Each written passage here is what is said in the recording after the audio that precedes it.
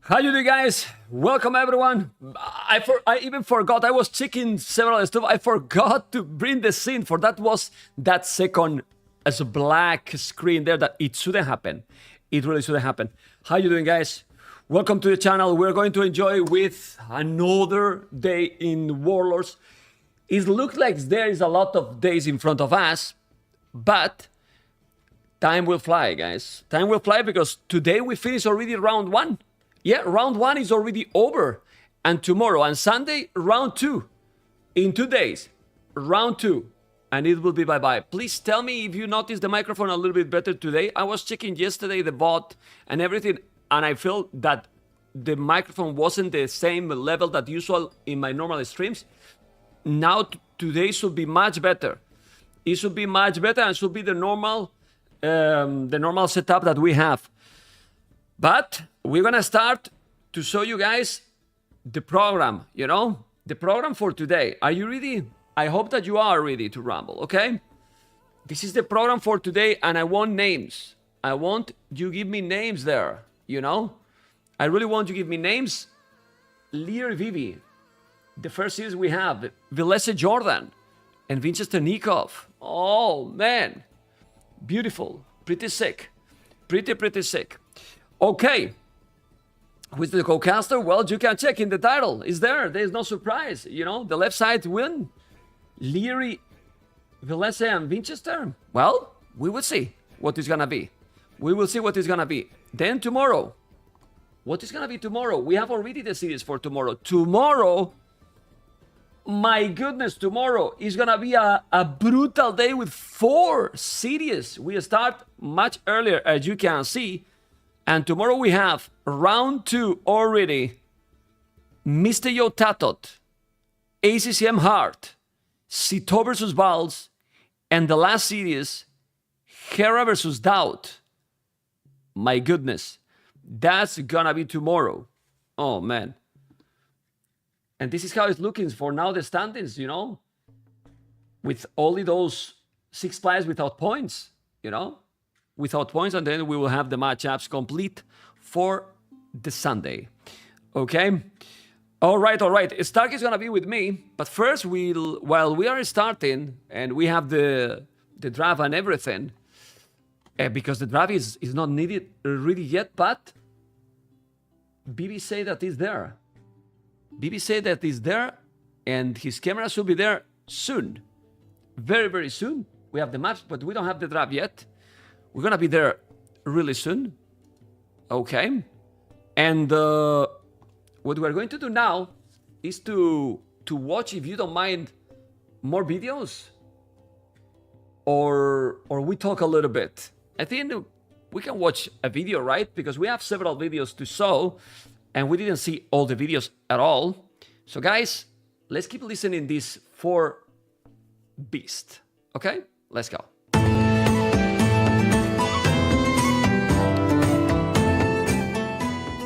What balance change would you like to see added to the game? Monks. Monks RNG. Especially when it comes down to converting knights or mongols, which are super expensive units. And sometimes it takes like 4 seconds, and sometimes you can sing the whole Wololo song for like 3 minutes and you don't get the conversion anyway. So yeah, mostly monks. I can't really think of anything. I mean, I hate monks in that regard, the same as everybody else. But if I can't really think of something that would make the game better. Honestly, like to me, that the balance is, aside from some outliers that maybe need slight changes, the improvement to the game, for me at least, what would make it better is just like better lobby systems and stuff like that, right? Like the base game. But when it comes to balance, I'm overall okay with it. Yeah, I probably agree with Hart. Like, I can't think of something significant that's like stands out as completely broken right now for me. So only the game factors, like the pathing and such, is where I put my attention. But yeah. Yeah, I agree that the game is in a very good state. Now, the thing I might add might not be good, but like in my opinion, walls are too good for the age they belong. Like in Dark Age, Palisade you cannot break, you have no units. So like I would put, you can build Palisade on your feudal.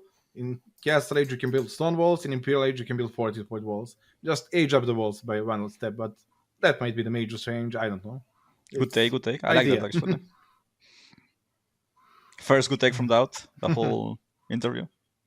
You could just remove all the armor from the Palisade in Dark Age as well. But like, why would you wall in But Dark then going Age? into FC will be useless because you would just die. Yeah, exactly. Then you cannot wall in Dark Age. You cannot go fast feudal and wall. Like then it would be meta would shift too much. So that's kind of heavy change, but would be nice to see how it plays out.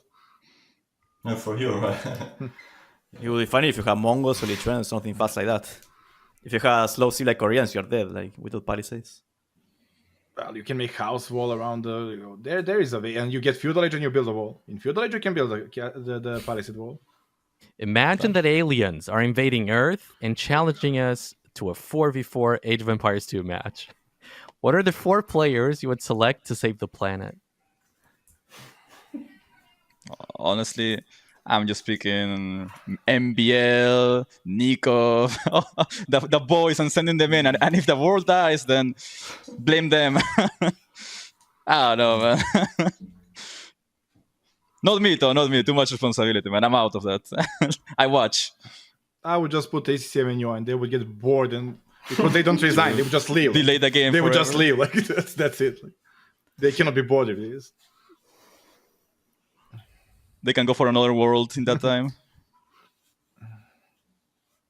I take all the best monk players and like just the aliens are hopeless. Who are your best 4 monk players? Well, Ganji's one, Keller two, and the third one, not quite sure right now. Why are they good? Why are they good with monks? I don't know. Just their Just micro skill, I or guess. the way they do it? I don't know. If I knew, like, I would be good I myself. just got right? them. But Okay. Fair. why are you good at Arabia? I play it 24/7. All right. Somebody Oh, has to we- be good at something. What was the question, I guess? Basically, what are the... Well, I'll just read it to you again. Imagine that aliens are invading Earth and challenging us to a 4v4 Age of Empires 2 match. What are the 4 players you would select to save the planet? I was saying Huang, Lix, ViVI, some other player like that. Who else? I'm forgetting That's someone. genocide, guys. Nico wants You're to kill putting- us. I don't know. Ruin Stock. I forgot Ruin Stock. There you go. Sending the Dream dogs. Team. The Chaos Team. I will trust him.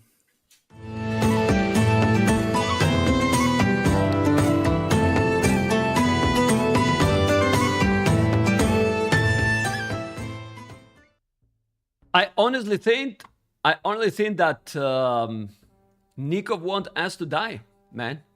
Nicov really want us to die. Oh my god. Anyway, I'm gonna say hello to the co-caster that we're gonna have it today. Hopefully, guys, you're gonna enjoy as much as we did on King of the Desert, and hopefully he can listen to me. Do you listen to me, Mr. Stark? Yes, I do. Oh man, let's see if he's also here in the camera. Oh my god. Hola, amigo, Mr. Stark. Thank you for joining me. Hello, folks. And welcome now to Warlords. That, well, I want to ask you, would you prefer King of the Desert or Warlords? Personally, for you, what is a tournament that motivates you more? For me, I feel like Warlords. Warlords is way more fun. We have a lot of different maps. Players with different styles can actually shine and qualify and do things like that. King of the Desert, well, it's Arabia, right? So clowns are out first round. Okay. Are you a clown? No, Stark? never, man. Never. No. Okay. Small sympathy towards the clowns. It's just a small sympathy, nothing else. Okay, are you in a different place that when we cast at KOTD? I'm checking the camera and I see it's a different place, no? Or different or you just located in a different Yeah, spot? I'm constantly moving, man. Okay. They are gonna draft now Liereyy and ViVI. I'm gonna show you also the program you and to the viewers. And Liereyy and ViVI, who is the favorite for you? Well, I believe In there's my a clear opinion, favorite. I would say Yeah. Liereyy is the favorite for the series. He had like no issue to qualify, while ViVI just dropped it in a very early stage of the qualifier in the first one. He just qualified in the second, and I just feel like Liereyy is more fit towards this map. But I don't think it's gonna be an easy series. He's the favorite, but well, it's a tournament. Everything can happen, right? Yeah, I mean, I'm just checking because they are drafting. We're gonna see the draft pretty much live. You know, Villese and Jordan. That's probably one of the hardest ads of today. I would give it to Jordan. I feel like Villese is just being very constant with his picks, and Jordan might have already prepared something to counter picking. But Jordan's just playing like a wide variation of maps, so I can feel that he can perform better in different maps. Yeah, and then now we have Vinchester and Nicov. That's a tough one. Nicov's playing pretty good recently, but Vinchester is always a beast regarding tournaments. So That has potential to be one of the best sets of today. I would bet on Vinchester by a close margin. Okay, I think we can have really some pretty sick games today. Well, and when we see the camera, when we see ViVI in camera, we have to hype, man. I mean, how you cannot like this guy, man? Like, he's so cool, man. It's nice, man. This is ViVI, guys. It's gonna start very soon, and we have already the first map that is gonna be. Oh boy, what is gonna be the first map? In mind, what is gonna be the first map? Arabia is gonna be the first map. Arabia is gonna be the first map, and then we're gonna have now Kewasam and Alpine for Liereyy, while another map that is quite obvious for the Chinese players, Nomad, and what is gonna be the last category they pick? I want to, well, as a surprise, what is gonna be the last one? It doesn't mean that it's gonna be the last one played, but let's see. And you tell me, and then we talk about the maps. Wow. The maps. Thank you for the subscription. He cannot pick Myred, man. Oh my god. He Titanic with the draft. He picked Myred and Nomad.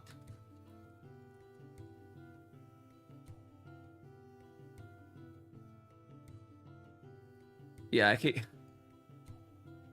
picked Myred, but he can't pick Myred. Okay, so it's Atacama. Okay? It's going to be Atacama. And then we don't have to remake the draft. Very aggressive maps, Mr. Stark. Look at all these maps.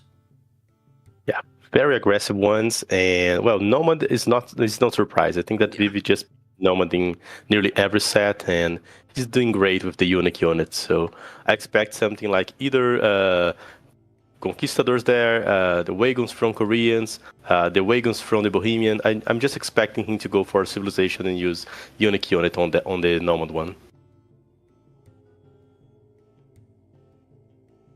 Okay, they're redrafting. It's not needed that they yeah.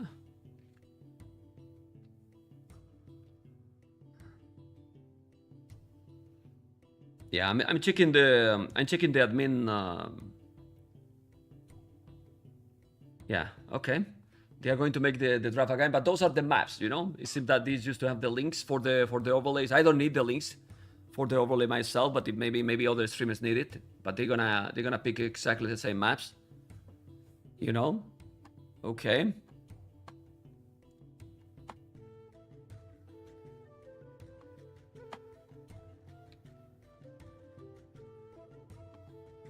The maps has to be Arabia.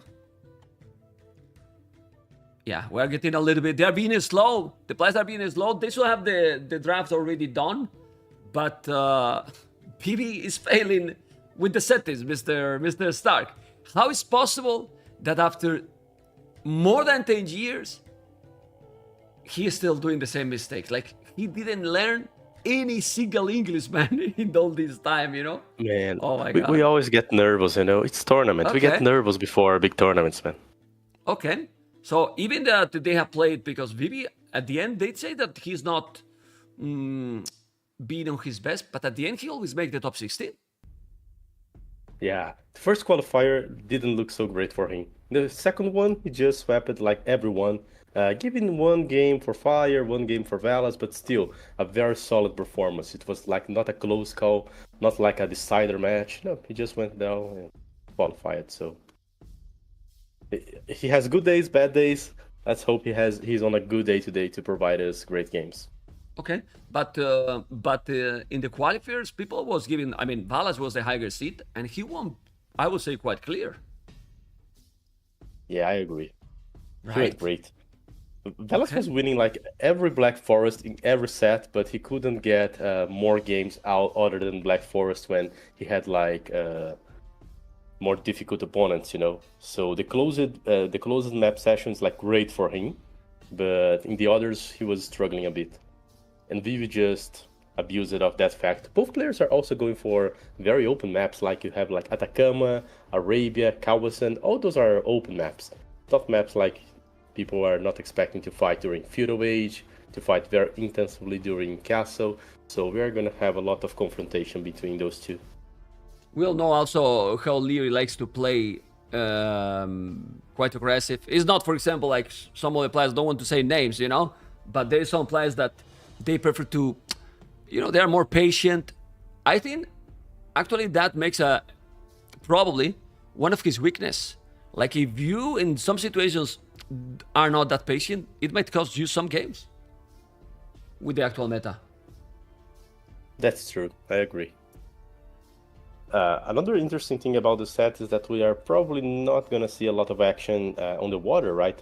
Our best shot of seeing some action on the water is just some small fire galley fights on Kawasan, perhaps on Nomad as well, but no one's going for like migration, Northern Iceland. The water section was completely ignored by both players.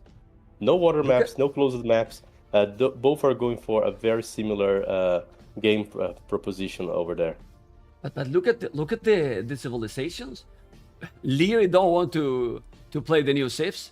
Armenians and Georgians ban, Magyars and Spanish. Then ViVI ban China, Incas, Aztecs, and Malay. Very powerful civilizations for sure. Chinese specifically in these settings. And then they pick Khmer as the first one and Bohemians. They are hidden picks and Khmer and Bohemians. I don't know. Are you surprised about those choice?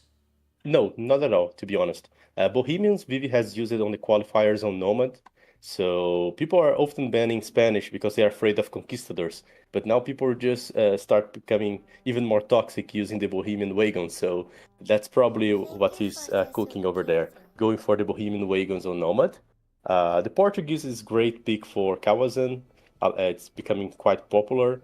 I don't know about the Byzantine, if he's actually considering going for like Portuguese on Arabia and actually Byzantine for Kawasan. So I'm starting to figure out what is ViVI strats over there.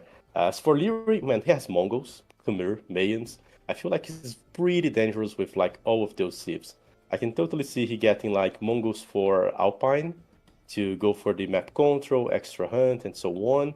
I can also see he using like Khmer on the Atacama map. Magyars could be a pain, but he just banned them, so Khmer for the Atacama one, Mayan for Arabia, Mongols for Alpine. Japanese, I think that he's probably going to use it on Kawasan. So Japanese and Portuguese on Kawasan. I see no Nomad civilization for Liereyy yet. Well, Liereyy is kind of special, so maybe he's gonna pick whatever, you know. I mean, seriously, it might be, you know. But let's see what it's going to be, you know. Maybe, well, Lithuanians and Persians. It's super late peak. People is telling that those civilizations are. Both can be great for Nomad, I feel. Both have great starts, but both will actually struggle a bit against Bohemian. Persians have a great game. They can build up a huge leverage, but the problem is they have no redemption. They would have a lot of issues trying to counter the Bohemian wagons. Lithuanian are quite good. I feel like they can perform great, especially using like redemption. The ladies are a great unique unit as well. I would rather see he using like Lithuanians for Nomad. They have one extra civ, so he's probably like, I don't know, I need something for Nomad. Lithuanian and Persian, and then I decide according to what ViVI civilizations are. The one civilization that I couldn't figure out where he wants to use is the poles of ViVI. Truly no idea about this one. Well, how to know with ViVI, right? Because, I mean, I don't see he's great in Kawasan. Maybe he's going to use it in Arabia. Or, yeah. By the logic, it would be like either Arabia, and he's trying to play like more defensive, or try to figure out a way of using the poles on Alpine, you know. But still, this looks very weird. Okay, we should be hopefully that we can start soon because we have a tight program. The idea is just to start at the time, you know, and because depending how long the series are, it can be very late, you know. For some, but you know, sometimes, and being with ViVI was expecting to have a little bit delayed, but everything is already set up. Thank you guys for the sub and everything. I think all the stuff have been fixed. People pay attention to the minimum and small details. There's a donation goal, and the donation goal for the expenses, it was in dollars, and even that they notice because the actual support is in euros, you know? They notice everything, Stark. You cannot make a single mistake, Stark. Or they remind you every day, you know? Every day, every moment, every second. Impossible, man. All good, It's man. terrible, you know? All good, all good. Okay, let's see what we are going to see. Because Liereyy versus ViVI should start any moment. And, okay.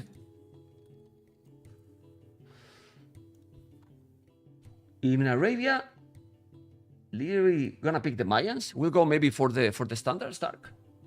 Yeah, I would say that the Mayans are probably the best pick for him on Arabia. As for ViVI, I would say that Vietnamese seems like a solid choice. I'm expecting Mayan against Vietnamese, but ViVI's draft is really difficult to predict. It's weird. I cannot follow up. Maybe he Yeah. pick Hans, actually. It seems like a word pick for Arabia, especially to fight like Massives. Yeah, well, I would rather have the hands on either Atacama or Alpine, to be honest, which are maps where you're probably going to stay raiding and stay longer during feudal age, and maybe somehow he can make the hunts make more sense over there. Okay. Let's see what we are going to have. The game is about to start. We're gonna have 2 minutes. I need to fix these gifts because for some reason, thank you so much, Albandi. You gifted 5 subscribers, but then it's appear individually. I don't know, man. These alerts are always broken. Always technical stuff is my hit age, Mr. Stark, in the start of the tournament. Obviously, it's not the most important right now, but hopefully, it's all going to work fine. Well, we are waiting for them to start. Favorite also for you guys, people in the stream. You gotta tell me, who is the favorite for you? And by the way, Stark, who is the favorite for you to win the tournament? The whole thing? The whole thing? Oh my god. For me, the whole thing? I would say Viper at the moment. Okay. You think these settings benefit him more than, for example, Hera? A lot of people say that Hera is a beast, that now he is unbeatable. Well, I don't know. Well, I think that both players are competing at a very close level. And Hera just won the tournament. And Viper might be like, man, he just won. I cannot allow him to win like twice in a row, you know? So I just have the feeling that he'll train a lot more. Okay. Okay. But I think both players can perform great regarding the setting. Yeah, I think the level is kind of... I mean, the good thing with the level now is that back in the days, Viper was winning really all the tournaments. But, like, nobody could really contest him. But now it looks different, right? Like, I mean, if we... Some people might say one name, another. You don't really know 100% who is gonna win the tournaments, and that's really good for the competition. If neither one of those two names that we were just talking about wins the tournament, like both don't even get like to top to the finals, you know, we're gonna still be not so surprised. It's like, okay, the final is between like Doubt and Liereyy, just fine, man. Between like Mr. Yo and Taro, just fine as well. We're not gonna be surprised if we see different names reaching the finals. That's the thing here. Now that you say it, that name, I think Doubt is the name that everyone will like to see win the tournament, man. You know? Yeah. Everyone likes him, right? Everyone likes him, that. Right? What is the reason? That's correct. I feel like he's very charismatic. People like him. He was like top player way longer than the others there. You know, he's on the scene for longer. He has reigned for a long period of time, and he's kind of cool guy. Everyone enjoys seeing him. You know, he's charismatic. He's the kind of player that you want to cheer for. Honestly, I wouldn't mind if Doubt win the tournament. You know, and you know that I don't really have preference or. I mean, I just want the tournament is going smooth and the best win. But obviously, if Doubt win the tournament, it would be insane, you know? Like, really, really insane. But you know what is insane also? what is insane is that we have a classic, man. Hans versus Man. Mayans, man.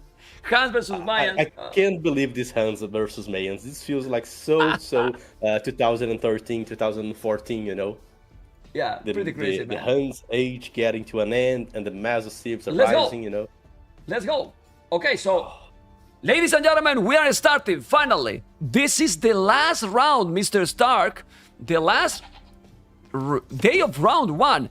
Before I go there, I will just put ViVI name because it's on Chinese. We said him to put on, well, his real one, but no, he didn't. It's okay, I can change. And we have Liereyy and ViVI.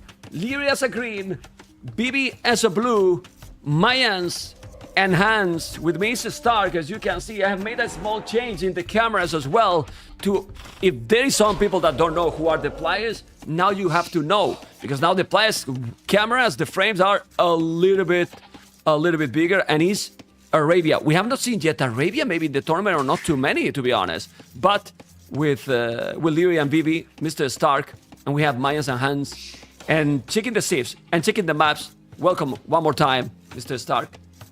What do you prefer here? Thank you. Honestly, I would always prefer the Mayans. They are like my personal favorite. And for the current meta, I would still go for the Mayans. Taking my heart out and just thinking logically, I would say that Mayans are better. You can just try to play like one barracks and an archer range, try to get some pressure on the early stage, going for like eagles, spearmen, archers, camping on the Hun, forcing him to add like a second build, and then you just buy your way to the castle age without having to invest a lot into farms or even into upgrades, and go for either full eagle or crossbowman. So I would say it's a very simple game for the Mayans. There's not a lot you have to think about. And Liereyy definitely feel very, very good with this matchup. Also, he is the one who picked this map, and the category was picked by ViVI, you know. So he picked the Arabia, Liereyy, and this is the first game. This Arabia, well, this Arabia, what it has, this Arabia is that it's not that open, you know. You know, the generations are not that open. It's true that Liereyy has all the woodlands on the same side, so actually the right side is more open for him. But the map is not really terrible for ViVI. Varys at the back, the secondary goal at the back is wallable, Stark. Both maps are wallable. Arabia is not even on the open map section, of the draft, so that makes a lot of sense. Both are probably gonna be walled at some point. At least they have the map to do that. So it's not like we are gonna have a full feudal age game, you know. If one player just decides that I don't want to keep trading army, I want to go to castle, it's not so difficult to make some small walls, perhaps even drop a tower if you're feeling a lot pressured, and then go towards the castle age. So my prediction is that we are not gonna see a game end before castle age. Okay. Let's see what is gonna happen. If you're gonna be Memstradamus or what is gonna be. We have the Liereyy going already for 2 villages on goal. He's gonna do militias. He is not doing militias for now. It's late for militias, you think? Yeah, it's late for militias. I would say that if you want to go for the rush, man-at-arms, or anything like that, going for the barracks as your second duty on feudal age, like just go for the lumber camp, then add a barracks, and later you go for the mill, would be like a better order, because you could already be spamming militias and sending them towards the enemy by now. So it's just like gonna be like regular archer and eagle play. Okay. Well, what do you think he will do then ViVI now? Do you think he's gonna go scouts? For now, he's doing some small walls. So. Okay. Considering the small walls and the single lumber camp, stable is what he's probably aiming for. He's probably gonna play for with the classical scout and later add skirmishers to support. Okay. I was just reducing a little bit the volume on the game because I felt that it was a little bit too high. Hopefully now it's good. It's stable. And barrack. Let's see now. Archer range. Okay. The spear and the stable is happening now. But yeah. But he will have to add archer range also, right? All the scouts, you can't compete against the Mayans, right? Yeah, you can't, you know. And as you said, this map is a bit more, has a bit more close generation, so it's likely that the ratings and the scouts do not find like great targets for raiding, you know. You're more like dependent that your opponent does mistake, does not defend. And Liereyy has already started walling parts of his map. He's adding spearmen, so it's not looking like a great scenario for doing scout ratings. And there you go, the archer range already. Yeah, the archer range already. Of course, the timing is more difficult to check here because it's 9 Villese star, so but these 7 minutes is still obviously early. And the scouts are now going forward. What Liereyy is going to do then? Well, Liereyy, Barrack and archer range. Don't think he's gonna make a second archer range. Those times the start where there was double archer range, that's almost not happening anymore in Arabia. Nah, it doesn't worth, to do that. What you can do with like the 2 archer range, you probably can do a single one. And instead of massing a lot of feudal age army, you just go and develop your economy towards castle. Yeah, maybe with Khmer they do double archer range because you don't need the barrack, but other than that, no more. Okay, so Liereyy is still fully open. Do you think he's gonna commit to attack? Having the scouts, he probably will have to stay at home and then try to go castle age. Yeah, he will stay defensive for a while. Later he knows that he can pressure that gold from ViVI, If he pressure there with a huge army, he can even force perhaps to drop a tower or anything like that. Okay, let's see. He's going to go back. I have increased you a little bit the volume on Discord. I believe that now you will be a little bit louder. I think it was a little bit low, but it should be good now. Ooh. Okay. Now it should be better. People can tell me now. I have increased it myself, your volume, so you don't have to scream. Don't worry, because I have increased you by like a 40%. People will tell. For now, there's no kills at all. Well, Liereyy lost 1 unit, and they have to be careful here on the left because he's coming with the scouts and he's still not walling anything. While Liereyy is not walling there, well, first village down for Liereyy, Mr. Stark. Yeah, 2 views down already. 1 on the mill, 1 on the gold now, so ViVI is already ahead. The Mayans should be 1 view ahead, but the Huns are, so that's a great start for ViVI. Liereyy is feeling the pressure. He already added a blacksmith. It's not something that you want to commit, The later you go for the blacksmith, more you can invest into your own economy, in your farms, and we can see the difference. ViVI with like 2 resource economy only, food and wood, and lots of farms, is having like the control of the match. He's being aggressive, and Liereyy is just playing very passively so far. Okay, you expect him to go aggressive, but probably if you don't go with the militias, you don't put the pressure in the start, you cannot really go aggressive. Well, it's true that he has good amount of farm. He has 15 army, 14 army, he has the fletching. So right now, having fletching probably is going to be able to defend properly. He has 3 eagles as well. And I think ViVI has to commit in Blasphit as well, or what do you think he should do now? I feel like these skirmishers have only the purpose to kill the spearman. He's actually focusing more on having the numbers. He's now going for the blacksmith, but I feel like if he wanted to delay it even a bit longer, it will be fine. Not that he needs, He already has made like all the farms, so that's like the perfect timing for the blacksmith. I'm feeling like Liereyy should attack. He should attack. Should attack now, he lost 2 deals. But ViVI is doing the bloodlines. Maybe, I don't know. It's committing that much in feudal age. You have to do a lot of damage because if not, Liereyy will be up to castle age faster than him, like 100%. I don't know what you think. Yeah, that's right. He wants to do that. He wants to commit. I don't know about the faster castle age time because of the amount of army Liereyy is doing, the damage he has suffered, and the early blacksmith. All of that has delayed his eco to develop, so I would say that ViVI is not afraid of facing castle age egos. Liereyy is a bit out of timing. He kind of forced himself to fight on feudal age, but he has to take the fights now. But Stark, bloodlines, fletching, forging, it's doing everything, man. All the upgrades, we wanted feudal aggression, and feudal aggression will happen. Now Liereyy is doing the +1 armor. He got to be careful. Oh my god, William Wallace with those 10 subscribers, but the fight is what matters here. It's gonna be absolutely brutal here. He has to be careful. It is a good battle for ViVI. Yeah, it's a great battle for ViVI. He was on the hill. He's getting some good trades, and he doesn't know, but he's just getting the fight right before Liereyy could upgrade his eagles with the armor, He even canceled it. He even canceled the armor because he lost everything. So he just said, "Man, I don't need the armor. My infantry just died." Yeah. Well, that was very smart and fast what he did. Really fast what he did. But check the resources for Liereyy. Yeah, it didn't pay off, you know. He did get the fight. ViVI did get the fight. He was feeling that he should get the fight, but in the end, he couldn't just finish the game or get a massive win there. He had to go away with the scouts, and now his opponent is dropping the second archer range, going towards castle, and finishing to wall himself. So ViVI is starting to get in trouble now. It's crazy. It's really crazy how he managed always to go up to castles, even if it wasn't the best economy as you were mentioning, and he didn't use the market. He has 200 stone, so he really didn't use the market. He's now gonna be wall. And now, even if ViVI is about to go up, Stark, stop the crossbows. Because How it's to gonna be stop those, you know? Yeah. He's not making like skirmishers anymore, so he won't be able to trade evenly against those. I don't know if he's expecting eagles or something, so he's just planning. Look at ViVI, he's just planning to go for knights. That's what I see for his eco, you know. He's not adding up skirmishers, he knows he won't be able to stop the crossbows in time, he's been forced to add a tower, and that's good for Liereyy, you know.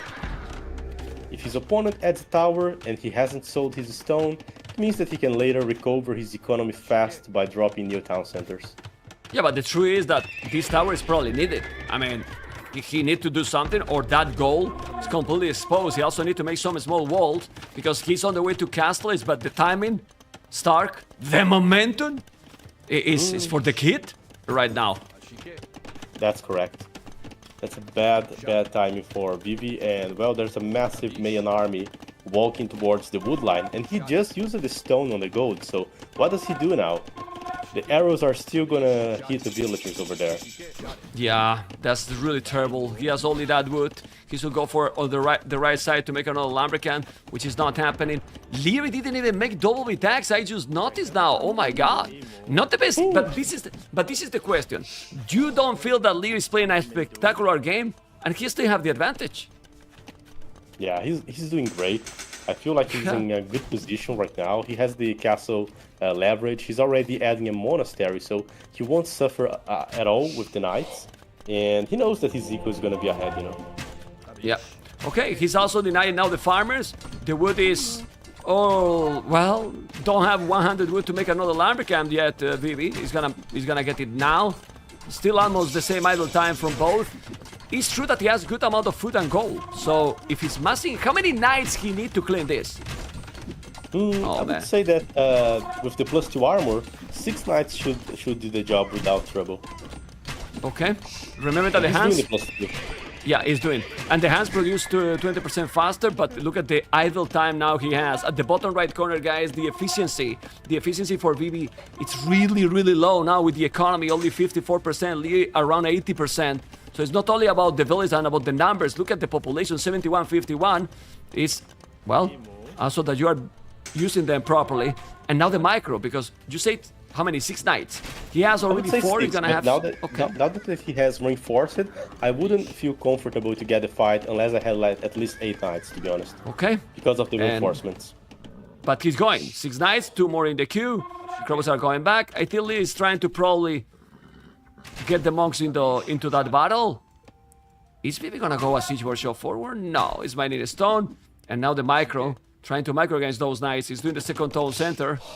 Okay. He's trying to get also the hill all the time. He's gonna commit here. I think he will lose everything, Stark, or not?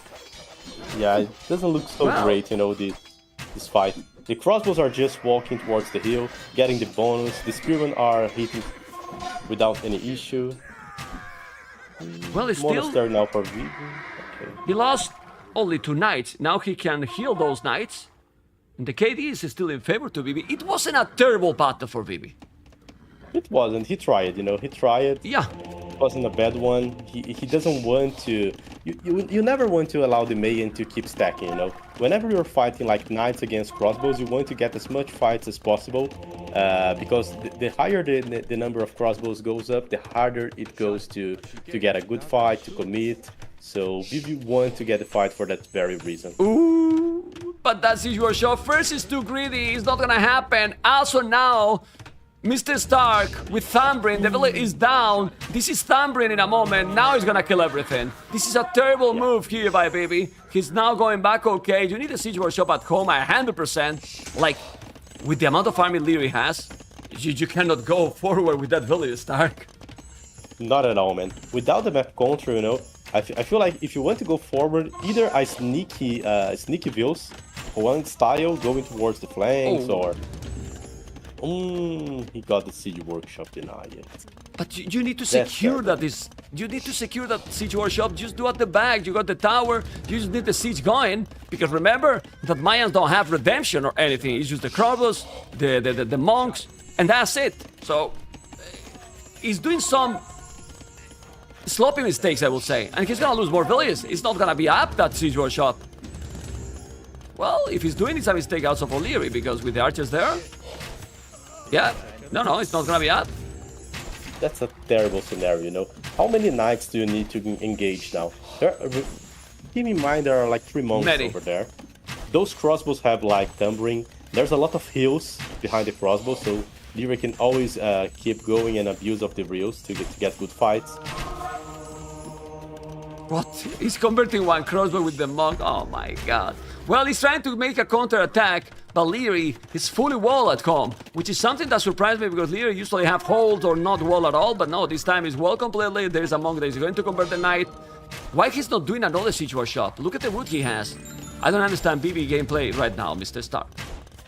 Yeah, now he's going for the second workshop. Finally. All the siege workshop stuff was terrible, man.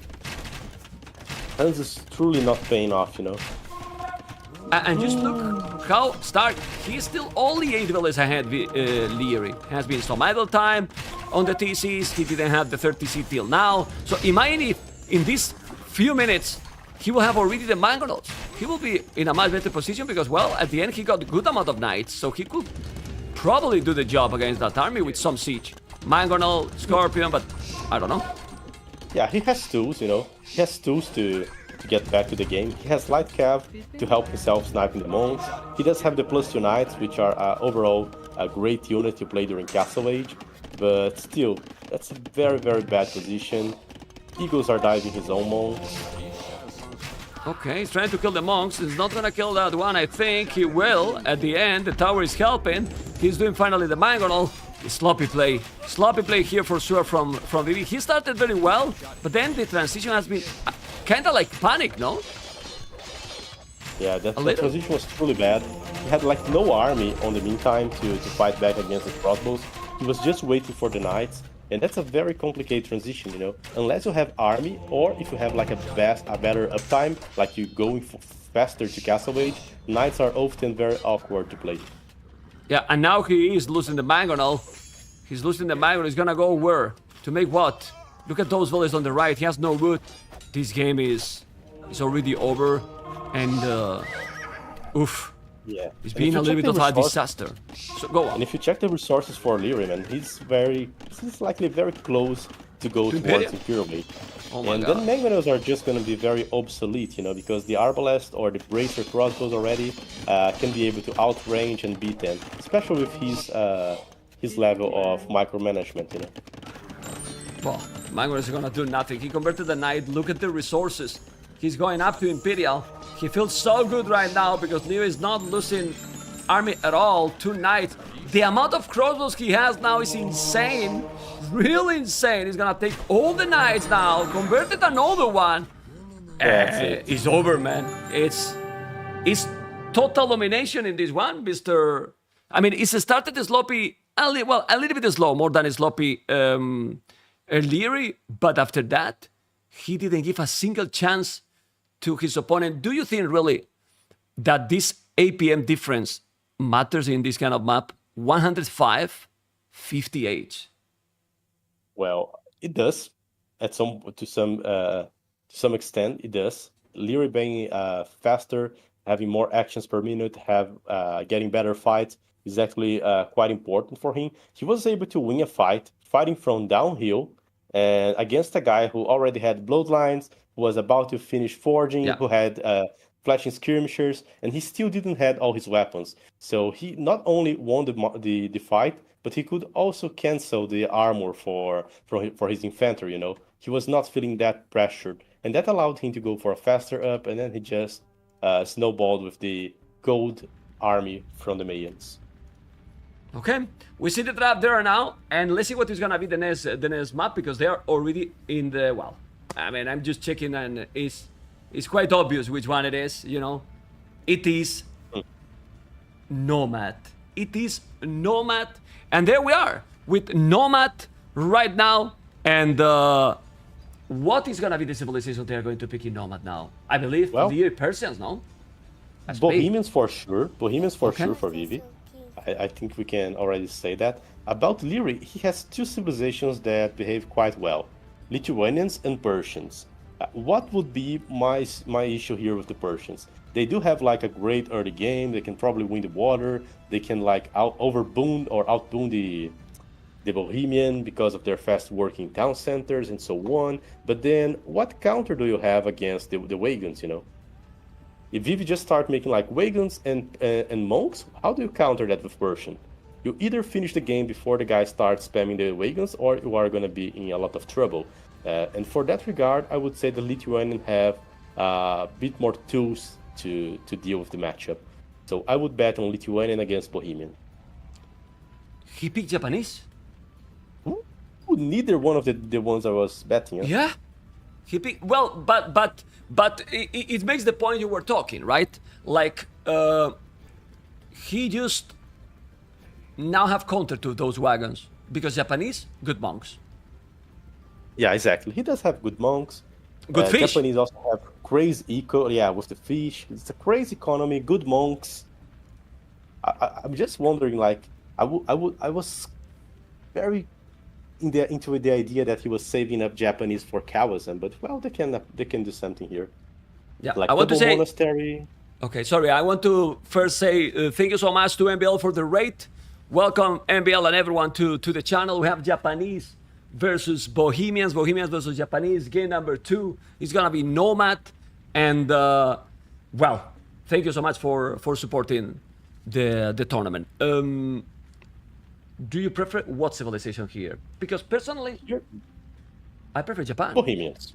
Really? I prefer Bohemians. Yeah. Okay. I feel Why like not? this unique unit meta that has developed into Nomad is great, you know. If ViVI is just able to drop a castle in a forward position, he already takes down like a TC, he takes down a gold, then he just starts spamming the wagons, grabs some more stone, drop a second castle, completely blocks the opponent. So civilizations like Spanish, Bohemian, even Portuguese, right here on Nomad, they have Koreans as well. They have potential to win, like even with 1 to C, despite occupying the map. Okay, I will put Leo as a green because for some reason he always picks yellow in the second games he play, and we want to keep the same colors, and people knows him more like as a green. Maybe it's not the best color. I don't know if keep the green or just blue and red. We put blue and red for the viewers, Mr. Let's put blue and red, and that's it, because he changed the colors all the time. And green, honestly, in this map might be confusing sometimes, right? So yeah, sure. Let's put blue-red if it's okay, and then better for the viewers. Yeah, blue and red, and it's gonna be better. It's very good. You're not gonna have any problem. They are so close, man. They're really close. And who benefit this? Mr. Stark. Ha. The hard question for you. The hard question for you, Stark.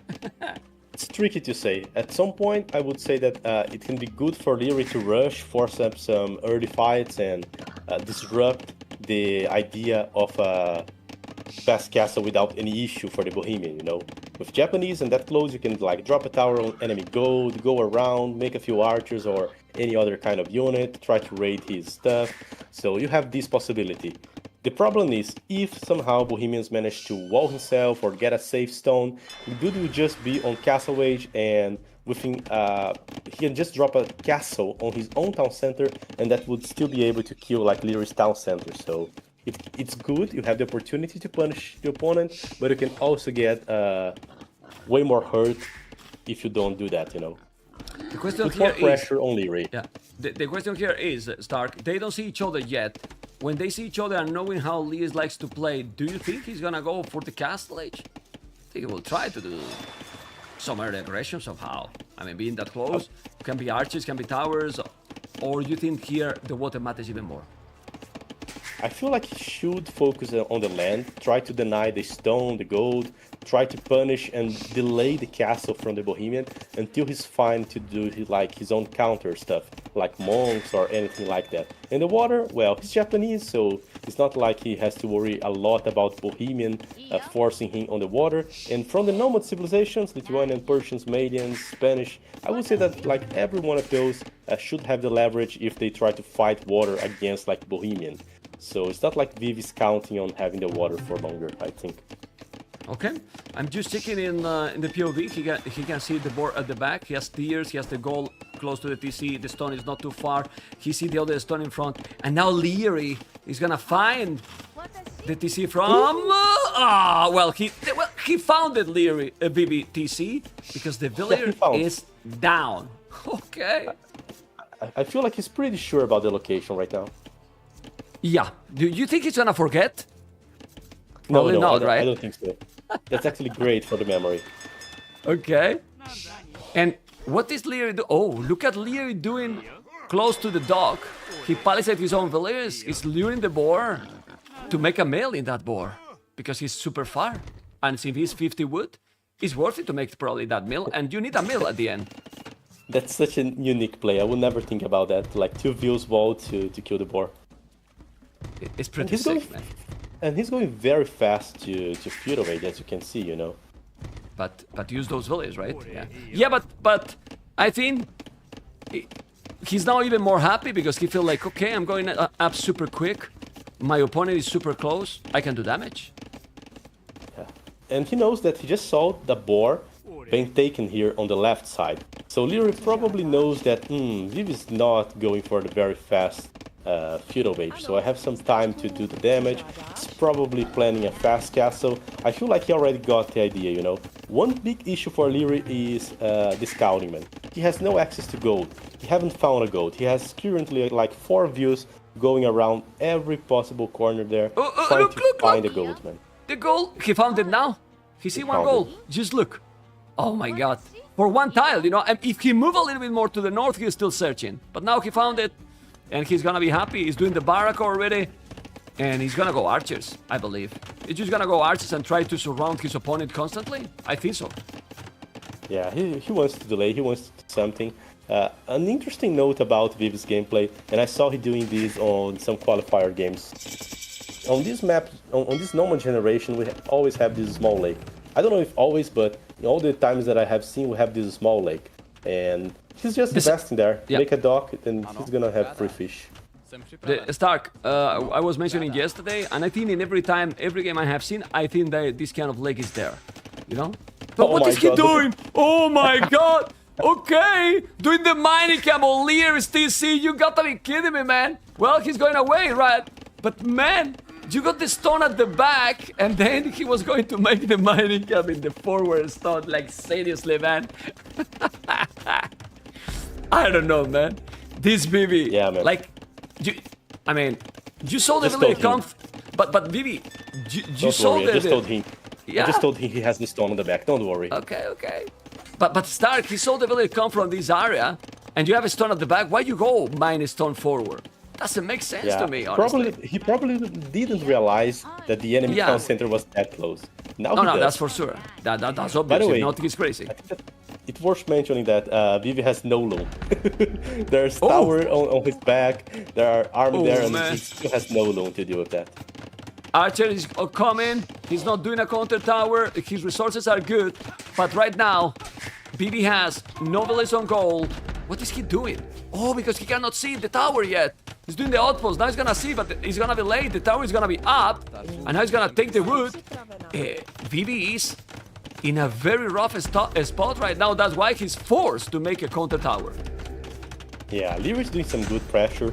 I also like the fact that he added up some views to the stone, so he can already think about dropping like a second tower to try to deny the gold or maybe make place it behind the first one to still secure the wood. He has the archers. I feel like he's punishing ViVI, and the plan of ViVI to just go to the stone, drop a safe tower there, and buy his way to Castle Age is not working. But just look what he's doing. He's attacking in the north with the tower. He has archers on the right, archers on the TC on the left. Now he's gonna make the blast bit. ViVI, I like it that he's not being greedy and he's doing fletching. He probably need fletching. But Liereyy, the micro. Oh my god, Liereyy eating Tone Center again. At the end, he's 2 villages down. ViVI is still 6 villages ahead. So, population is still the same, yes. But if ViVI go up to Castle Age, be careful. Yeah, the thing is, ViVI is not investing into the buildings. He's not right now making the market and the blacksmith, and he does have the resources for it because he's Bohemian. He has the blacksmith, Stark. He has the blacksmith, but not the market. Right. Not the market. He had the market, man. He could have clicked it already, and then the mill. Do something crazy, you know. The mill. That's right. That's why he doesn't have the market. Okay. Well, he didn't spot that either, so we're not to blame. He didn't saw it as well. No, there is no blame. See, the problem is that when the games are going that crazy, the meta is just... I mean, there's no meta anymore. You have to adapt, right? You have to adapt constantly, right, to Stark, and looks very easy because we are watching Stark, but when you are playing all this mess, it's not easy, man. Exactly. I feel like the second dock for ViVI, it was a great idea on the long run, but it was a bit greedy. I think that he did it not considering how close he was to Liereyy. He had no information about the TC location. For some reason, I thought that he had. I thought that he had figured out the TC spot, but he didn't. But he's cleaning somehow, out the towers. Yeah, and he's somehow managed to go Castle Age. The problem... There's a small detail that's saving ViVI here. He has one villager taking stone on the bottom corner, and that one villager allowed him to make a tower without having to buy anything. So he just has a free... He just needs to complete that tower, and he'll have a free path towards Castle Age to play siege. But you are telling Stark, you are telling like if it's easy because he's not letting. Look at Liereyy. Oh my God, he's not letting him make the tower. It's true that Liereyy resources are at the limit. He's now doing the mill. Like he's not even close to go up. Population is 3 population difference. He takes both towers down in the north. ViVI's gonna be in Castle, but he will have literally Stark 0 resources. To be honest, I think that ViVI should consider like sending a lot of views, even if he lost like 3 or 4 views, but he would still be able to collect gold and then come back, you know. You just kill 2 or 3 views from your opponent, man. Sacrifice a few to make sure that you are gonna have access to the gold. Like now. And then you can play mangonels, monks or whatever. Yeah, he did it now. Okay. Yeah, but... And he lost 1 only. He lost 1 only. Oh, and he killed 1 to Liereyy. Well, ViVI can still win the game. Only now Liereyy is punishing his fish. So his eco is fine. It's not like he's having any issue. And he's Bohemian, so he's just gonna collect his gold pretty fast. There comes the siege. I think that now it's time for ViVI to be greedy. ViVI's also punishing now the fish as well. Siege rush upcoming. What Liereyy will do right now, because archers only is not gonna work. He will need some tower to defend, or maybe scouts. I mean, he need to go feudal. To be honest, to go, I don't think that feudal was gonna save him because he has a terrible spot to snipe those mangoes. You know, ViVI can just place the mangoes under the tower and the TC arrow fire. So I don't feel like you can snipe out the mangonels. Buying time with towers like he's doing is some kind of answer, but what concerns me is that Liereyy looks pretty far away from going to Castle Age, and his best weapons to actually fight that push are on Castle Age. Yeah. They would be like monks, mangonels as well. They are so close from each other that any kind of feudal army is not capable of killing that mango. Yeah, but the problem is that Liereyy almost. The problem is that he has Botkin arrow. He need to put now archers there. He's gonna be careful with that tower. Thinking that tower is gonna be down. It's not gonna help a lot at all. He's trying to go castle. Resources are getting there. Just look how crazy Nomad is start. He's looking that Liereyy have the game under control and that he's dominating ViVI. No. And it's not the truth, right? my feeling is that ViVI got the game by the moment he went to Castle Age, being able to collect at least 2 resources. He's very close, he's able to punish Liereyy. I thought that he would be even trying to boom or something, but no, he's just committing to the towers, committed to the botkin. He's doing a great job with the fish. He moved his fish, and whenever Liereyy started to targeting one of the fishing ships, he moved the others. So he was doing some crazy mechanics there to keep his fish alive, and he's still fishing, man. He has the fish on the center that he just finished. He has the one on the top, so he's in a great spot. So on the center, as you mentioned, but Liereyy population 55. How? I don't know. How he's still 2 villages more? I have no clue. He's on the way to Castle Age, and the problem is that if now it's able to be in Castle Age, oh, Villere down. Yeah, this is so complicated. I don't know. I really don't know. It's still taking the dock in the south. Population still say that Liereyy is ahead. The scores say that ViVI is the one who is ahead, and now we see a stable.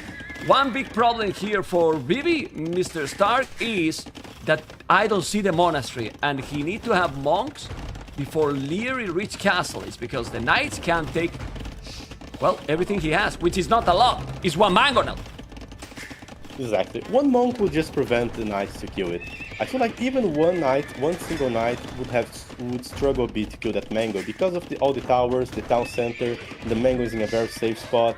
And the thing is, ViVI is already planning the next move, the final move, and what he was actually aiming on the start, to go for the wagons. He just escaped with 5 villagers towards 6 villagers, sorry, to the top of the map, and he's taking stone there, so he has the views there. I don't know if Liereyy will find him or not. He has some archers going towards there, but I don't know if he'll see. Ooh!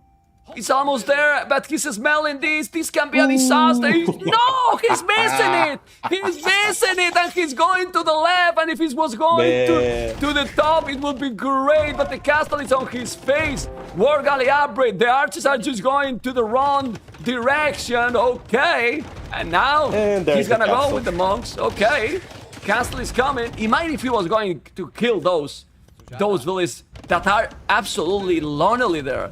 They're lonely. Well, the water is gonna be for Liereyy if he play attention. Yeah, which is important. To be honest, killing the villagers would be very helpful, but it would not be like a winning move because ViVI could still buy his way to get a castle. And now that becomes the problem for Liereyy, you know. There are wagons soon to be made, and he would need like redemption monks to try to convert those. Redemption monks could, in theory, counter both onagers and the wagons, but it's not like he's having economy to think about, oh, I should go for the redemption monks now. He doesn't even have a TC, you know, so he's gonna fall behind on the economy. His opponent is just collecting stone, gold, with all the second upgrades. He's making fervor, which will be very helpful for the economy. I feel like Liereyy is trying to buy time, but it's difficult. Well, he's trying the redemption position. Let's see. Manuel by bike, he's doing redemption already. He's mining the economy. He takes the village in the stone with 1 archer. His population without a TC is still solid. Like, he is still with more population than ViVI. Mr. Stark, I don't know. I would still rather be on ViVI's shoes, man. Yeah, for right sure. Now he's in a great spot. He killed the town center. He has like, there's a single monk. Look at the monk. Look at the monk. He's gonna convert. No sanity, as you mentioned. He's gonna try to kill the mango. He's gonna go. He has another monk now. He's doing a good job. Look at the light. He's going to convert. Oh my God, Liereyy can't come back in this game or not. He can't. He's not converted. He converted the other now. Okay. Well, he converted the problem. One, but he converted 1, but now look at the monasteries. They're under tower fire, so it's not like he's gonna be able to get out of those monasteries and keep using those. And there comes another tower now to block the dock. So ViVI's doing a great play with the towers. He just killed like a lot of Lierey's towers using his own. He's now using the towers to deny the monastery, to deny the fish. He's pretty much denying everything. He just sees what Lierey's doing. He can see the investment on the monasteries behind. I feel like that's more like a moment for ViVI to boom a bit, develop his economy, perhaps even think about a counter to the monks, like his own monks, perhaps. Well, look at the village different now. 51 village, 31. It's 20 village difference, you know. 20 village difference. It's true that he has more fish. That Liereyy has more fish. And, well, what Liereyy did now, in my opinion, to have a chance he need to find something to kill, like the fish or those villages that are in the north, even if there's a tower. He has to do something else. Yeah, because those wagons don't die, Stark. They don't die. They are very tanky. The monks are like the only answer so far, but they are rapidly outnumbered. This monk hop on the TC was great. He just needs to repeat that a few more times and he can hold. If he convert like enough, he'll be in a good spot. He's blocking. He's blocking. He convert another. He's starting to convert more and more. You have to be careful because now the micro here for Liereyy is absolutely insane here. He still needs more monks. He has another monk coming. Not that many wagons anymore. He has 6 wagons while Liereyy has 3. He's gonna convert another probably. He has the monks on the TC. He's now microing better. The population is still close. And you know what I like it in this game? This is Nomad, man. Crazy games many times. A crazy one, Mr. Stark. Love it. Exactly, crazy ones. I would still say that Bohemian position is good here. He has the castle, he has the towers, he's collecting the relics. ViVI has the chance if he wants to drop like a second castle on that TC, you know. There are only 6 big goats on Nomad. ViVI knows the location of those. He knows that he is taking one. There's another one in the back. Liereyy is committed to taking that one, so his move will probably advance and drop a castle there. Even if Liereyy has like 3 or 4 monks, he cannot stop like 20 villagers building a castle on his face. And then ViVI can just keep on moving and trying to block like the essential resources, the goats, and so on. Liereyy is doing an awesome job. He's now dropping a second town center, but I don't see the answer for the later stages, you know. How do you stop the castles, you know? Yep, I don't see it either. I don't know if it's gonna happen, but he can find now more wagons. As you can see, he's gonna convert, man. He's gonna convert. He has a tournament, but he's gonna convert. You have to delete them. You have to delete them. He deleted, but late. He converted one. And now, when you were talking, this is a castle coming here. He's gonna go now. He's gonna convert that wagon. He has a monk there. He's doing a tower. You need to convert that one. He has to convert, but he has a tournament. He has the village here. He's gonna make the castle. I believe so. He's gonna come with the wagons. They are far. And he convert that wagon, but there's no redemption. And now his own wagon. Why he didn't have redemption! He didn't let it because he told them he had redemption! He didn't know. He assumed there was redemption. But it wasn't redemption and he deleted Mr. Star. What is going on? Okay. Better safe than sorry, right? Yeah. Well, you know. Now he's moving. And the score is saying that the ViVI is really ahead. And you know why it say that? Because he's really ahead, Stark. He really is. Yeah, he is. Yeah. 2 castles taking on the goats. Liereyy is being forced to move around, find new resources. It's difficult to keep on, you know. Yeah, but he did some excellent job with the conversions. I have to give him that. He can keep going because ViVI's economy. I mean, if he has more villagers, I mean, 0. Look at the food. Look at everything. I mean, he has no resources. He's not gonna go up. He just finished it to get the gold. It's not like he's going up. Indeed, you were correct about that. Yeah, well, but Liereyy resources are even worse, man. Oh my god. Okay. Yeah, both economies are on the limit. Yeah. Well, what he could do here, actually, Liereyy to come back, because the truth is that, I mean, if ViVI's economy is a disaster, because look at his back, he is just taking the wood without even a lumber camp. But he has tower, he has the castle, there's a lot of idols villages as well. But you don't have almost place to... I would say that Liereyy needs a castle. I don't know where, but he would actually need a castle, make sure that he could protect at least 1 gold, and try to go to Imperial Age to get extra range for his monks, try to the trebuchets, but yeah, take a look on the resources. The one resource that matters now for ViVI is the stone, and he already has enough to drop another castle. So if he figures out key spot, he can go for a 3rd castle. Exactly. Well, Warlords, Mr. Stark, we were talking, this is not Arabia only, this is a lot of maps, crazy amount of maps, with a lot of potential strategies, but now in the north, oh my god, well, killing more villages too. It's not conquistadors, but they're still killing. There you go, yeah. But population, 9153. 9153, man. The fervor views actually trying to counter the wagons was funny, you know, because they're faster. If ViVI actually get all the upgrades, those views can actually take down the wagons, considering how fast they walk. Well, they are much faster than the wagons. The wagons are so... Oh my god, well, those wagons are doing the damage. Third castle on his face. Third castle on his face, because all the castle has been on his face. He's gonna be able to do it? I believe he will. He has... Okay, he has few light caps here. Okay. He might take the monks. He's not gonna block this. He's gonna try to kill all the monks. Let's see if he's gonna be able to do it. He's now taking few villagers. Liereyy was in a terrible spot, but his micro has been insane during all the game. Mr. Stark. This castle will go up, that's the issue. Yeah. No matter how good the fight is that it takes, the castle will still go up. He will once again have this town center denied. I don't think he'll be able to secure that gold on the bottom corner now that he will be under siege, and ViVI can just keep sending.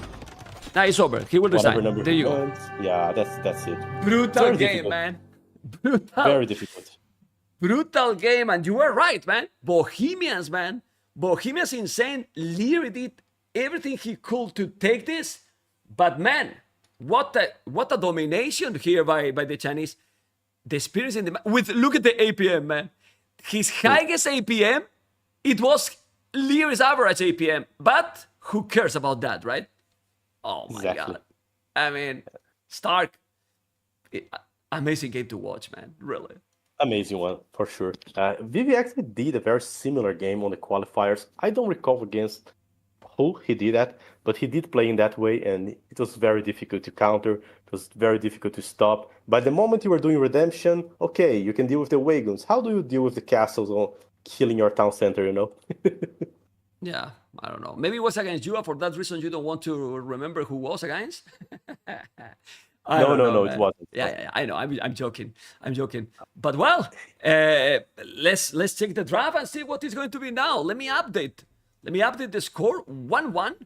Everything else is updated. And remember, guys, that I will play the ads in between the games. And well, seriously sick. You know, seriously really sick, because Nomad is so enjoyable. When I see Nomad in the series, I just get hype, Mr. I agree. By the way, it was against Villese. He beat Villese on the decider of the qualifier using the same strat. It was Bohemian against the Lithuanians. Wagons are a problem, man. Wagons are a problem. Well, and now we have a completely different map. It's starting already. Ooh. Khmer versus Vietnam. Khmer versus Vietnam, and the map is Alpine. Alpine. I have seen Khmer there on that map. I was even considering Mongols perhaps, because I was not seeing where Liereyy would use the Mongols. But Khmer are great. Overall, great safe to play there. You can just play like regular scout into skirmisher. Let me just give a small information here to the viewers. You know, if we check the draft, since the draft is the camera's live, they're playing already. There is 2 minutes spec delay. That's why when I put the players waiting, because the players waiting will be here, this scene. Now you see that it's a different moment. We're in the future and in the past. You know, so here they didn't start yet. Okay, and it's gonna start in a moment, in 40 seconds. Alpine, Khmer, Vietnam. In these kind of maps, my personal preference is that Khmer, if you play him properly, they are insane. Seriously insane. That economy bonus, and also you can hide with the houses. If you play properly, I don't know what you think, but Khmer is pretty sick, honestly. I agree. We have seen a lot of Khmer on this map. Goths have performed quite well there as well. There are a lot of different picks. People are still figuring out the meta and how their best civilizations fit into the game as well. I have seen Mongol and Korean. There was like a great game between Andy and MBL on the qualifiers. Korean, Mongols, game went until like Imperial Age. So there's a lot of variation. But this most solid gaming that I have seen was with the Khmer as well. So if I had to choose one civ, I would go with Liereyy on that one. And here we are in game number 3, as you can see, with that transition warlords that scares me. Really scares me. And we have ViVI Vietnam as a blue, Liereyy as a red Khmer, and Thank you guys for the support. Don't forget, guys, that the support is gonna help, well, to cover everything, the expenses, but not only that, also, if we get the goals, we will go and increase the price pool. That in the start, it will go for the qualifiers players, because we want to give them a little bit more. Because we want that this scene, Mr. Stark, grow as much as possible, man. As much as possible, Makes man. a lot of sense. Yeah? We all want, right? Yes, we do. And this map, that is a land map, you can see how there is some boards surrounded in those hills, right? We might see some lame. Definitely the bonus here from Vietnam with the TC, that you can see the TC doesn't matter because look how close they are, you know? Yeah. So, why Vietnam in this one? I mean, Vietnam is a good civilization, also. I mean, and they have better and better eco bonus with all the latest updates, right? But I don't know. Their ranger didn't have extra HP, so perhaps what ViVI is trying to think about here is, I want to go for like Spearman and Skirmisher, and if I force this to be a game where we are just gonna be trading with like Skirmisher, mine will have extra HP. That's one of the things that I would assume, but I cannot go into what exactly he's considering here. Okay. That would be my guess.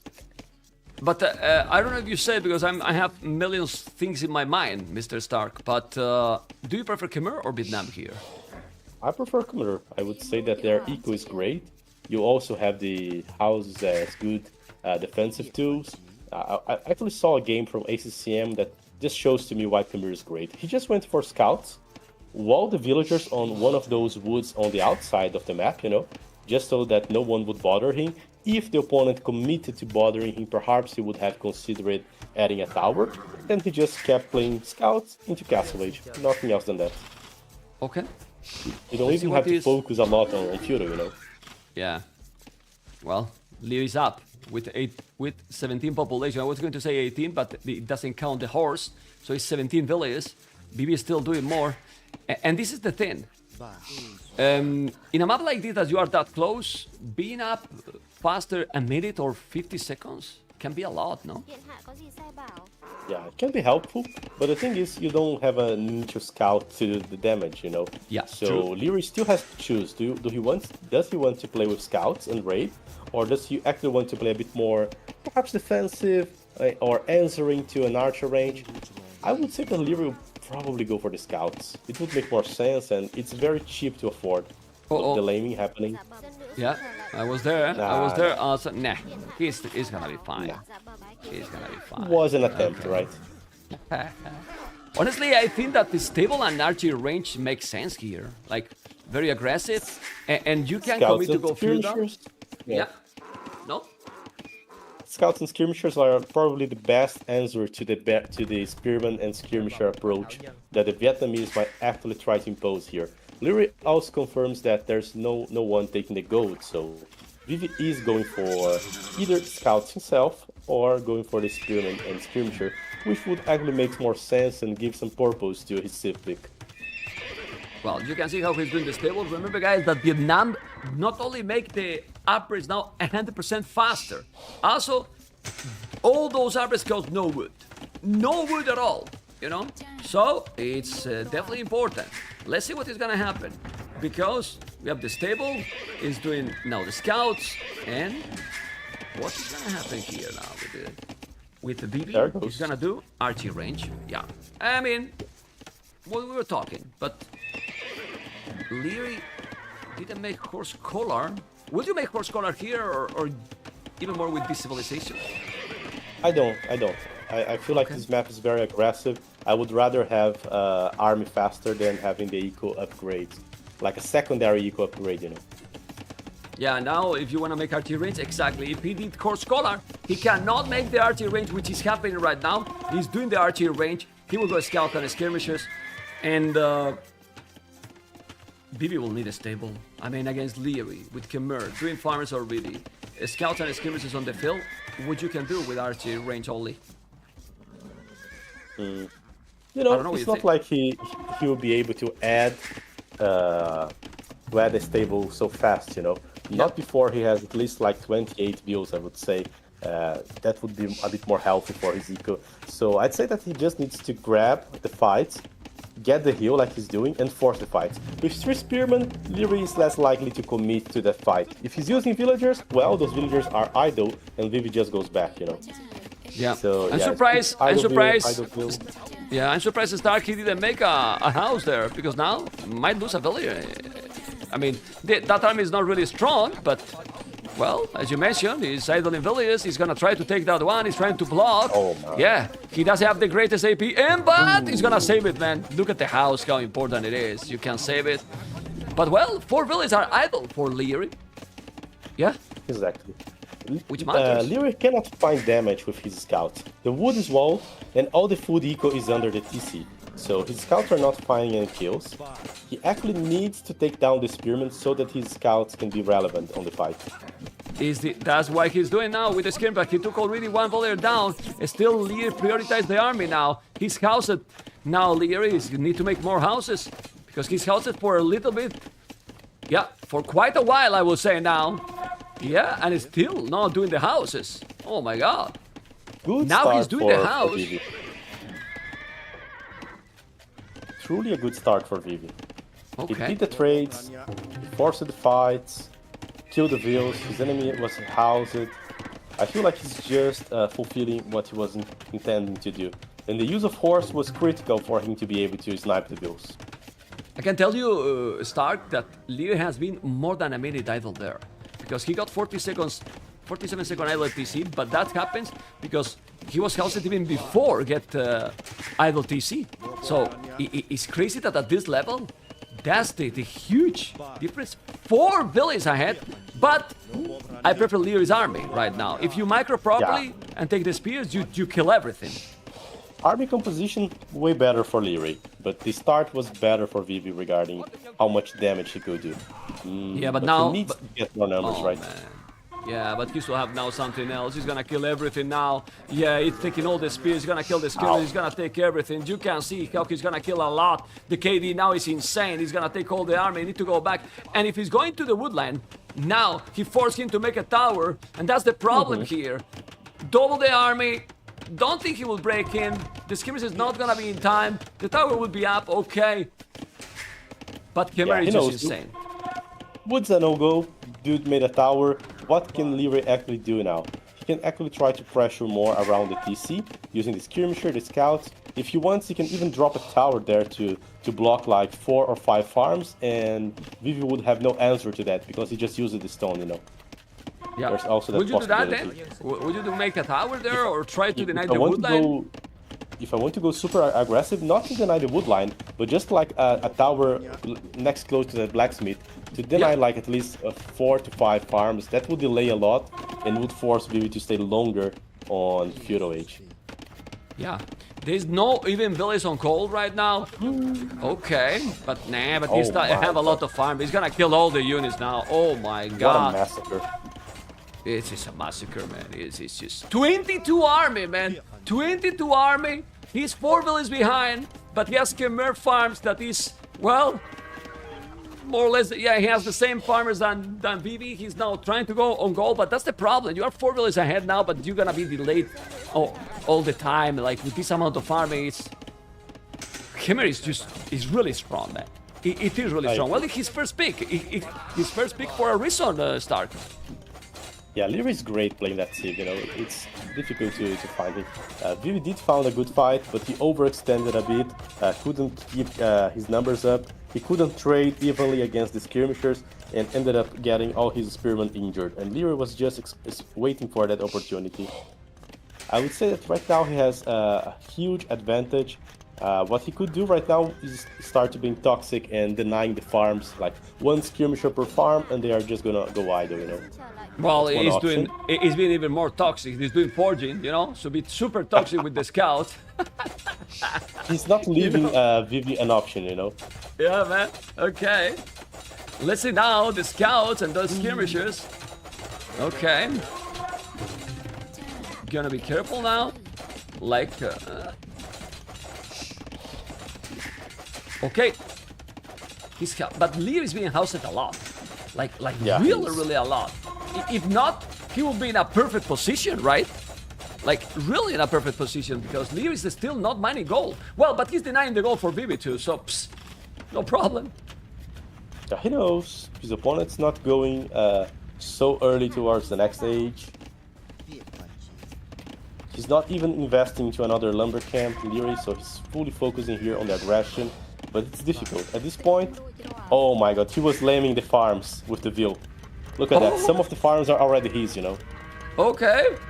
I don't know if that was on purpose or the villagers just walked around. Oh, I don't know. Well, now it's not on purpose because he lost the villager, you know? Yeah, it's over, it's over. Okay. ViVI knows, ViVI knows. GG, man. He called it, man. Because look at in the south. In the south, he was doing a massacre completely. Wow. Well, Liereyy here. Well, I mean, this is Stark. In this game, this is Liereyy. We can see Liereyy. This is his best strength, let's say. Well, he did pick that map. That was like his first Civ pick. A map that fits his style, and he just played it. ViVI actually did a good opening there, killing the Vils, getting Liereyy housed. I felt like he could be doing good, but the problem with that composition is that the main counter to Skirmisher and Spearman would be Scouts and Skirmishers, so you actually need a lot of army control there, and not to lose Spearman like that, you know. You cannot afford losing units over nothing over like he did. Yeah, well, pretty crazy. And the APM was 112, ViVI 49. I mean, in these kind of battles, if you are also controlling this, I know that maybe I pay so much attention on those things, but I think for this match specifically, it has to matter. I don't know what you think, man, because it's crazy. It matters more, you know. Yeah, in those maps, matters more. But Khmer is really, I don't know. I think Khmer, they don't ban them a lot, and they should be more banned. It's more dangerous than some other saves. And now we're gonna see a map that I also don't think Liereyy is gonna feel bad, and it's Atacama. Atacama is the one that I was actually expecting him to save Khmer for. He did ban the Magyars, so which is probably one of the best saves for the map. Now taking a look on ViVI civilizations, it's hard to tell what he's gonna use there. I'm having some difficulties to understand what he's doing. Is he perhaps planning on using like the Byzantines and then save Portuguese for Kawasan? Try to actually leverage from the Spearman and Skirmisher? I wouldn't be so confident to go for that composition after this specific game, you know? Yeah, well, as for let's Liereyy, see. I don't know. Lithuanian Mongols? Mongols are great in any map. Let's see what it's going to be. Oh, it's Kawasan at the end. It makes more sense. But anyway, if you want to win, you need to win all the games. Thank you for the subs, by the way. I also want to say thank you so much for everyone that is watching. We have over 3,000 viewers with Twitch and with YouTube. Also, people on YouTube, don't forget to thumb up if you like it, what you are watching. I believe you do, because we are having a massive following on both, on Twitch and on YouTube, so it's great. And now we're gonna have, well, it's kind of expected, Persians and Portuguese. That's right, Persians and Portuguese. Persians were very popular before the fast working town center on Dark Age on every kind of hybrid map. You can just go there, produce the dock early on, advance a bit faster than your opponent, and start harassing him with fire galleys faster, you know. So what I'm expecting here is that both players are just gonna dock, try to get the water. The leverage from Liereyy would be the extra resources, the fast working town center. So he's expected to go faster to Feudal Age and have the galleys into action faster than his opponent. As for ViVI, what are his leverages? He's Portuguese, so once he starts doing the fire galleys, he actually have like 10% extra HP, which helps a lot in the trades, and he can benefit later from the map control if he takes it by using all the forages on the middle, on the center. That's quite popular strategy for Portuguese on this map. No matter what happens in the water, later you get the center and try to leverage by having all the villagers collecting the berries, because this actually means that you are also increasing your wood that's being collected as well. Okay. That's basically it. Let's see, because man, I could be listening to you the rest of the stream, man, because you explain the things. I mean, I think after listening to you, I could become a good player. Because you teach me, you teach really well, teach me a lot, man. What do you think, guys? Come on, Stark is playing everything like a book open, man. And don't forget, guys, seriously, to follow him, you know, follow his channel because he also stream as well in a little bit later time, right, Mr. Stark? Exactly. Okay. Usually after 22 GMT, and there he goes. Okay, but put the camera. We want to see you better. Can you put down a little bit the camera? Just a little bit. Actually, get myself up here. Okay, that's so true because you're gonna fall asleep, man. Yeah, I was too relaxed, you know. I'm not the one getting raided by scouts and anything. Okay. I'm relaxed. Yeah, you like more go for the macro in the games, right? You go to relax, get your macro going, and then after my macro is going, I will punish you big time, right? Okay. Exactly. I'm more like the booming kind of guy. I'm not into those early aggression kind of game and so on. Oh, that's so intense, you know. And I don't know, you know. In the past, people used to micro, you know. You get like scouts and archers, and you would get like spearmen and skirmishers, and we would just do like a fair game. I use my archers to kill a spearman, you use your skirmisher to kill my archers, and we just try to do that. Nowadays, there's no more micro. See, nowadays it's like witchcraft. What those guys are doing with the units is beyond my comprehension, you know. They can dodge ballistics, they can ignore siege, they can do so different mechanics nowadays. It's very advanced. Well, it's super different than it was in the AOC times, and for those people that is viewing the channel or watching this, the mechanics has changed a lot, right? Like really a lot with how it was exactly, the game. Man. It's very difficult. You go play against Liereyy, he will just kill your army while watching a TikTok video, and in 30 seconds you were dead. So it's very hard, man. TikTok video, okay. Okay, anyway, back into the game. You can see the dog reading the pawn on the right side, another pawn on the... I cannot focus like this, Stark, because now I'm thinking in TikTok, you know? Anyway, Stark, Persians, the new Persians, Portuguese, is still Portuguese being better than Persians because Portuguese with these berries in the middle, if you can control that. What do you prefer here, insane, man? I would say that the bonus kick in on different timings. The Persian bonus kicks faster. Liereyy is already being benefited from the fast working town center since minute 0. He's already with extra fishing ships than ViVI, like he's about to get a third one. ViVI is still starting to make the third one, and that's because of the combination of the extra resources and the fast working docks. So the expectation here is that the Persians would be overall better. Oh, he trapped the scout. Look at that. That's what I'm talking about. Oh my god! It's just look how he's blocking. Oh, he let him escape. Well, he's gonna kill it anyway. He's gonna kill it. He was merciful. Yeah. He's going faster, you know, towards the next age. Okay. Yeah, there he goes. Liereyy is in a very comfortable position. He has a pound. ViVI has 1 pound as well. So the question is, are players just going to settle with like, oh, this is my water, that's yours. Let's just play for the center and each one of us have the water, or will some of them try to contest each other's water? That's the big question here. Okay, let's see what is going to happen. Remember, guys, that we have after this series, Villese versus Jordan. Oof, that series... I think Villese has to be the favorite, but always be careful with Jordan, Mr. Stark. But we will see later. Yeah, go on. I'm more concerned about Jordan. Yeah, okay. That's great, but I would be a bit more concerned about Jordan. Okay, let's see what is gonna happen. We see how Liereyy is doing the barrack now. So you are up super quick, like really super quick. But what is Liereyy doing the now? scout, man. The scout's doing so much damage. Liereyy just managed to steal 2 buffaloes. 300. He's just using the scout to steal the buffaloes. He's gonna kill it. He has a scout. Yeah, he has a scout at full HP, so he can punish Vils. He can get all the information he needs. And Viv is just blind right now, you know. If Liereyy tried to sneak an archer range on his back, he couldn't see. That's the biggest issue of losing a scout. And he could have done the archery range with the Village forward in the pond, but he's not doing. He's not gonna make it at home. He's trying to He's going safer. He has 1 billion more. Look, Liereyy has 21 seconds idle TC, and still he has the same village right now. And at some point, even ahead. You can see why, because the TC is working faster, Mr. Stark. Exactly.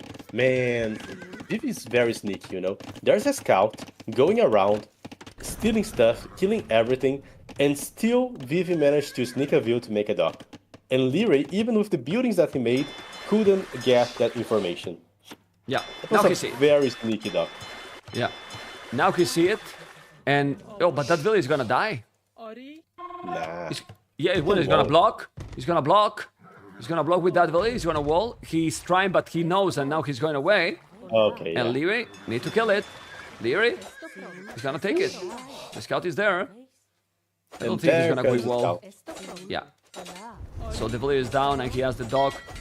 Okay, resources is still solid for ViVI, but Liereyy seems to be in a very strong position. Remember, guys, that Liereyy is the number, well, the seed number 3 in the tournament, and well, Liereyy can win anyone in his best day, Mr. Stark, or not. Oh, yeah, he can. He surely can. One of the guys that you shouldn't be surprised if he wins the whole tournament. Yeah. And ViVI actually chose to go for a demolition ship to try and kill the fish from Liereyy instead of trying to fight the him Villere. in the 1v1. Who killed him? He killed the Villere. There was a Perfect very kill the fast Villere. reaction, you know. Yeah. The fishing ships were together, but the moment Liereyy realized what was going on, he just split the fishing ships into different fish so that the demolition wouldn't be so efficient. It wouldn't be cost effective. That was pretty smart. Well, ViVI's doing already scouts also. Scouts and archers. That surprised me, That but was this is cool. gonna work actually. Because now let's see the micro.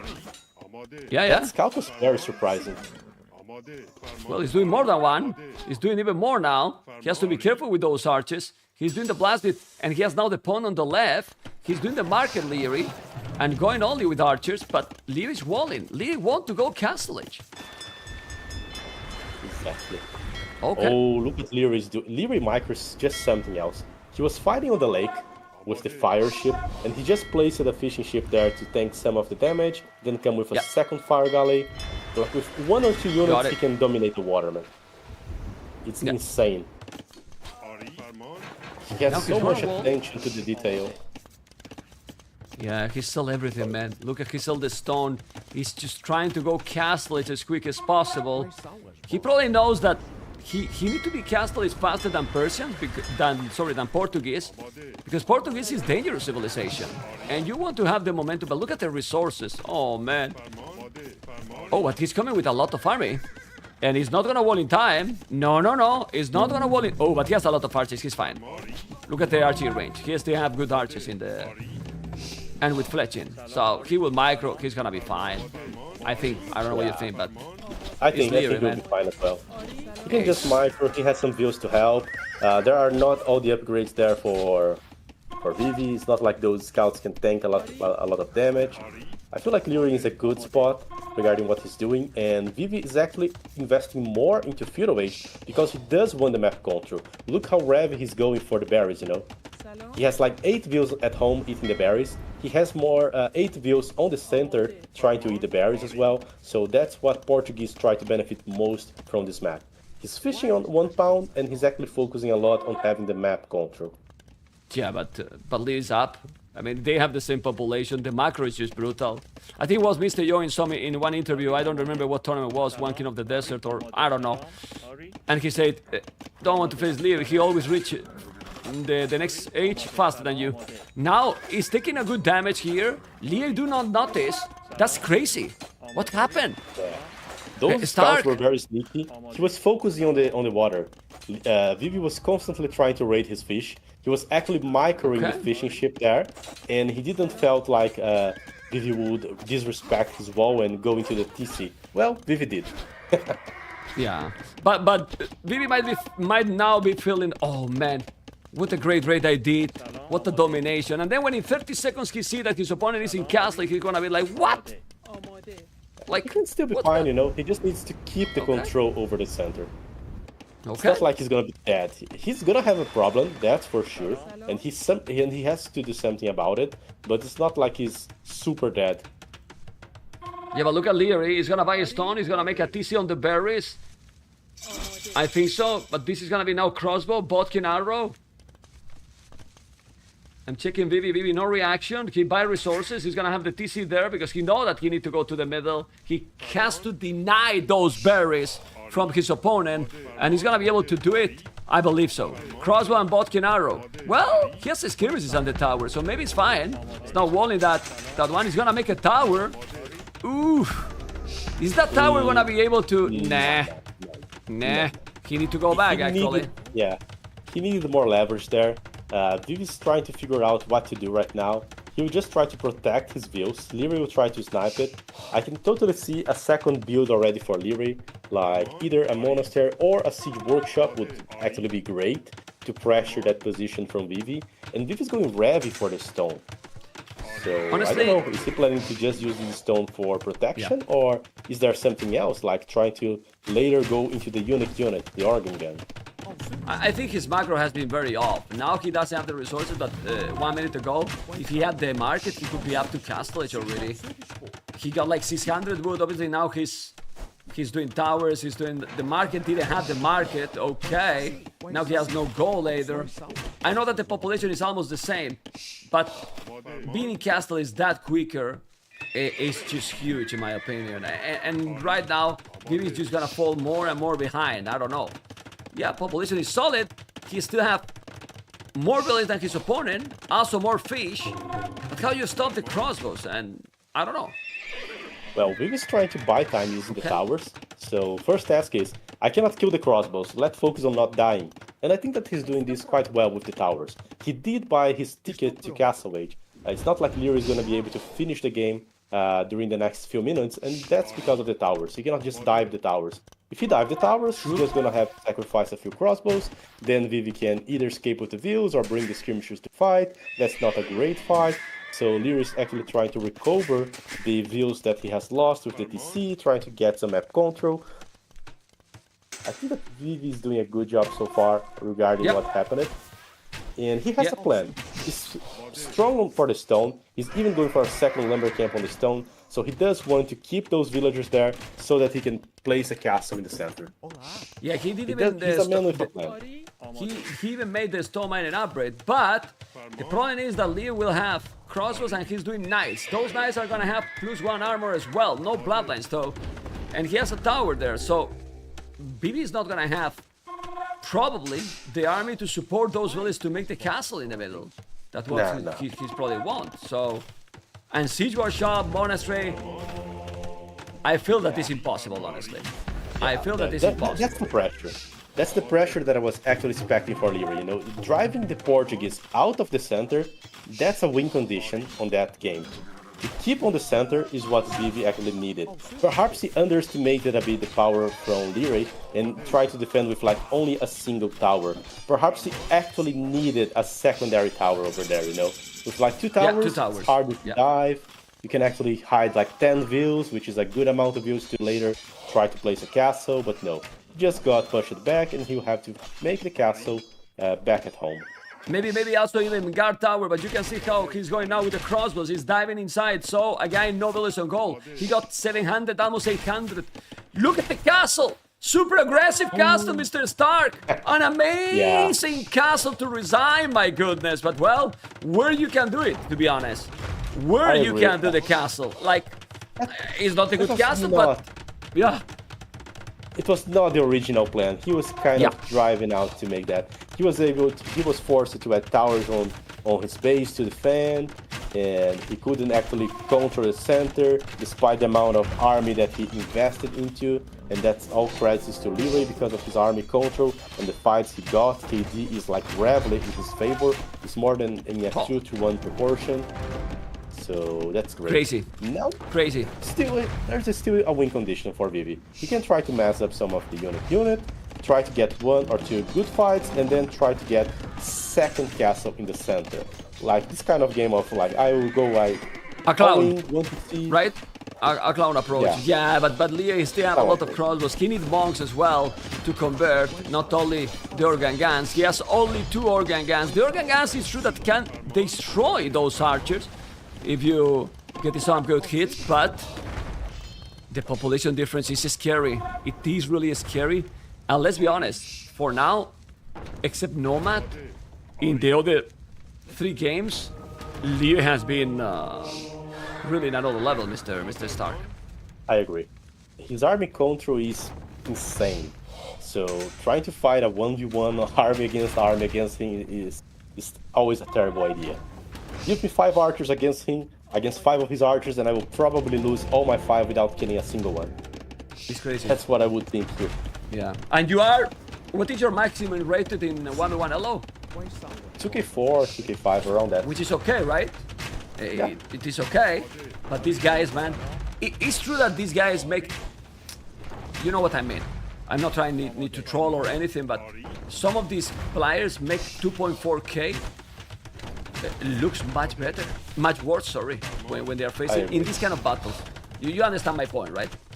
I do, completely. Like, and I agree. You agree, right? It's crazy, man. It's there really, comes really the approach. ViVI is taking advantage do from that. the fact that some of the knights are on the back, some of Lierey's army is on other spots, so he'll try to go there, climb the mountain, and drop a castle. If he does, we still have a game. But And despite the build difference, he can still win.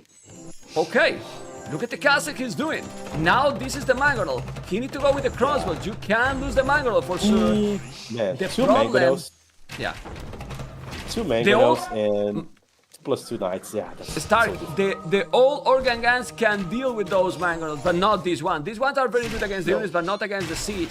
And that's why now Liereyy has a lot of army. Look at the population, and most likely he will call the GG because this is just... Oh, but look how they kill the crossbows, man. But now, okay, he micro properly, but now they don't kill the mangonels. You see? Yeah, if it's not this... enough, you know? Yeah. It's good, but it's not enough to kill a mango now. Oh my he's god. out. He lost the army. Yeah. And he got it. Yeah, GG. GG, guys. 3-1 Liereyy. Liereyy having problems in Nomad, but then in the other games he really dominated. Did a really nice job. Okay. And the kid, like I like to call him, well, a solid performance. Don't think has been his best series, if you ask me, Mr. Stark. I agree. It was still a very dominant one, and I agree. His macro is just insane. We are just focused on the mechanic, but I looked on the first game. At some point, I just saw, oh, ViVI has like 8 farms. Liereyy has still 0, man. He's not even gonna go to Castle Age. Fast forward 4 minutes, he's on the way to Castle Age. On this game as well, he was just doing like a minimum amount of archers on his base. Suddenly, he's on the way to Castle. And I'm like, what? How can this guy actually go to Castle Age that fast, you know, while still doing army, while still doing upgrades? So his macro is also insane. Very complete player. Really, really insane. I'm going to interview Liereyy. Be right back to you, Mr. Stark, okay? Okay. Okay, guys, here we are with Liereyy. And look at this. Yeah, now you are smiling. Now you are smiling because you were so serious. Something wrong? Congratulations first, but something wrong during these games, Liereyy. What could be improved in these games? Well, now I have a reason to smile, right? I mean, wasn't looking all that pretty during the games, so all good.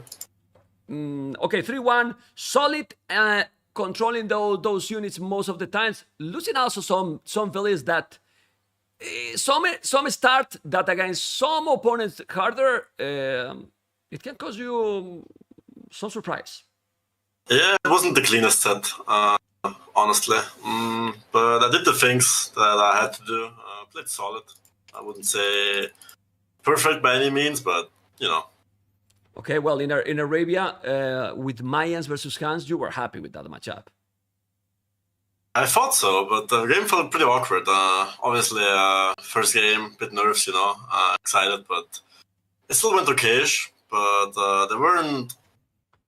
there weren't too many situations where I felt uncomfortable, but Feudal Age wasn't going too well, I would say, because like it was awkward to move out, and then I had to stay home. Then he was just raiding me with scouts, so not the cleanest, put it that way. talking about cleanest games, let's go for the second. Classic. Because you love Nomad, right? And I love Nomad. okay, Couldn't be more happy. explain a little bit about Nomad. What happened in that game? I knew he was gonna do something like that. I knew he was gonna cast drop me or something. So I tried to like all in him in Feudalage, but I couldn't find gold at the start.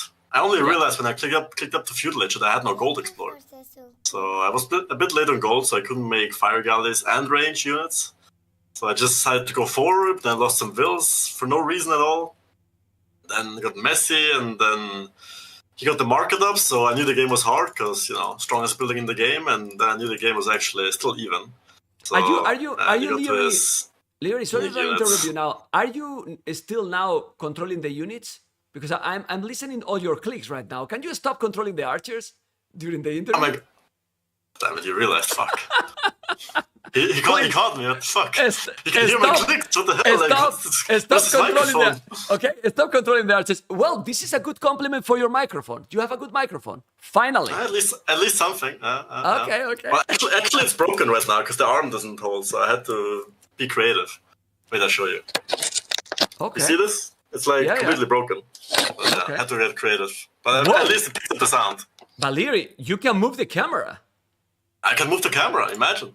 But that's bad, because it was a really good moments back in the days when the camera was going down. So now... I mean, it can still happen. Okay, no promises. Now professional. Okay.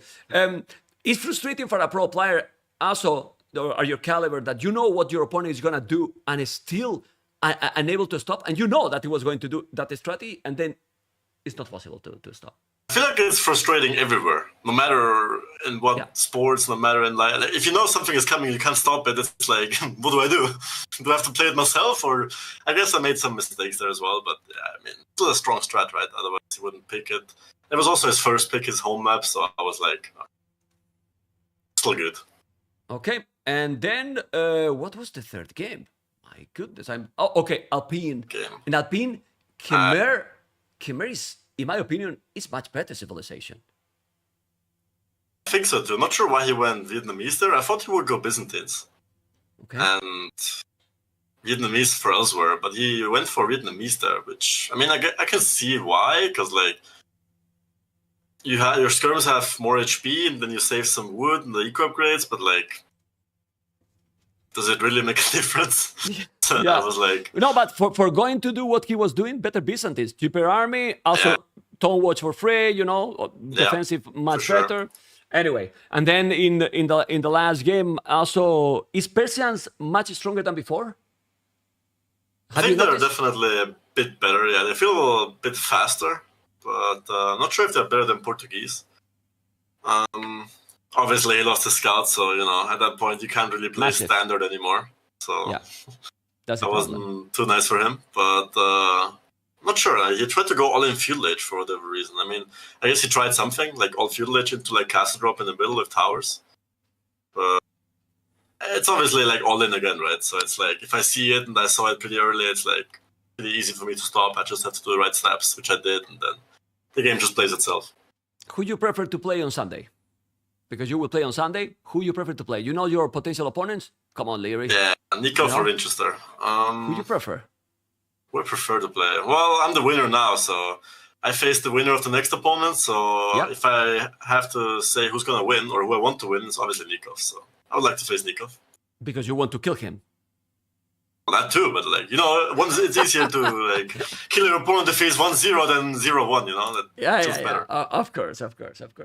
Anyway, Liereyy, is Liereyy in...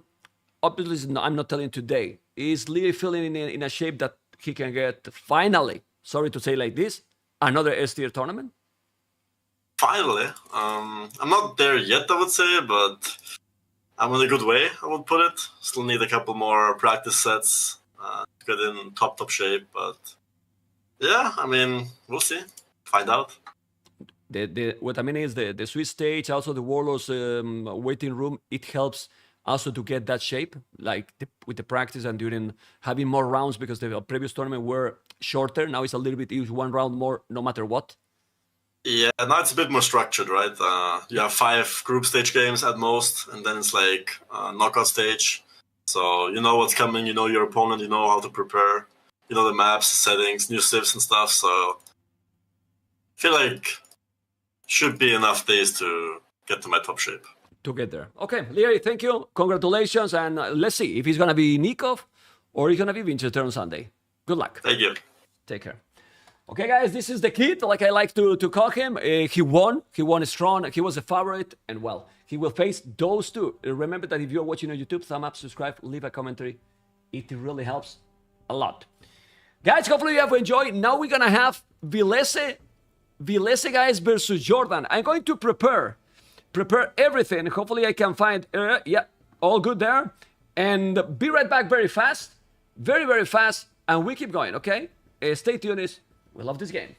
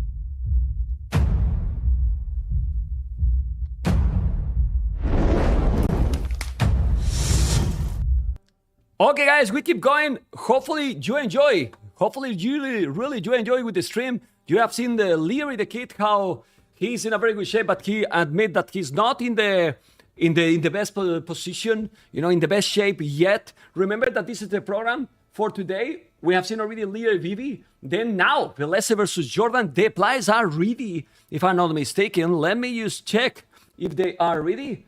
I think they are. It doesn't appear here because there is delayed. Definitely the score, don't worry, is not 2-1 because it has to be updated. Yes, the score has to be updated, and it is updated already, you know. The play is gonna be there, but guys, this is how it's looking all the matchups, guys. All the matchups right now. And we're going to see one thing that is important, you know, and it's the price distribution, guys, for Warlords 2. The winner get over $12,000, guys. For qualified, you get $1,000. That Mr. Stark is not bad at all, right? Yeah, it's a great prize, to be honest. It's a great one. And remember, guys, that we have a goal here in the channel. We will talk during the tournament, you know, but if we get some goals that we have, and if we pass, for example, the donation goal for the expenses, we will add another at least $2,500 for the qualifiers, because what I want is to make double the price for the qualifiers. So let's say if you got to the finals and you get 175, right now 150 I think it is, you will get 300. If you got in the semifinals 75, you get 150. But well, the tournament is launched, so hopefully we get all the goals. And if we get also the goals in the subscribers, we will also add another 2,500 or another 5K. So it will increase quite a lot for the players as well. But remember that there is sadly a lot of expenses, and we put all the sponsor for Microsoft, all the money that got from Microsoft is directly into the prize pool. But we have the next series going, Mr. Stark, and we have ready the draft, we have the draft already, and the players ready as well.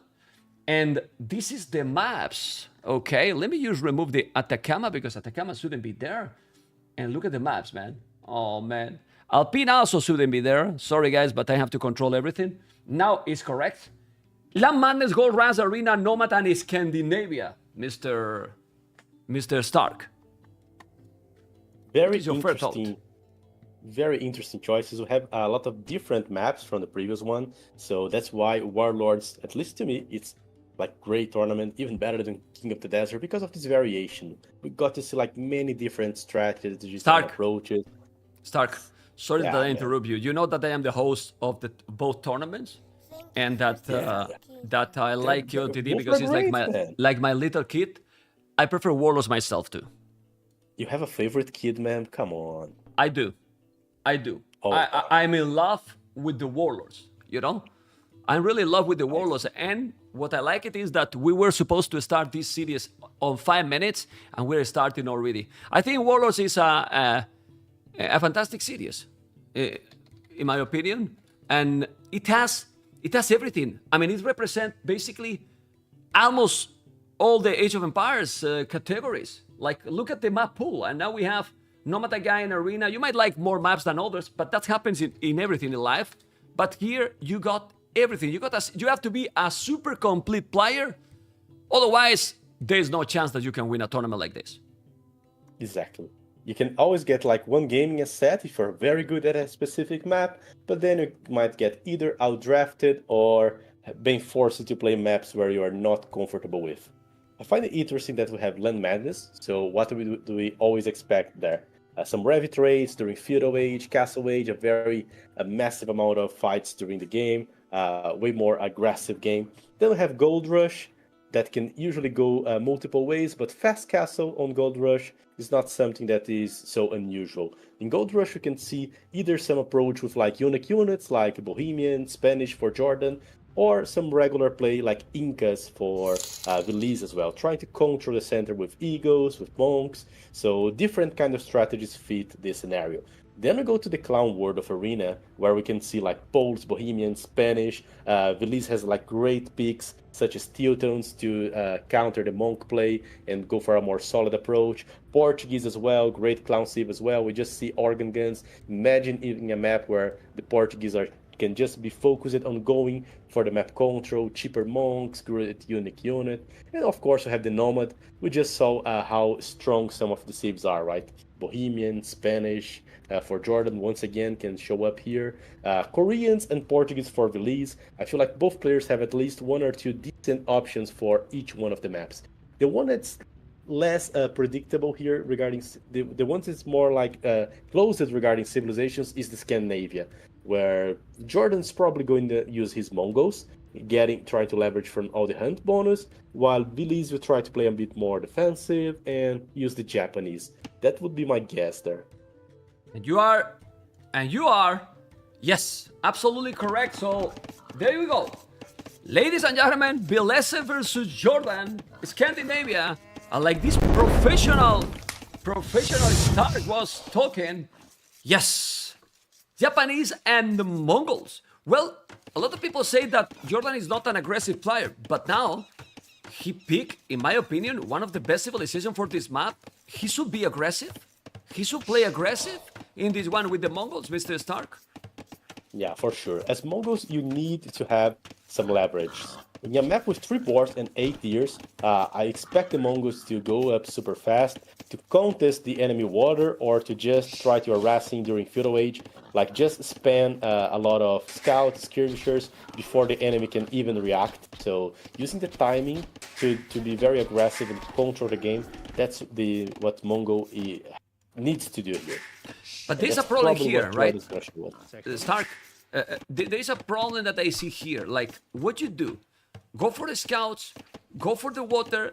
9 Villese start is great for some things, but maybe you have less time to explore. So you need to know exactly where your opponent is, where he's gonna put the dog as well if you wanna kill it, because right now they are in the opposite side completely. So how do you make damage, early damage with the Mongols right now? Because they can go up very quick, but okay, was going to lose the scout, not really. What'd you do here? Honestly, I feel like Jordan he doesn't need to rush to kill the Japanese water, you know? He's the one with the leverage on the economy, as long as there's hunt being used here. I would say that he could just go for the scouts, start dominating the map, forcing Villese into a bad situation, forcing to transition early into the land, and later just send the villager to the other side of the map and drop the dogs to try and leverage by killing the Japanese fish, you know? Even the Japanese fish cannot follow up all the bonus from the Mongol hunt on the early stages. I feel like you can just click up faster and spend scouts. Let's see.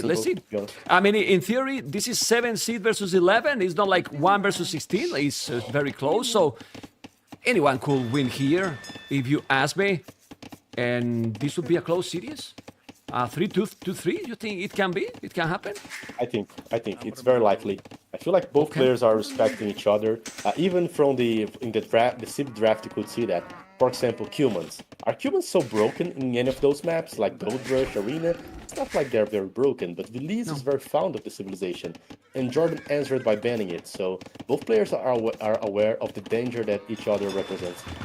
Okay, and now we see the barrack. Right away, Jordan, need to find it. The goal is in front for Villese, but he's, well, I like, even if he's in front, he's easy to protect. You can wall between those 2 big forests. Also, where he's doing the barracks, you might do the archery range. So I don't dislike Villese map at all, but checking Jordan map, he has the goal at the back, so even better. Some walls will be needed.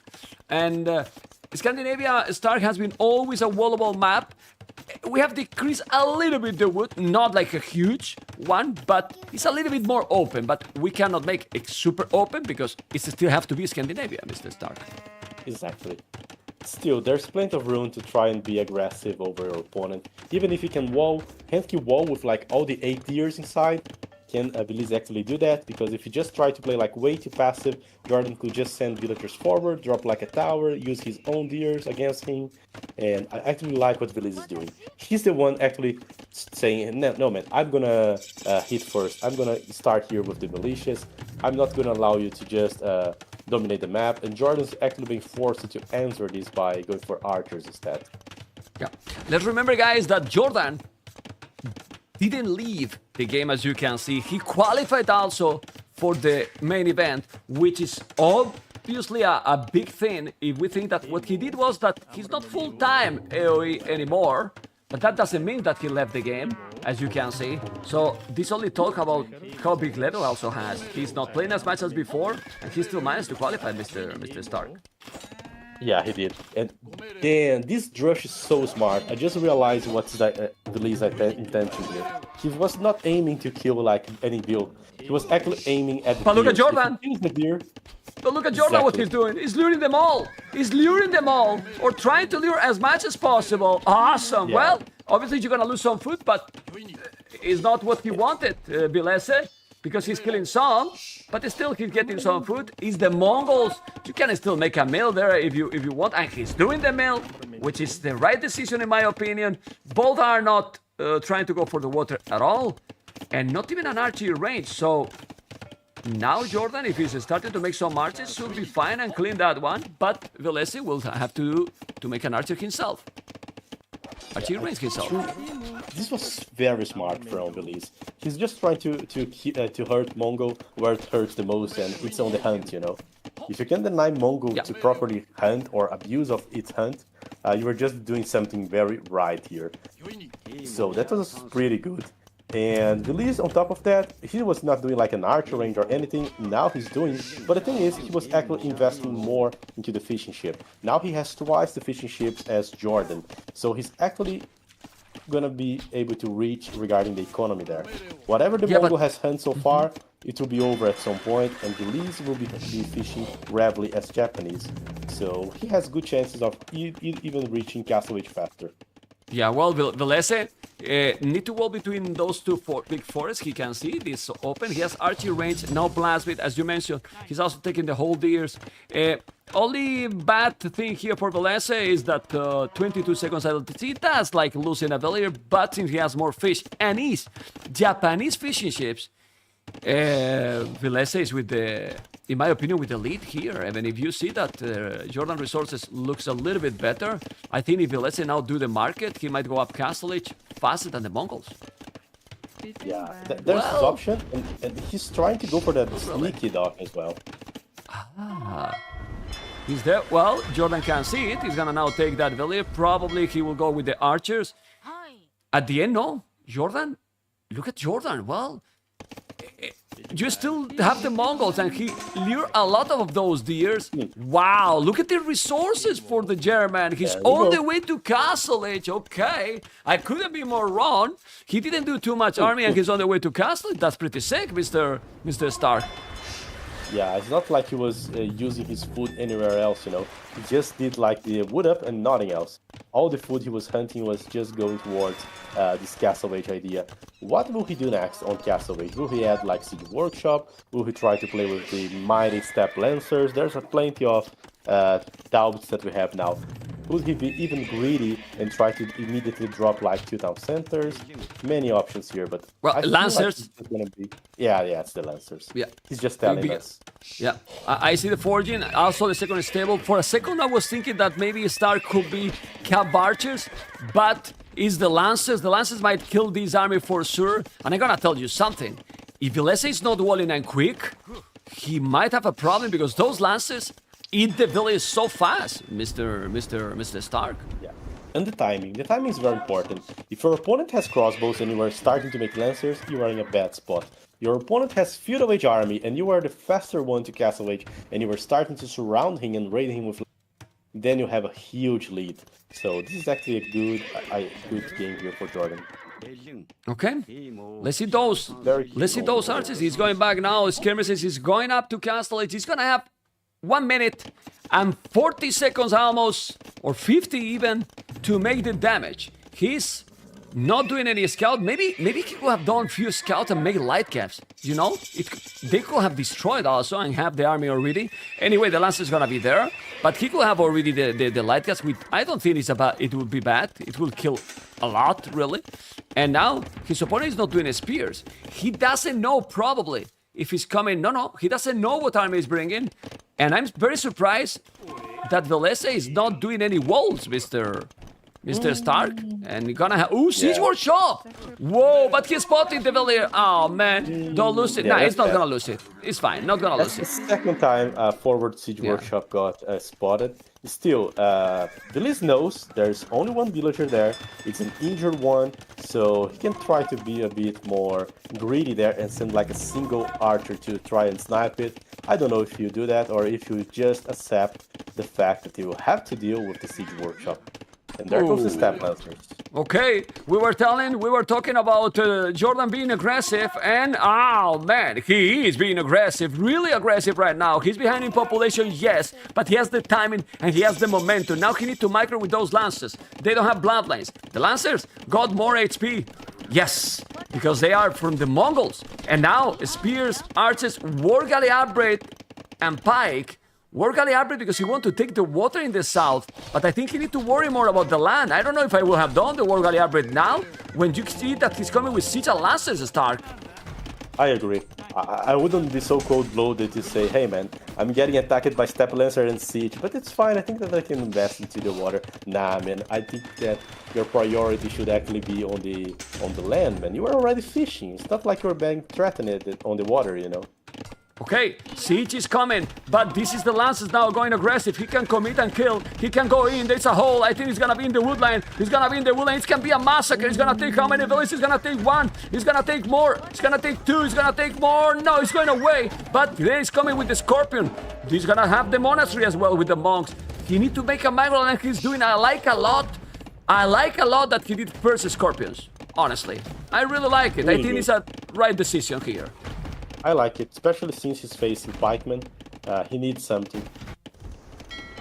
But now the water for Jordan is gonna be in trouble. So let's see if now that he's gonna lose the fish.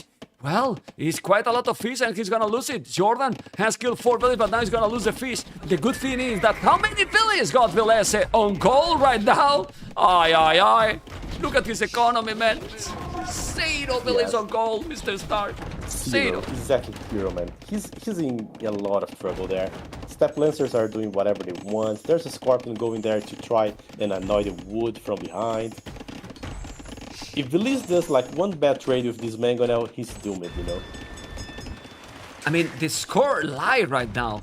In my opinion, Villese has more population, but if Jordan just play properly, I don't know why he's not attacking with that Mango at the goal. Well, maybe he's afraid to lose it. One outpost also will be great here. An outpost here is just a must, I think. But Jordan is working on his economy now. And that might help a lot. He's dropping a second to see, trying to catch up. Regarding the eco, Villese still has the lead now. Jordan has the timing. He's like leading the game towards what should be done. If he wants to add more stables, if he wants to add more siege. I feel like he's in a comfortable position, just healing the Step Lancers, preparing for some big fight. Villese is Japanese, so he can actually try to go for some tricky army composition, like one Redemption Monk or something like that. Yeah, but the problem is he's not collecting gold. Exactly, no resources. Oh, but there's the kill advantage. He need to be careful. Jordan, the Mango is coming. He's gonna shoot, and the Mango release. Take it. This is massive, absolutely massive right now. It was just in the last second. Now he's gonna go inside with the Lancers. If he convert the Lancer, I don't know if he should commit. He's going to convert one. No, he didn't. And now he's gonna kill the other Monk. He killed it. Ooh, if he killed those Bangers, it's game. If he killed those Bangers, it's game. It is game. It is actually game. He's gonna kill it. And now, okay. Also, it's gonna kill everything. No, Villese will call it. It's impossible. It's total destruction by Jordan. It's over. He's losing lots, but I think that he will still try. Okay. You know why Jordan just dived him? Because he saw 4 pikemen chasing down one of his Scorpion. He was using the pikemen to scout the Monk to be able to collect the relics. So he just seized the opportunity and jumped on the. It was not like just a blind jump. It was a very fast decision making by Jordan. But has the mobility, man. He has the mobility. If he find those villages in the north, he need to know that he's there. He need to know that he's there. Do you think now he's gonna keep trying? Oh, Jordan! Okay, he saw it, but I think it's maybe late. Maybe it's late. Oh man, he's gonna take the other house. He's gonna take it. He's gonna break it. He break it, and now he's gonna deny the TC or not. It's late. No, he didn't, man. Oh my god, for so little, Mr. Stark. Exactly. But Jordan's a great spot now. He has killed a lot of vills. The gold's exposed, so he can keep making incursions there and try to hurt that gold. Villese was trying to make a TC on a secondary gold, but now that he's aware of it, he can actually start punishing already, and that's like a great spot to siege, man. Yeah, he is. Look. But don't attack the What's this TC. perfect Kill the Villese, man. Exactly. The Villese, man. It's like The the perfect damn spot. Villese. He's denying the gold. He's developing his eco. And then I lock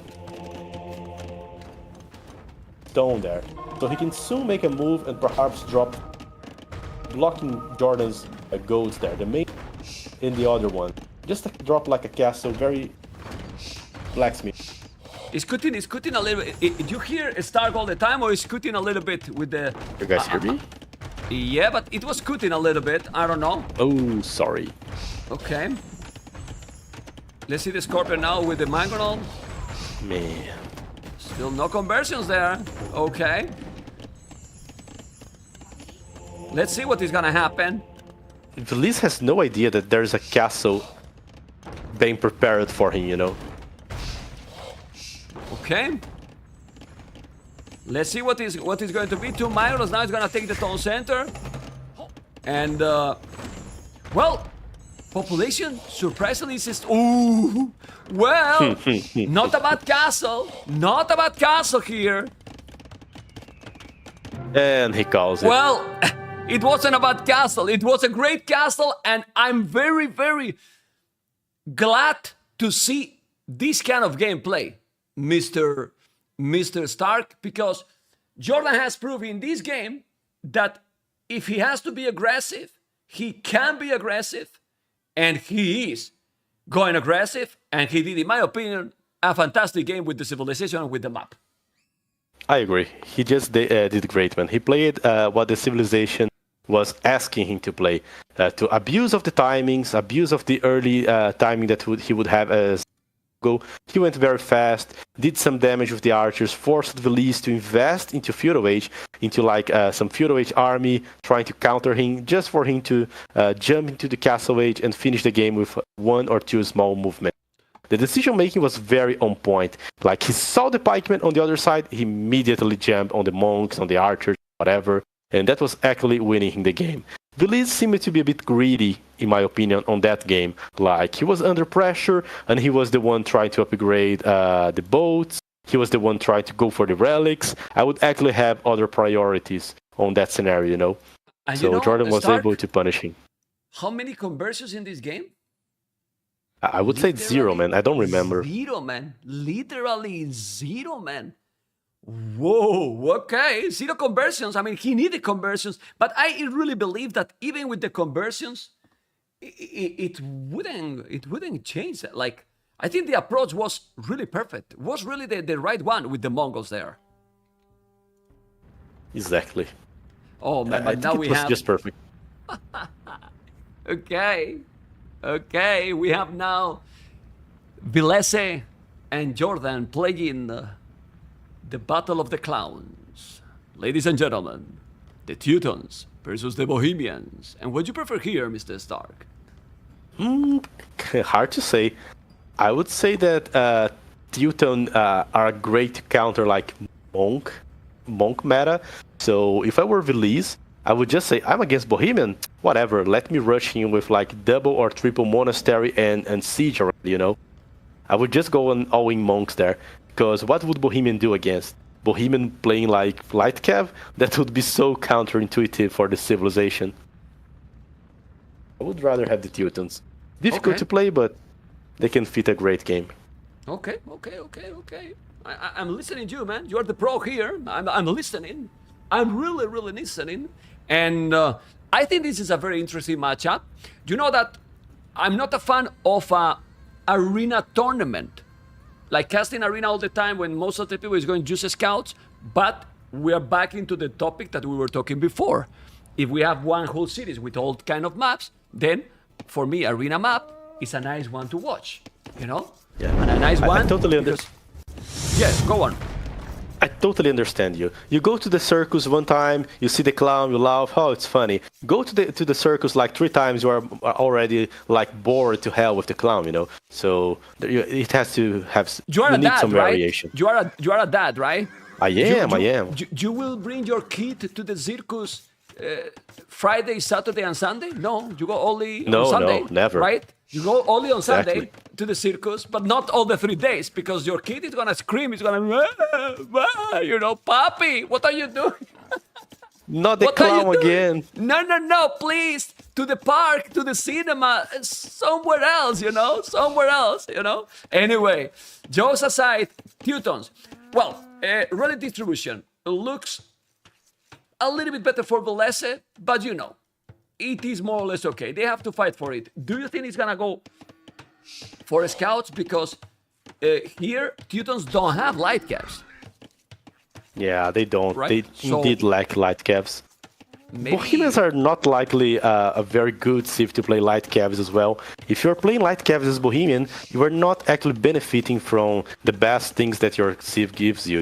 You're not benefiting for the gold, from the stone. If you make builds that allows you to pick both gold and stone, like unique unit and castle drop, you're actually just using all the bonus from the civ. If you go for the monks, you are at least using the gold. But if you go for the light cav, it's not like you are using and Bohemian stops being special.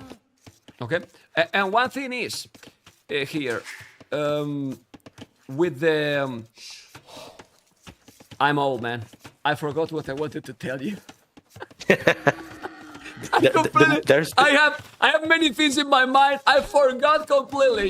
I forgot what I wanted to tell you. I'm sorry, man. It's fine. Let's keep There are going. so many variations on this game. Yeah. The one thing that Teutons make Disaster. tricky is that they have the bonus, the anti-conversion bonus. Yeah. Their units resist more to conversion, and for that reason, you were already like, my civ might be great for arena. I remember. Once you have feel that, good. Stark, feel good. I interrupt you because I will forget a guy. say, man, just say it. What civilization do you think it has better economy? Better economy. That's a tricky one. If the Right? game goes towards like a 1-to-C1 or like full Castle Age 1, I would say Bohemians is great because they just have the gold shaft mining and the stone shaft mining. So if you're just making a gameplay where you are focusing a lot on the gold and the stone, Bohemians. If you're booming, Bohemians also have a small on the start because they can actually go harder for the gold and buy their way to a better economy on the start, abusing the market. So Bohemian in that scenario, but if you just make a game of like light cav, regular booming, dropping farms and so on, then the Teutons have the cheaper farms, So there are some scenarios where the Teutons might be better, but overall Bohemians. Fervor, it makes that huge difference in the economy? Fervor? With Fervor, with not Barrow even- and so on? Or not? I'm not even considering the fervor, to be honest. I was more like considering the free gold and stone bonus, I know. Yeah, but if you yeah, consider also that it doing helps. Fervor, because monasteries in arena is a must. I mean, you're gonna make it Exactly. no matter what. So you gotta have that hybrid as well. Anyway, also it can be helps. very interesting. Maybe to don't let, because you don't want to let the Teutons also get the map control. It's very important to don't come very aggressive here. And do you see a scenario where Bohemians might go with the chemistry in Castle Age? It's tricky, right? Especially if Teutons playing like monks. It's not like hand cannoneers are going to be helpful in castle. There are scenarios where this can happen.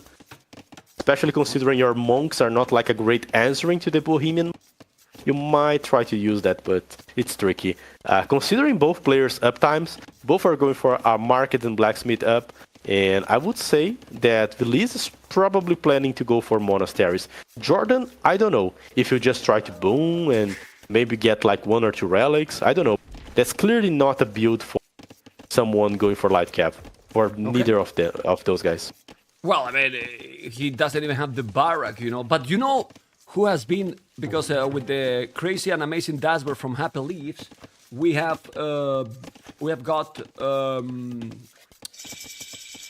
Well, you can see the stats from the players in different maps, and in the recent times, or in a long time, I will say, the one who is always ranked #1 in arena is Villese. Yeah, he's great. Despite not winning like the arena tournament, he still performed like great. Reached semifinals, had a great win rate towards the tournament. So, and he was the one picking the map, so he's comfortable playing that setting, Okay, so let's see what they are going to do. I don't like that Jordan is going market on Blasmith. Because, well, he's gonna go monks. But as you mentioned, with the anti-conversions from Teutons, going monks against Teutons, well, and Villese is clearly going Goldman and Arbred is gonna go full clown, man. Well, Villese is surely going for the monk approach. As for Jordan, despite having like 5 on the gold, he can still go for the TC approach, because as Bohemian, you can still consider like, perhaps I should be actually buying some food, like drop the TCs and buy some food until I have the farms to make my eco run. He's doing now the barrack. Now okay. Now I'm confused. Now I'm oh, he's gonna spot the Villese. He spotted the Villese. He can see those Villese. Yes, he can. They don't have... No, they have Loom, okay. Would you say no? I would send Villese, man. I would send Villese and kill. Why not? Nah, no time to do that. Well, he would just quick wall, man. Those guys are the witchcraft age, you know. Not look at Villese. Look what Villese is doing. See? Well, you send the villagers, but that's not quick wall. It's walling. Yeah, it's walling already, you know. But yeah, he's even smarter, man. He's not trusting the quick wall there. He was even smarter. Yeah, he's waiting there. Okay, but look at Jordan. He canceled the barrack then. Okay. Then I'm more confused even more now. Because I don't know what he's going to do. And the stone is forward. No sense, to be honest. The stone is forward, you know? Siege Workshop and Monastery. Stone is forward, and that's really bad for Jordan. Imagine the stone at the back, Mr. Stark. 3 views ahead. What will be like 3 monasteries for Jordan? Triple monastery, man.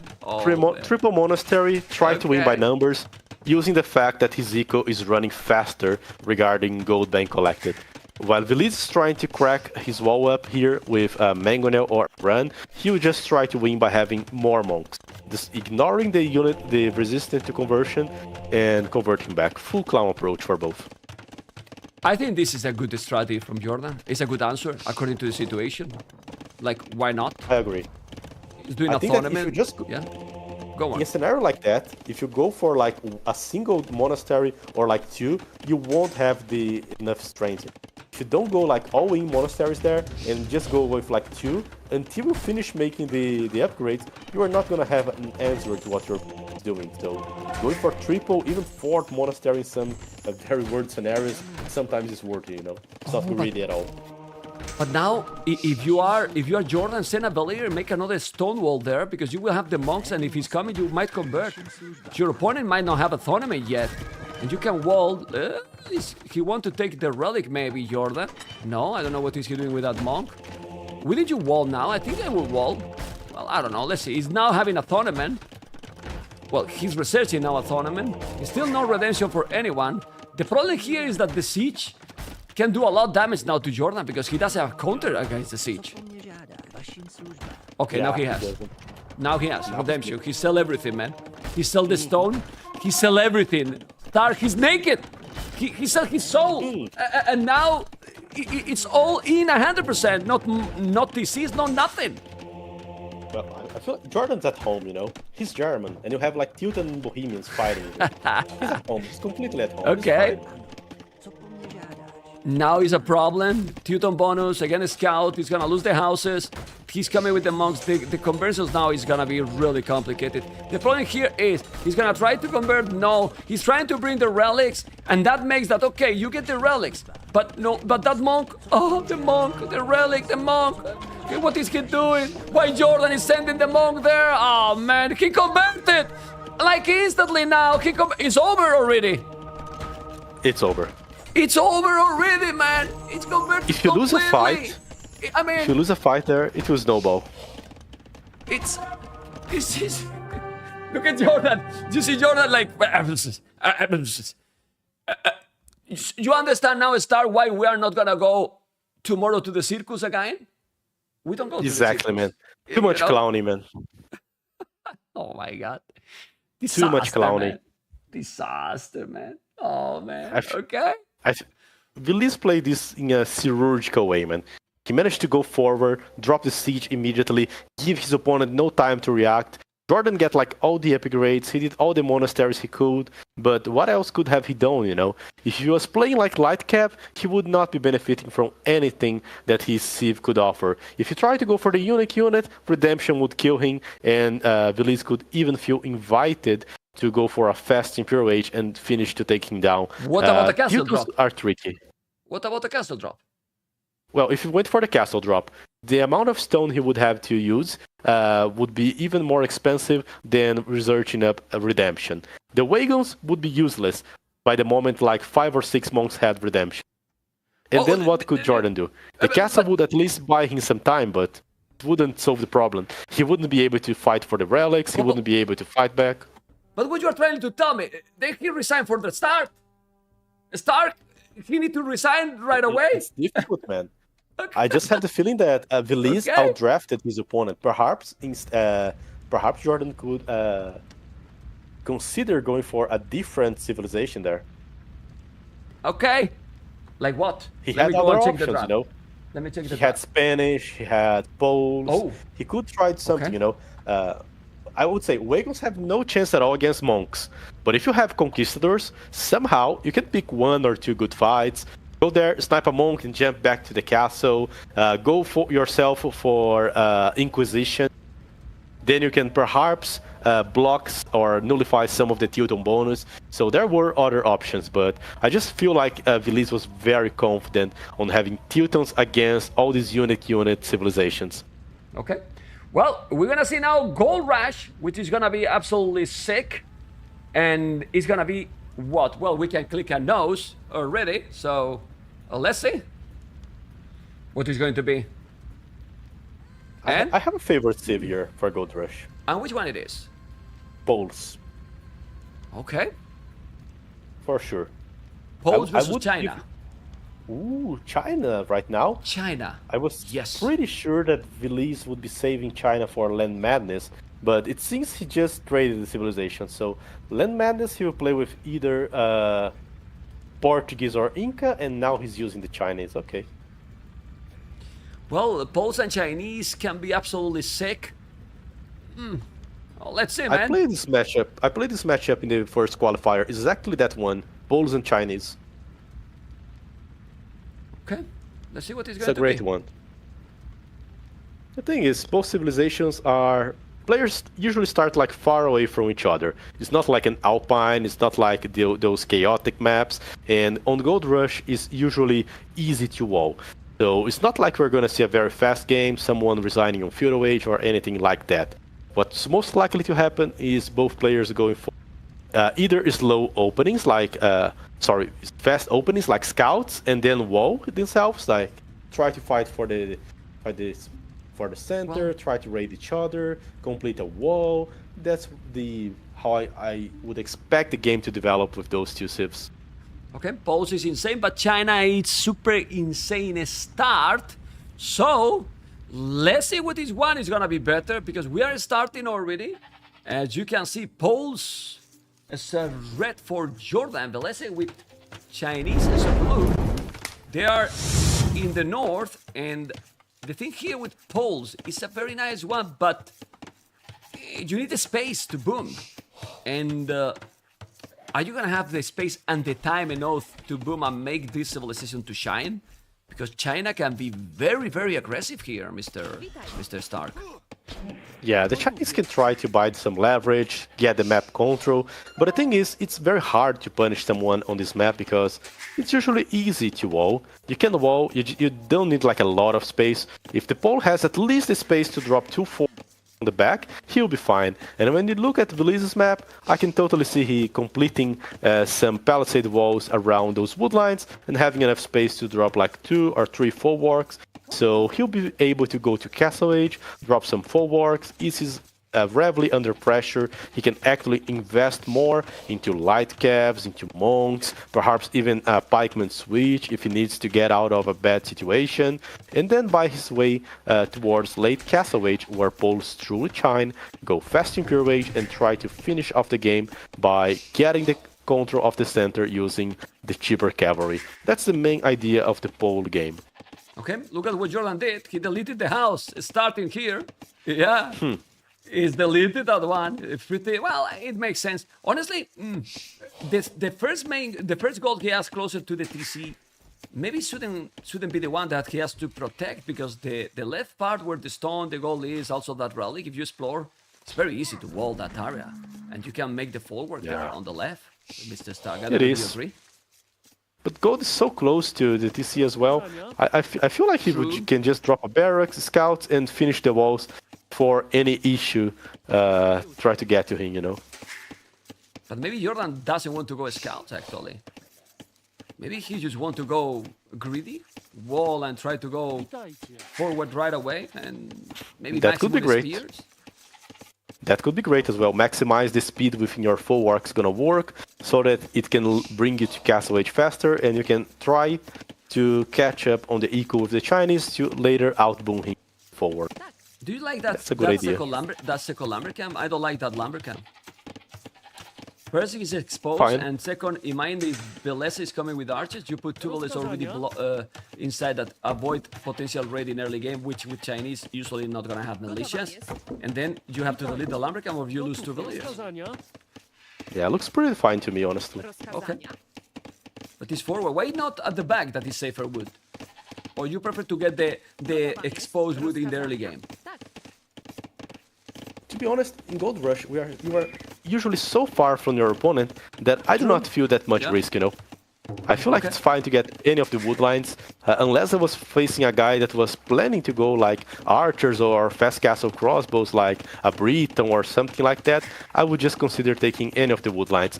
When I see civilizations that are more like cavalry oriented, like Chinese, Pole, I will be fine. In the case the Chinese actually transitions into crossbows to pressure me, then I would consider adding like a town center, using the woods on the back, so I wouldn't be so much hurt by these early lumber camp. I think that the amount of time that it would take for the opponent to hurt me, I would actually be able to work around it. Okay. Very, very, very interesting for sure. And as you can see now, he's pushing the Gazelle. Okay, Barak is gonna make this stable. And you were talking, I mean, better to be safe. And to be honest, if you are safe and you don't get attacked, you are not greedy. Pole Seco is just gonna shine with time. So, oh, archery range also. Okay. Oh, by the way, I have to switch the cameras. Sorry, guys. The cameras are wrong. I'm just focused completely in the games, and I need to check in my second monitor. And I see that now Villese and Jordan are in the right position. If you guys see that I'm doing those kind of mistakes, you just tag me on the chat. I will try to pay attention. Okay. Archery range. The house now. He can see the archery range, and he's gonna go archers. But now Jordan just need to wall, Mr. Stark. Yeah, you were right about the archer range. It is indeed an option there. Considering Chinese are a civilization that have camo available, perhaps Villese is already looking forward to the game and thinking that perhaps I can try to force up on Castle Age with like crossbowmen and camo. That's a very tricky army composition to fight with cav civs, you know. So probably that's what he wants to do. And of course, archers can still be tricky. But there comes the lion train. 5 lions. He's gonna go to the goal.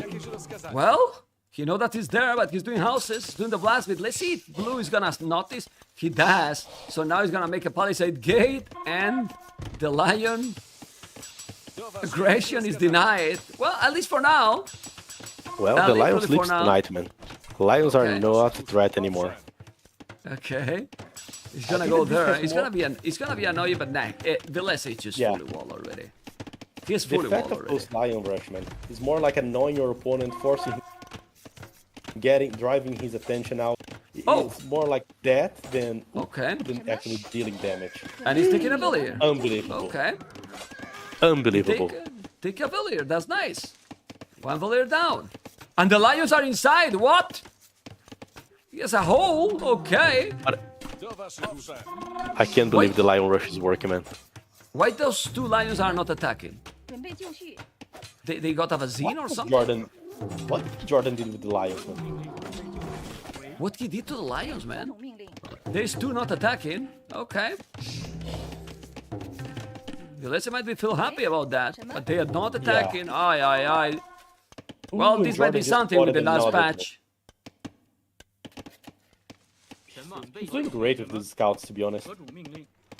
Well, he's doing a massive damage right now. He need to kill that, because you know that those scouts... Yeah, he's great. I mean, taking to Villese, he's already only one valley behind. Even if he loses those scouts, because those scouts are Destiny died, they are blocked already, they are trapped, let's say.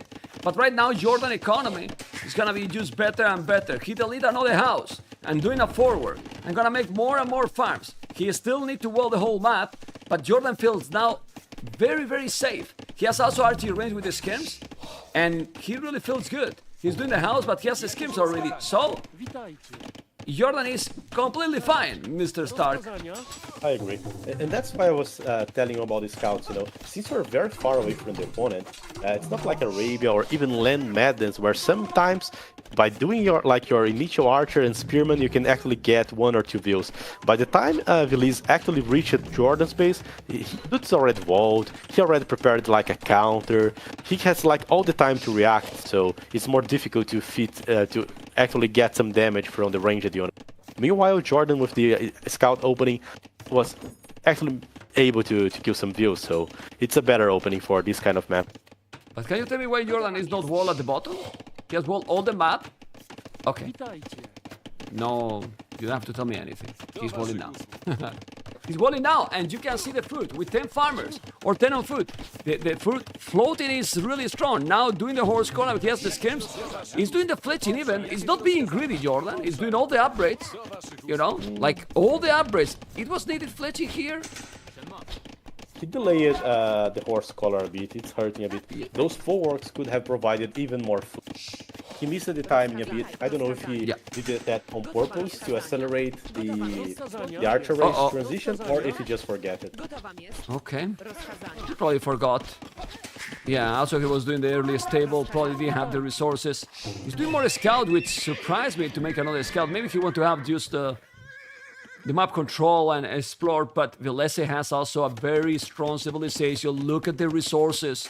Look at the resources, Chinese. He's OP, Mr. Stark. He's really, really good. And those resources are just getting there, and he's gonna go up to castle. Is it true that Jordan is gonna be there very soon?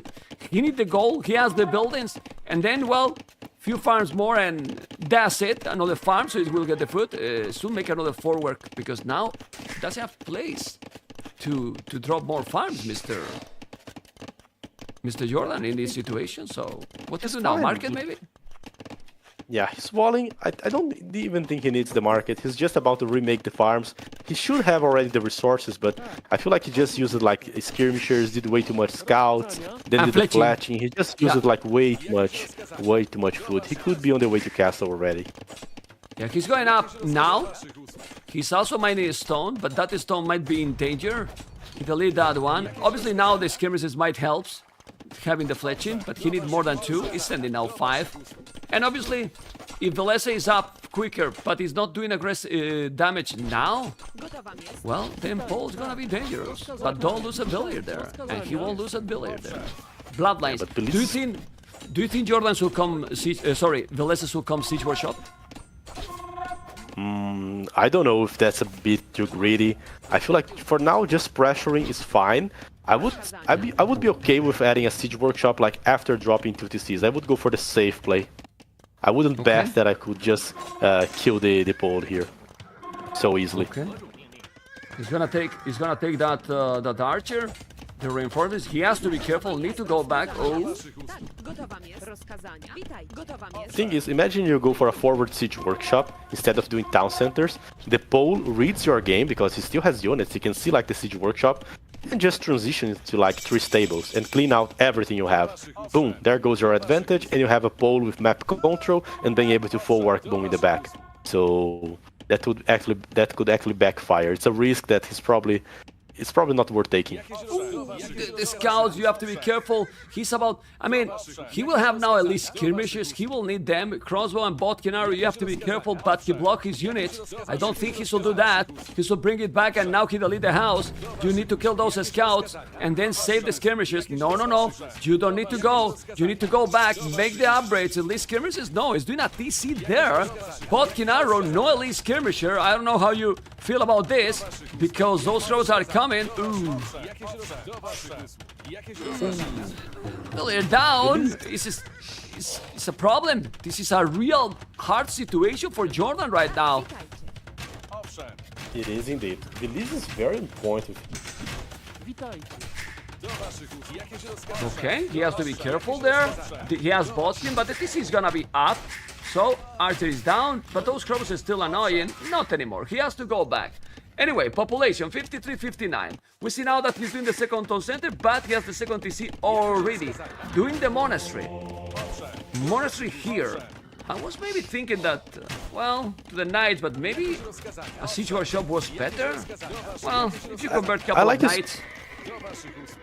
I like this composition, this defensive composition of skirmishers and monk behind is pretty good, because Villese is doing knights, but it's not like he's heavily committing to knights, you know. He's actually focused on the booming, and Jordan probably knows. So having 1 or 2 monks behind your skirmisher composition, just enough to defend yourself, if you do that within the correct timing. Jordan seems to be a bit late, he's having to move his wood line here. He's receiving a lot of pressure from the crossbows, from the knight. Now? If he already had a monk, he would... No, but, yeah, I was listening, but the thing is, at least skirmishes now. I know that he wanted to razz the TC earlier, but I'm not sure about the situation. It's true that he's mining a stone, he will have a castle soon. The monks is going to be there. Well, those skirmishes are so tanky, Stark. +2/+2 and at least skirmishers, so the Crobos won't do anything anymore. Not to mention the monk behind, right? Because with the monk behind, even if Villese is trying to out-micro and get the injured ones, the monk would still be healing them, so it would be nearly impossible to take the skirmishers down. But Jordan's economy is a disaster so far. He needs to recover. Yeah, man. It's really bad. Check out the bottom right corner and capture rate, Stark. 47% efficiency, while Villese around 70%, you know? But that TC on the right side, I like it a lot. Completely out of the action. A TC that Villese probably never is going to spot it. He didn't even explore that area. And then you can now farm there, relax it. He even got Gazelle. I think it's a really nice town center, honestly.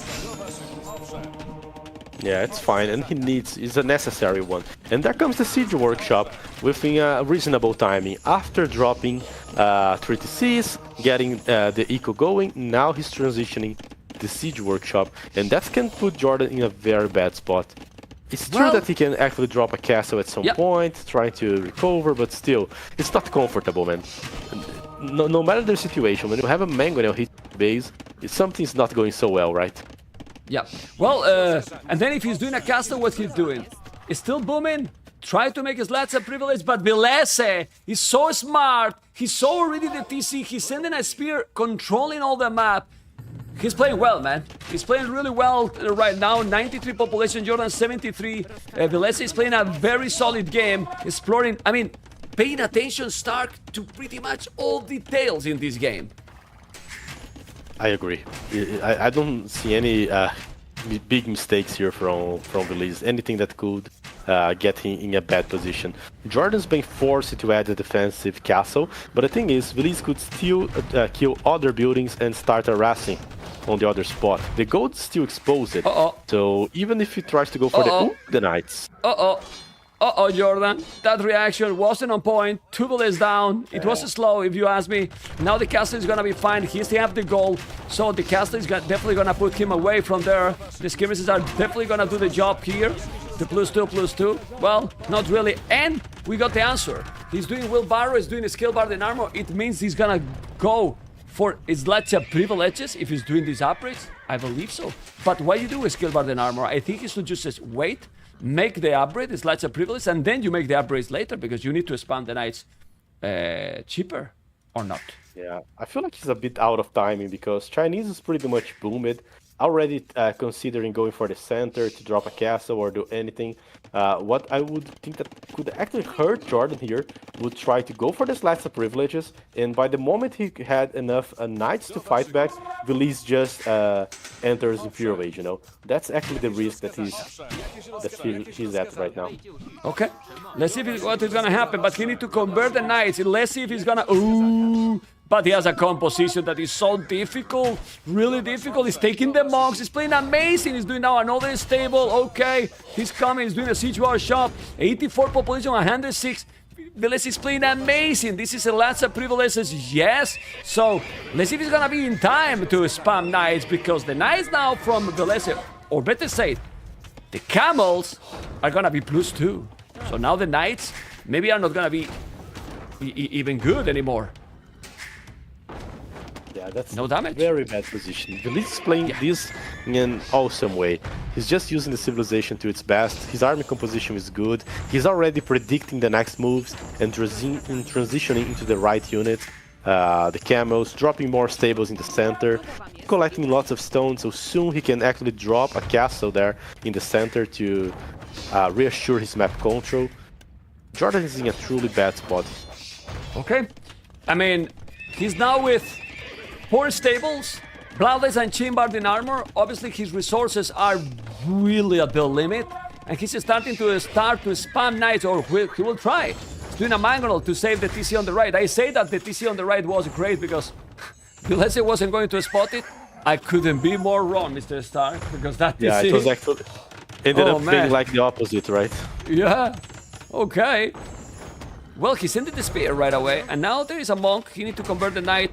The skimmer says you need to kill the monks. You need to micro those units. He's gonna micro. He's doing a good job now, but Villese is being on point. He's being a machine, and he's sniping all the monks to his opponent. All the monks. He's gonna repair the mangle, and now he's gonna hold. Okay, but this is the problem. He did lots of privileges, and since his economy has been really struggling, he only have 4 knights right now. And what you do with those knights? Try to maybe counter relieve some. I would try to relieve some of the pressure, try to kill the mangonel, even if I had to sacrifice a few knights to do that. But he's trying to counterattack, as you were saying. Okay, Jordan needs to get some good fights there, man. Yeah, but the problem is that now he has 15 camels. Who got the last privileges? Jordan or Villese? My goodness. So many camels he got now. It's so difficult, and those camels are +2, as you can see. He's missing upgrades with the economy. Okay, but he's fighting under the castle, and that's... Well, the camels just melt. No, Jordan! Terrible fight. What is this, man? Oh, man. Aye. Well, I mean... Okay, I have to play this.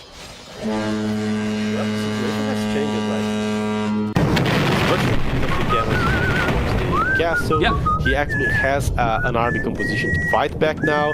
Spammy knights, a few oboch, but man, he actually need to get like one big fight and try to escalate from there. If you just keep getting like small fights and not being able to get out of his base, Villese can eventually even block his access to gold completely here by dropping a castle in the right position. Check the population, Stark. I mean, Villese population right now is insane. 26 villages more than double the army, about to go up to Imperial, having the hand card. Well, it's brutality, that's the perfect game. That's a perfect game. Yeah. Really good, man. So far, really playing a great way. Yeah, really good. Resources collected, by the way. I don't know if you have noticed, guys, at the bottom right corner that Capture-Ace has done some very nice update, and it has the resources collected there now. It has many good things there already. Also the rallies and how much gold collected. You know, this is the update that we were waiting for a long time, and you can see how Villese has 4,000 resources more, you know. It's an amazing upgrade for Capture-Ace. Awesome job by the boys, and it's beautiful. It's really beautiful. Anyway, Mr. Stark, this is 2-1 for Villese pretty much. Yeah, I agree. He's playing in a great way here. It's scary because like this was Jordan's map, So when you lose a map and something that you have prepared, it puts you down a bit. Like, oh, this was like my map. I was like, it was my obligation. You know, I had to win this one, and I'm actually losing it or letting my opponent have a better strat. So this is not great.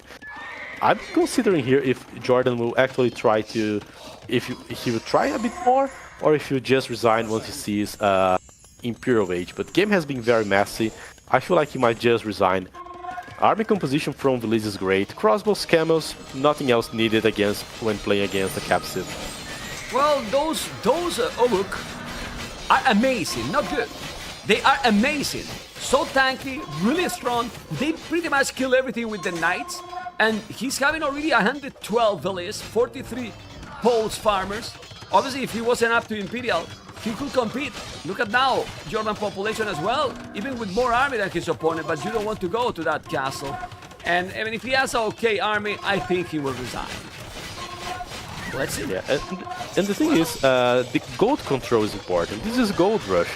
So Jordan is the one that was actually supposed to be controlling the map at this stage. So even if Villese was in Imperial Age, but Jordan was the one controlling the center with his cheaper army, then he could still play like even castle against Imperial Age if that was the case. But the map control from Villese is the one thing that is killing him as well. Not only the fights were great, but the map control is flawless there. Yeah, but it's crazy how with all this army he did, he's still able to go up to Imperial, you know? To be honest, he has a stone for a castle, it's over, man. Villese 2-1, 2-1. Don't think it was many mistakes. I think Villese just played flawless this game, honestly. He played Pretty really good well. game, Villese. High five, dude. No? No, okay. He doesn't move, man. I'm checking and Yeah, man. he's really unpolite, right? He's unpolite. Do you think we should punish him with the prize? Yeah, perhaps. Nah, As it's too down. much, right? It's too much, right? Okay. I mean, he's good. Stark is good. He's a nice guy, you know. I wanted to be, you know, kind of very strict admin and host, but no, it's good. Anyway, 8179 economy, 9,000 resources more when their opponent got poles. 9,000 resources more. It's quite a lot. Great game by Villese. And as I said, this is a map that Jordan was like, hey, my map. I need to win that one. Villese won his home map, but it's fine. I won the first game. If I just keep winning my home maps, I can beat 3-2. But as you said, you need to play like all the maps to win a close series like this. So he needs to win like one of Villese's maps. Villese's map the other map was Nomad. So Jordan still has Land Madness as his pick, and there's also Nomad. We can go to a 3-1 scenario, but that would mean that Jordan would lose another home. But I have faith in him. I have faith that he can actually tie the things and we can go towards a 5th game here. And now in Land Nomad, before entering into the game, what do you think is going to be there? The Land Madness, well, there's a pick for Jordan, which is quite a classic one, but we're not seeing a lot, which are the Slavs. The Slavs recently, in the last update, got their farm bonus boosted a bit. They have a bonus that allows them to collect food from farms faster. In the past, Slavs used to dominate. I just remember everyone saying, oh my god, I'm against the Slavs, I lost the game. Because the farming bonus was so great. And it's a very simple way of playing, you know, in Land Madness. Like, I'm gonna go scouts, and then I will try to win the game by messing up light calves, scouts, knights, perhaps adding pikemen. It's a very simple game. You need to win more and more map control, go to scatter it. It's not like a map where you can just turtle a bit and try to boom and wall yourself. You don't have this option. You actually have to fight for the control of the resources. So the idea for Jordan is to benefit from the farms. Villese has chosen here the Portuguese. He still had the Incas. I thought that he would use Incas for sure on either Gold Rush or Land Madness. No, he did pick Incas and is not using them. He's going for the Portuguese. The idea for Portuguese, super nice. Yeah, well, Portuguese and Slavs is the civilization. You see, this is why I like a lot that they are doing change, you know, balance and so on. It's the first time we see Slavs in the tournament. Obviously, the tournament has only 3 days, but we almost never see the picks at all, you know, with the Slavs. Do you think this 5% can really make them that strong? For sure. I don't recall how much was the initial farming work rate for the Slavs. If it was this 15%, if it was like 20%, but it feels like they're just basically reverting some of the nerfs they did on the past towards Persian, towards the Slavs, and now we are getting to see those civs a lot more. Persians were still picked on some scenarios, but now they're gonna show up a lot more, and the Slavs, well, man, they are nearly never picked, you know. Their farming is good, they have like great monks, but way better civs. But honestly, I never thought that the Slavs needed to be nerfed the farm bonus. It was the only bonus they had, you know. But is Slavs that bad? Because they just don't have the range units.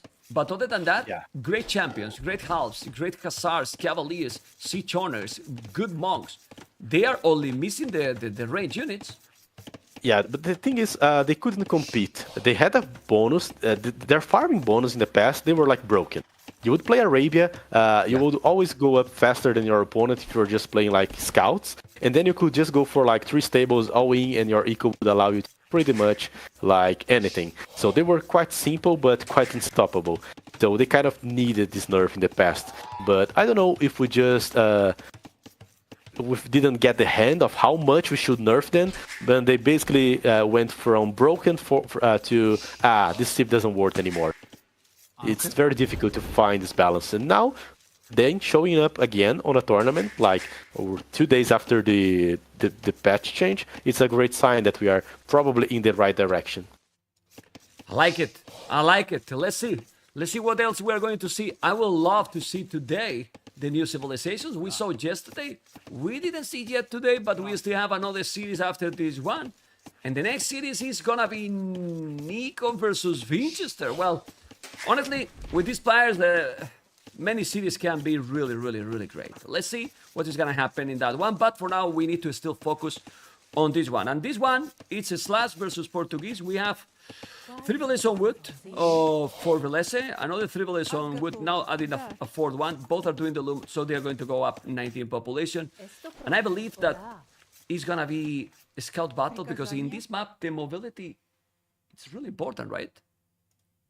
Yes, it is for sure. Of course, sometimes it evolves to scout battle, but some players might actually open range because different from like Gold Rush, your ranged units just don't need to walk like a huge distance in order to hurt the enemy.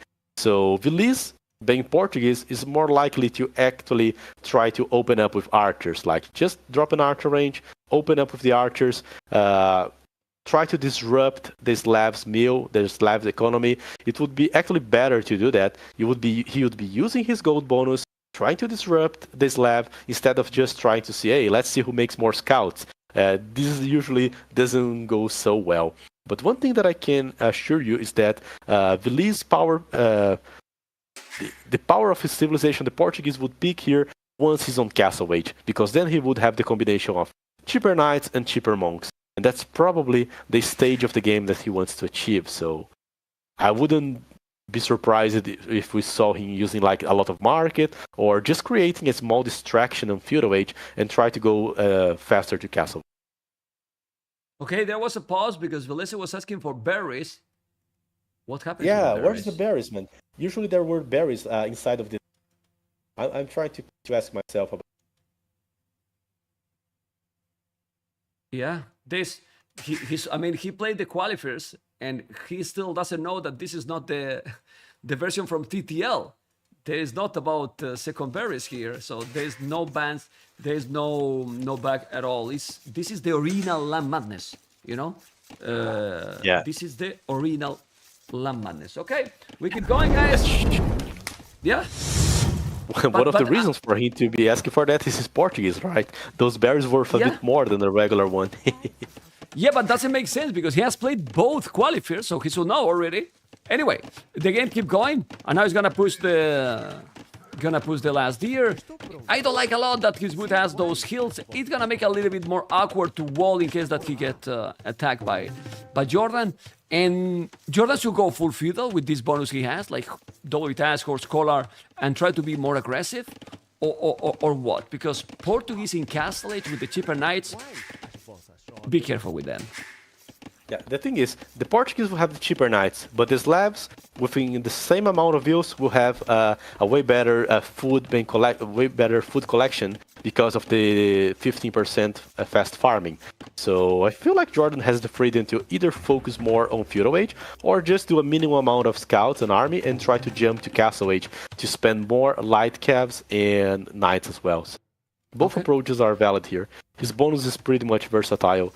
It's not like the market Saracen bonus, like when most of the time you actually want to use the bonus to push yourself to castle, you know. Nobody has explored each other yet, but they are about. And as you can see, Jordan find his opponent. Villese still didn't find his opponent. Though it has no horse color because he has no resources doing the stable, and they will go scout. Hopefully we're gonna see some good aggression, and I wouldn't mind to see a decided game in Nomad. I wouldn't mind. Me neither. You know? Oh man, a decided game in Nomad would be amazing actually. Really, really amazing. Okay. Remember that the Slavs also, if they can go for the long game, because this map you can have a lot of resources all over and you can expand. There's an upgrade that is being mentioned there in the chat that makes that the castles also cost a lot less stone and, well, some wood. So that can help with the map control in case that you don't have a stone. Well, many things, you know, that makes the maps very, very interesting, and a lot of things can happen. Still no horse collar for Slavs. I want to see horse collar, man. In this map even more, because usually there's a lot of aggression, and you can see how Villese did horse collar already, Mr. Stark. Yeah, Villese went for a more defensive approach. He did invest into the horse collar, but he also invested into the walls. So he's like, okay, I'm doing the horse collar, but not like I'm gonna suffer too much damage here because I'm investing. While Jordan is more like investing to the spearmen now. 2 spearmen already close to the berries, making more scouts. But perhaps there was room for horse collar. I don't know. He knows better.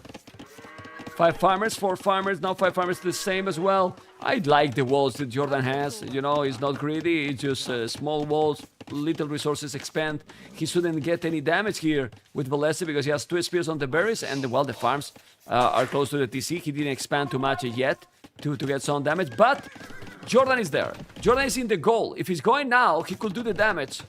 Villese is gonna be there with 1 spear. Why Jordan didn't send it yet? I have no clue, honestly. What is he doing with those scouts? Explain me, because I have no idea yet. It's not 4th and note. Now he's gonna go, and now he has the spears. Very slow there, Mr. Jordan. Yeah, now need to go back. I'm wondering if he was actually like waiting for the 50 scouts to arrive or something like that. He's trying to lure the spearmen to the hill to get a good trade, but nah. Ooh, Villese down probably on the archery range. He's gonna make a quick wall. No. He lost 1 scout, okay, but Villese down. So a small lead here for Villese. Now he's gonna go with the blacksmith, archery range, and well, I have to tell you till now, I don't know what is gonna happen in this game, but today I have seen the Villese that we usually see in tournaments, because he got a lot of problems in the qualifiers. Also, he lost in the first qualification, was one of the favorites to qualify it right away, and I'm not sure if he needed 5 games also to qualify in the second one. He got problems, you know, more problems that he usually should take to qualify in the tournament, but today he's playing very solid, Stark. I agree. Today he's just showing why he did it. On the second qualifier, to be honest, he actually swept everyone. He dropped like 1 game only to Overtaken. He killed everyone 3-0 and Overtaken. In the last one? 3-1. In the last one, yeah. Okay, I forgot. Too many games already. I know that he had to go to the last qualifier. In the decided was also domination? I don't remember, man, honestly. It was 3-0 against Capote. Oh, it's true. 3-0 against Capote. Well, I don't remember. Yeah, I don't remember because I didn't watch it. I think there is a hole. There's a hole, man. And that, well, he was playing smooth till now. And now he's gonna lose at least 2 Villese. He's gonna take a 3rd one. And this is exactly what you want to do if you are going that heavily on scouts, Mr. Jordan. Mr. Stark. Oh my god, but Jordan was being greedy there. He wanted to go for a forward tower, but the timing was not so great. He's doing Fletching, he's going to lose. Look at those villages. He has to be careful. The multitasking here is not on point. But he's gonna bring the scout. He's 9 scouts. I mean, with 9 scouts, you just use the villages to attack the spear, and the scouts kill everything else. I mean, seriously. Yeah. It's He too can do many. it. And the thing is, Wow. he's going forward with the Vils, so he can drop a tower. And the thing is, Villese might be in trouble because if Jordan drops the tower on the gold, Villese is forced to drop the tower on the gold. But if Jordan sees that, he says, "Oh, you protected your gold. Okay, I moved and get your wood." Yeah, the wood or the farms or whatever. He has good amount of army, more army, 3 villages more. Okay, he has to be careful. And now he moves. Where he's gonna move? Exactly where you say. Oh, Menstradamus, no, Starkdamus is gonna move there. He still have a good army to stop this. Like he has skirmishes with Fletching. He has a scout, a lot of scouts. And Jordan has 10 population more. Well, the cities are being really nice because we see completely different games. And this one, now Jordan going, again, very aggressive. It's a new Jordan, man. Seriously. And now he's going to take the wood line. As you mentioned, the wood is... Oh my god, the tower is amazing. It's amazing tower here by... If he's doing, of course. But he will do it, man. No, He this has tower is perfect, man. He still hurts the gold, The gold and he and the denies wood, the man. wood line. Like this is the kind of tower where Villese should say, "Man, I need to commit to this fighting." But he's just losing so many army to Jordan. KD is reveling in his favor that No, I don't Nomad. know if he'll be able to get it down. No, Nomad game. Nomad game, we want a decider. We really want a decider. And this is a brutal aggression here by Jordan. He need to micro the skirms. He has the tower. Bill is inside. And now how you stop this? It's a crazy aggression here. Our population is similar, but the wood is bye-bye. The gold is bye-bye. Everything is bye-bye right now. Well, he has another wood in the south. Okay, he's holding somehow. Wow. Really wow. Great stuff. Oh, another Trying to tower. adapt. He might have He's trying to stolen. adapt. He's going for the market. He's going for the stone. He's trying to buy himself some time. But this game just feels like to be going exactly the way that Jordan is expecting it. Forcing Okay. up more scouts. He's being able to use those. Well, now Jordan just need to go Castellage. You go, and he's about to go. Oh, well. About to go up to Castellage. He has 1 villager more, but he also has Wheelbarrow. So it's 4 villages more army. He forced him to delete few farmers. He has a huge advantage. Not a big one. In my opinion, a huge advantage. I don't know if you agree. I completely agree. In that scenario, the one thing that Villese is doing that's good here is that he's being able to keep his villager. Okay. It's Stark gone? It's Stark gone. Stark is gone, amigos. Okay, we're still going. And he was going to say that he still keep the village on. You know? He probably got a drop. I was having some problem with that, but it's okay. He will be back when he can. And he's gonna take those villages. There's so many villages killed here. He gotta be careful, okay. And hopefully he's all good. Maybe, you know, Brazilian storms. So let's see. Let's see what is going to be here. But we have everything. Yeah. I will wait to see if he's gonna be back or not. But guys, he's about to be Castellage. We have the scout and those skirmishes. He need to go back. Down those scout and archers. Not gonna be an oath either. And the question here is he gonna continue the game when he see that his opponent is in Castellage? I think he's going to quit, guys. I really think he's going to quit. Probably. He's doing another tower, but the timing and the momentum. Oh, he lost some army, but he's gonna make a second stable. Skill bar in armor, sticking another. Yeah, the castle is crucial, and well, it's definitely big problems here for. Okay, let me just check if he tell me something on. No, he dropped it. He clearly dropped it, and double stable. All right. Yeah, let's see the reaction for the players, but I think he might call it. No, he's still going, man. Well, it's a tournament game. He has Portuguese, that is a great civilization, but he's still not tapped. So he's doing more towers because he's about to click up to Castle Age. And he has a lot of towers. Okay. Spears and skirmishers. You gotta be careful now, but he's gonna spam knights. He should do monastery probably at home. Don't think the siege workshop is needed. These two towers did a massive damage, but now he need to find more spot to do damage. It's too many still to Castle Age. He can do a lot of damage now. Yeah. He doesn't have resources to make Chainbard armor, but I believe that. Yeah. Just kill the archers, man. Just kill the archers.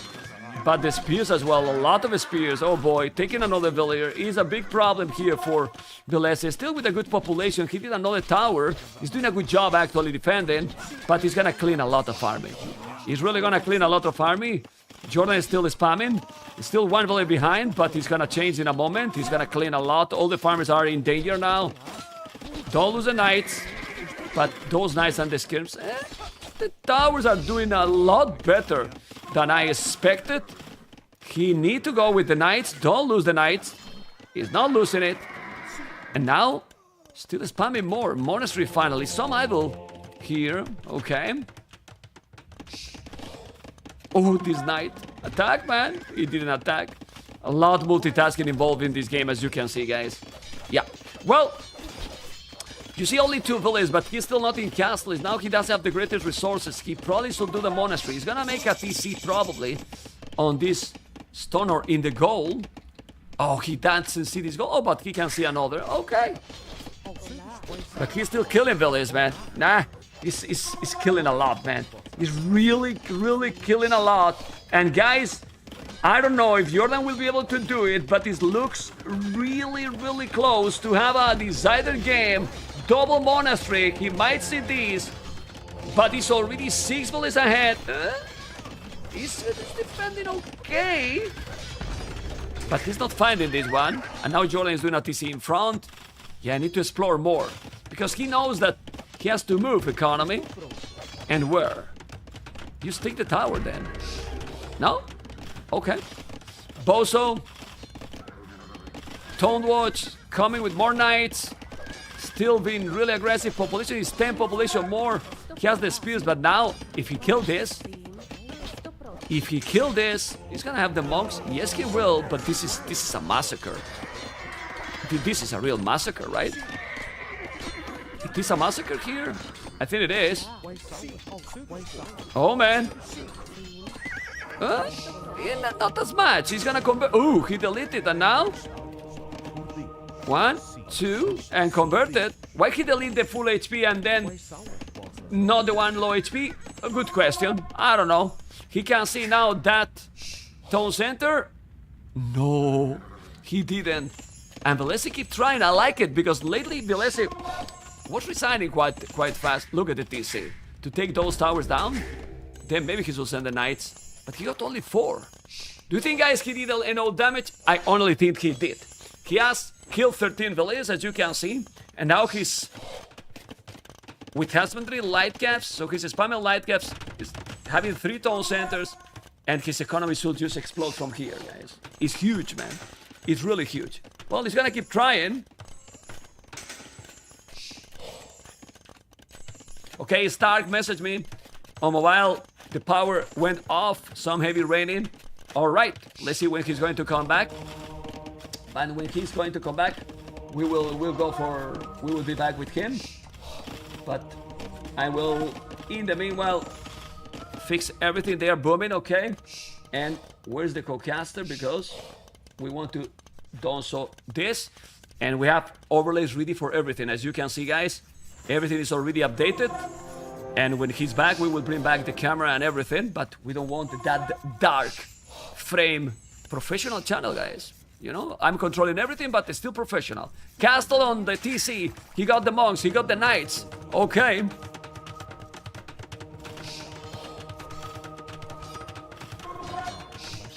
Now this is oh, the light gas.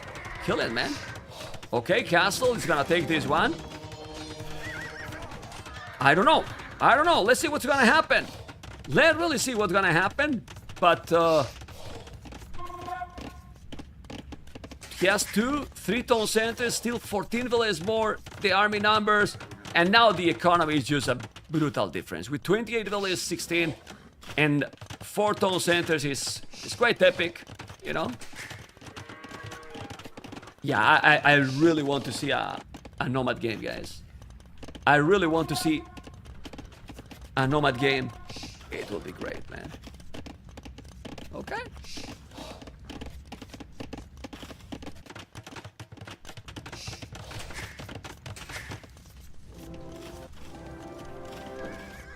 Yeah, now he's doing heavy flow. The game is slowed down, but obviously Jordan doesn't need to attack anymore. He wants to go for the heavy economy because he knows that he's heavily ahead. So why to take a risk? Oh wow, now he's attacking here. Okay. He can kill those. I'm very surprised that Villese didn't call it because he's usually calling it in much closer situation. Nah, but now, what? Kill it, man. Got all the life gaps. Nah, it's impossible. It's completely over now. He's just killing all the monks. He has just one monk, one knight, 69 villages. It's true that he still have a decent boom, but that is gonna be down.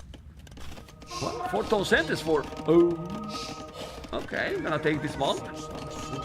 He will. No, he didn't. Still trying to attack. Yeah, and Jordan is paying attention, rating. Ladies and gentlemen, we have what we wanted. We wanted a close series, and we have a close series. Decided game, guys. Decided game, which is amazing. Really, really amazing. It's gonna be great, guys. It's gonna be great, absolutely. Statistics, military. Well, Jordan went very aggressive. He did towers. Aren't you happy to see that Jordan is playing this one completely different than what we're used to see him? He's playing really aggro today, especially in the match that he could do the job. And well, he won playing very aggressive. Thank you so much for the sub. Really appreciate it. Okay. And he won with Slavs. He won because of the new bonus. I don't think it was the bonus, you know. I just really think that it was just the strategy pick, you know. But still. Anyway, I'm going to play an ad now and check what it can be because there's only one map, guys. And it's Nomad. I would love that Stark is here for Nomad, but he does have the power because he will definitely help a lot. So I will try my best, guys. I will try my best. Being lonely. I feel lonely now, guys. Anyway, well, not lonely because we have how many viewers? A lot of viewers, right? Oh man, 3,000 viewers. Also on YouTube, we have over 600. And man, it's awesome, man. It's really, really awesome. And I want to tell you, thank you so much, guys. Thank you so much because I'm not gonna lie, you always are when these kind of big names like the Viper is gonna come back, you're gonna be like, man, is people gonna watch the tournament in my channel? Because let's be honest, he's a legend, right? And you are here, guys. You are here. Well, thank you, guys. Awesome. Really, really awesome. Really, really amazing. And now we're gonna go for Nomad. Jordan versus Villese. Oh, Koreans and Vietnam, you know? Korea and Vietnam. What the hell? Villese with Korea and Jordan with Vietnam. Vietnam, you're gonna know where the TC is. They have great bonus, but is Villese gonna go towers? Gonna go castle and war wagons? Man, you are a legend too. Well, I hope so that I'm okay.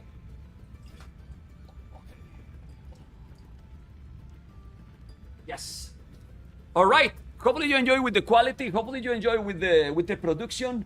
Remember that I'm controlling here, but we have Rainbow, Crasini, also Akame with the graphics that is updating everything. So a lot of people that it's is there, you know, and yeah, all the support. Remember that we're gonna be gathering during this tournament is definitely to cover the cost, expenses, and to try to increase the prize pool mainly for the qualifiers. Okay, just to let you know.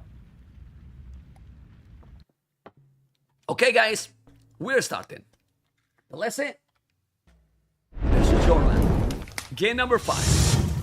Decider. Let me just switch the cameras. And we have Korea, Villese, Jordan, Vietnam. The TCs are far. What this means?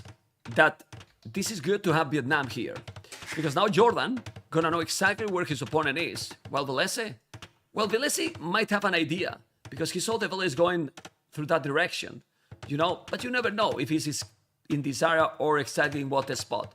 But you might know that definitely is not at the bottom. It's in the north. Yes, somewhere. Right? Then, the dog is also close, which I like it. I would say that I prefer Korea for this map. But decisions matters a lot. And the experience both players have, which is also very high in this map. This one is map picked by who, guys? By Villese. Okay?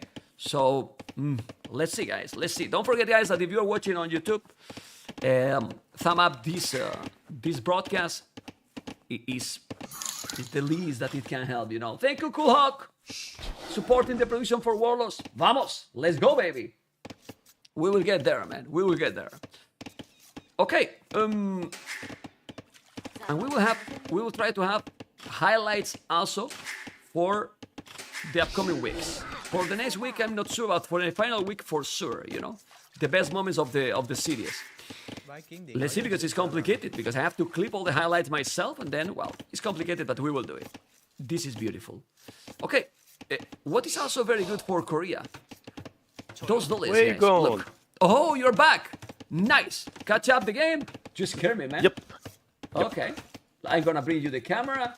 Welcome back, amigo. I'm gonna bring the camera from Mr. Stark. There you go. Here you are. And well, decided game. You didn't miss too much, because when you drop it in the previous game, Jordan has already the big lead. And Was dominating. I honestly didn't know how Villese could actually pull that back, so I guess he couldn't. no, he couldn't. He definitely couldn't. And then the question here is, Mr. Stark, would you prefer here Vietnam or Korea? Because we have seen always that the TCs are very close. Villese doesn't have an idea where his opponent is. But Jordan has the bonus, so he knows exactly where his opponent is right now. So, to be honest, what do you I think? guess Villese knows. As you were mentioning, he saw the villagers going towards the top. And if you go to Villese's point of view, there's a gold. He knows there's a gold there, and there was a boar next close to that gold. The boar is not there anymore, so he might not know the exact location, but he knows the TC is on the top corner of the map from the Vietnamese. And by the way, Villese is already with a TC on the stone. That should mean something, right? He's probably gonna try to win the game in a similar way to what ViVI did on the previous series with the unique unit. There is, of course, some stuff that are different. The wagon from the Korean, well, it doesn't need redemption to be converted.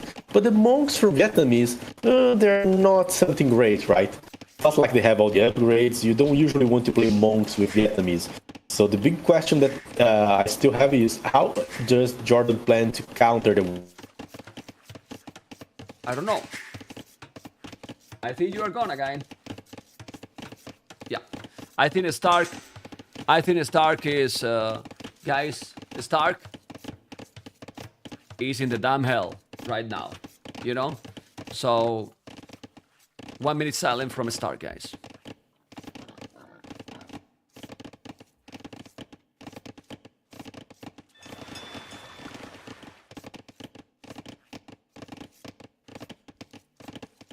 In honor to Stark. Let's keep going.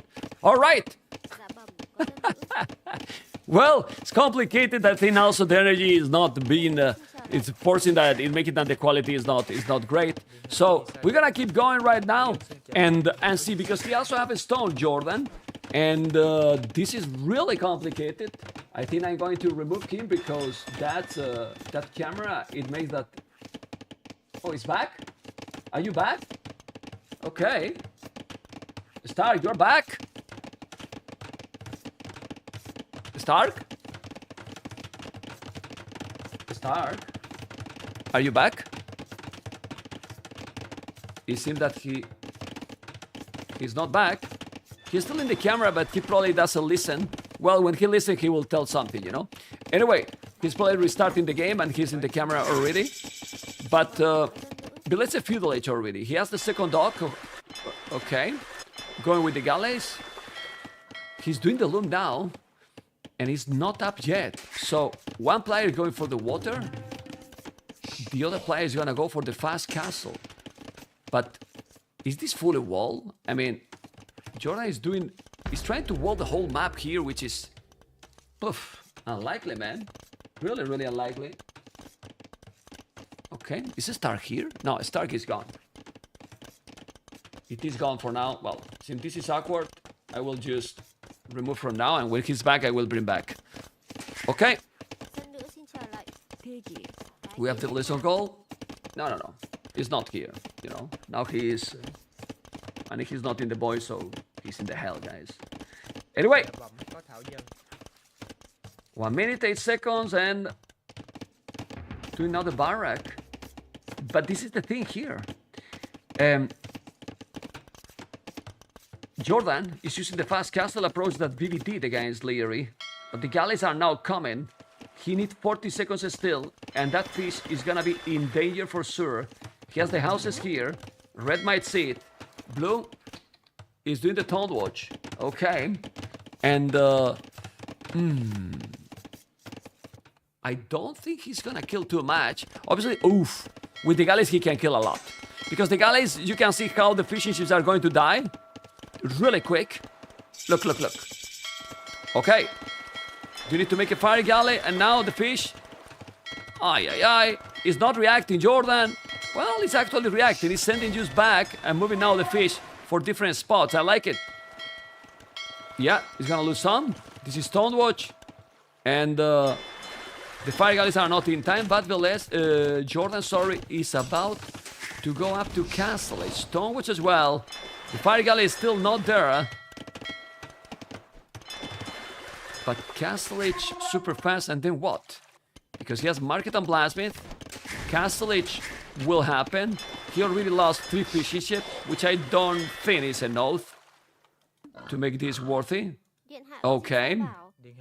This Villiers, you have to be careful. He's up to Castle Age, guys. Go. Sell some food. He has to sell some food. Okay. He's on the way to Castle Age, guys. But Villese doesn't have bad resources at all. He's doing the market too.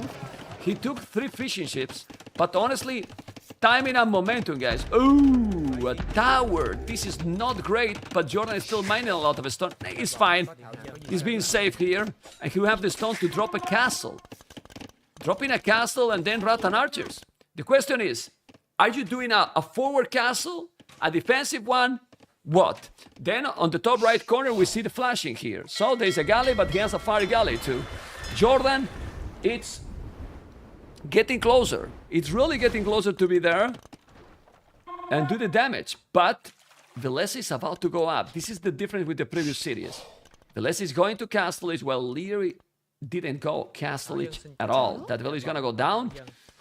And you don't have enough time, I believe, to do damage. It's 1 minute 30 seconds, but you need to build a castle, then make Rattan Archers. Well, now Blue is mining stone as well. Oh man, you need to go forward. Like, you need to go forward, but he has 5 archers. He can't go forward. He will have to do the castle probably here, in this area. Yeah. Well, he has a tower, so maybe do the castle at home. I don't know where Jordan is gonna make it. Certainly don't know. Anyway, let's see. The game has been great, and it's been more great here now.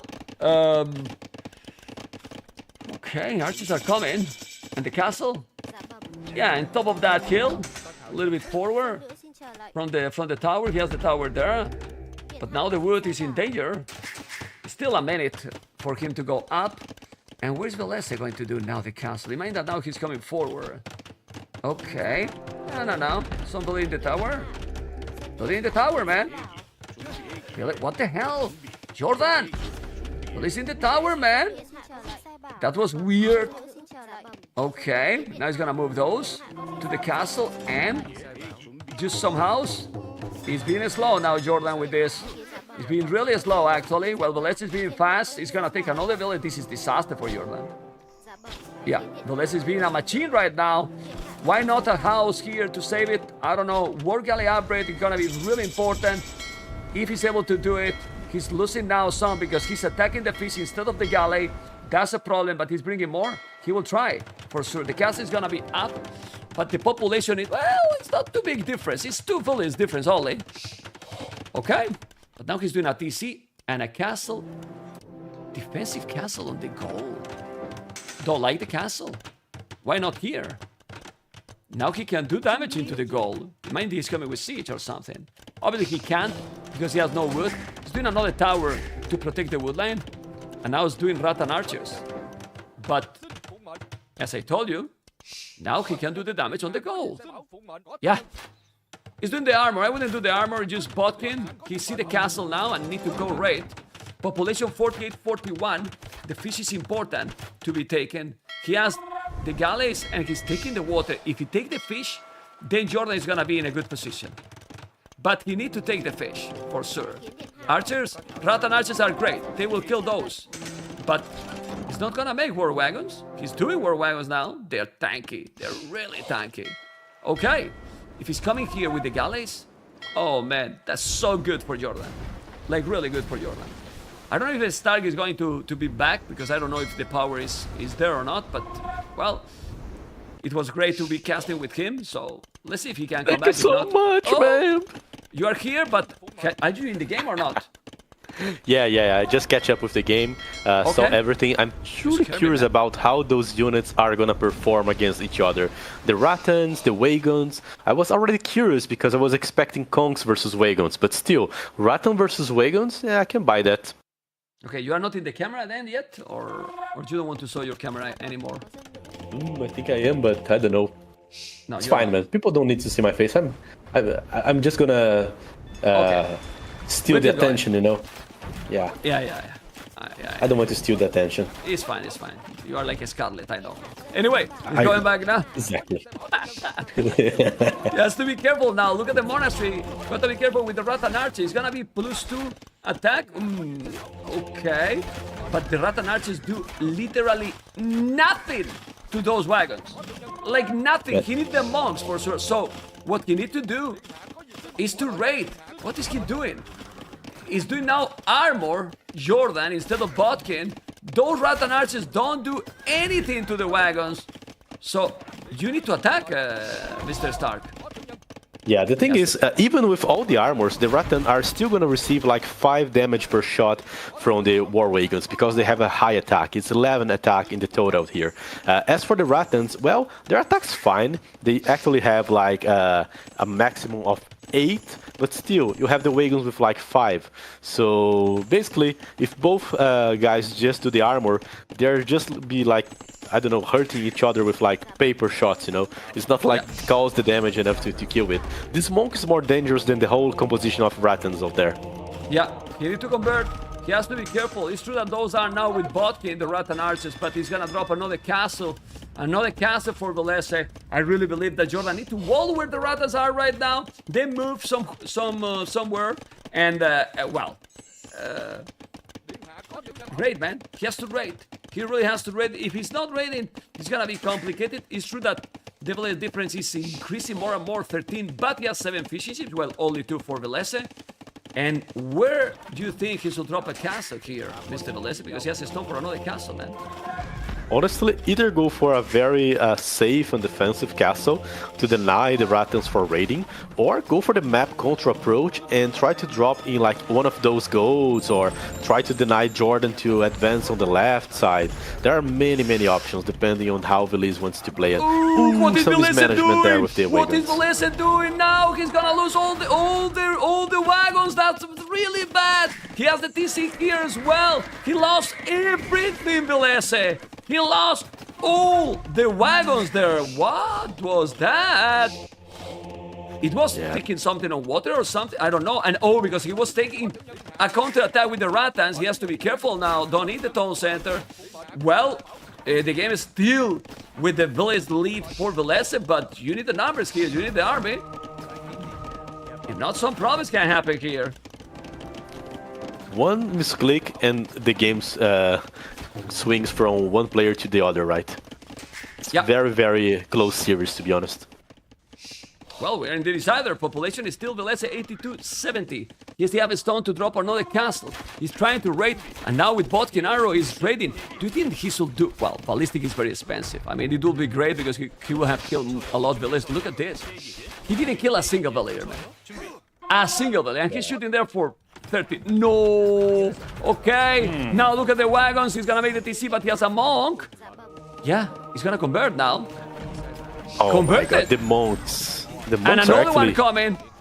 Oh man, if he converts here, it's gonna make... Oh man, Jordan has no more army, more wagons, basically almost like his opponent if he's still like this. Oh my God, killing quite a lot. Well, as you were talking before, this is not...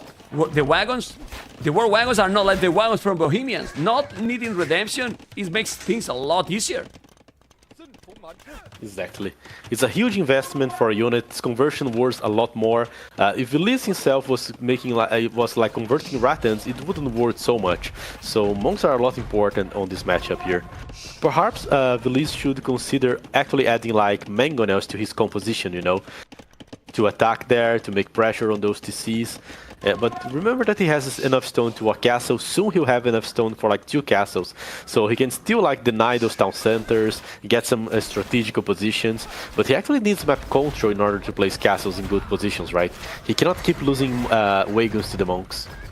Yeah, and now the wagons with Rat and Archers is a different thing. I think also the siege for Jordan is a must. Siege might kill the wagons here. He should do the mangonels, man. If you do a few mangonels here, you might do the job. Villese difference is still big difference in favor to Villese.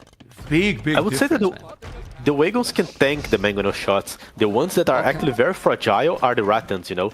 So I would say that the mangonels for Villese would actually be a huge move. He's going for a tower. That tower is great. It gives him some freedom and some control there to then drop a castle and deny that gold. If he's doing, attacking. Exactly. Yes, he's attacking the Village now with the Ratans. I like it. If he killed all them, he's gonna make it.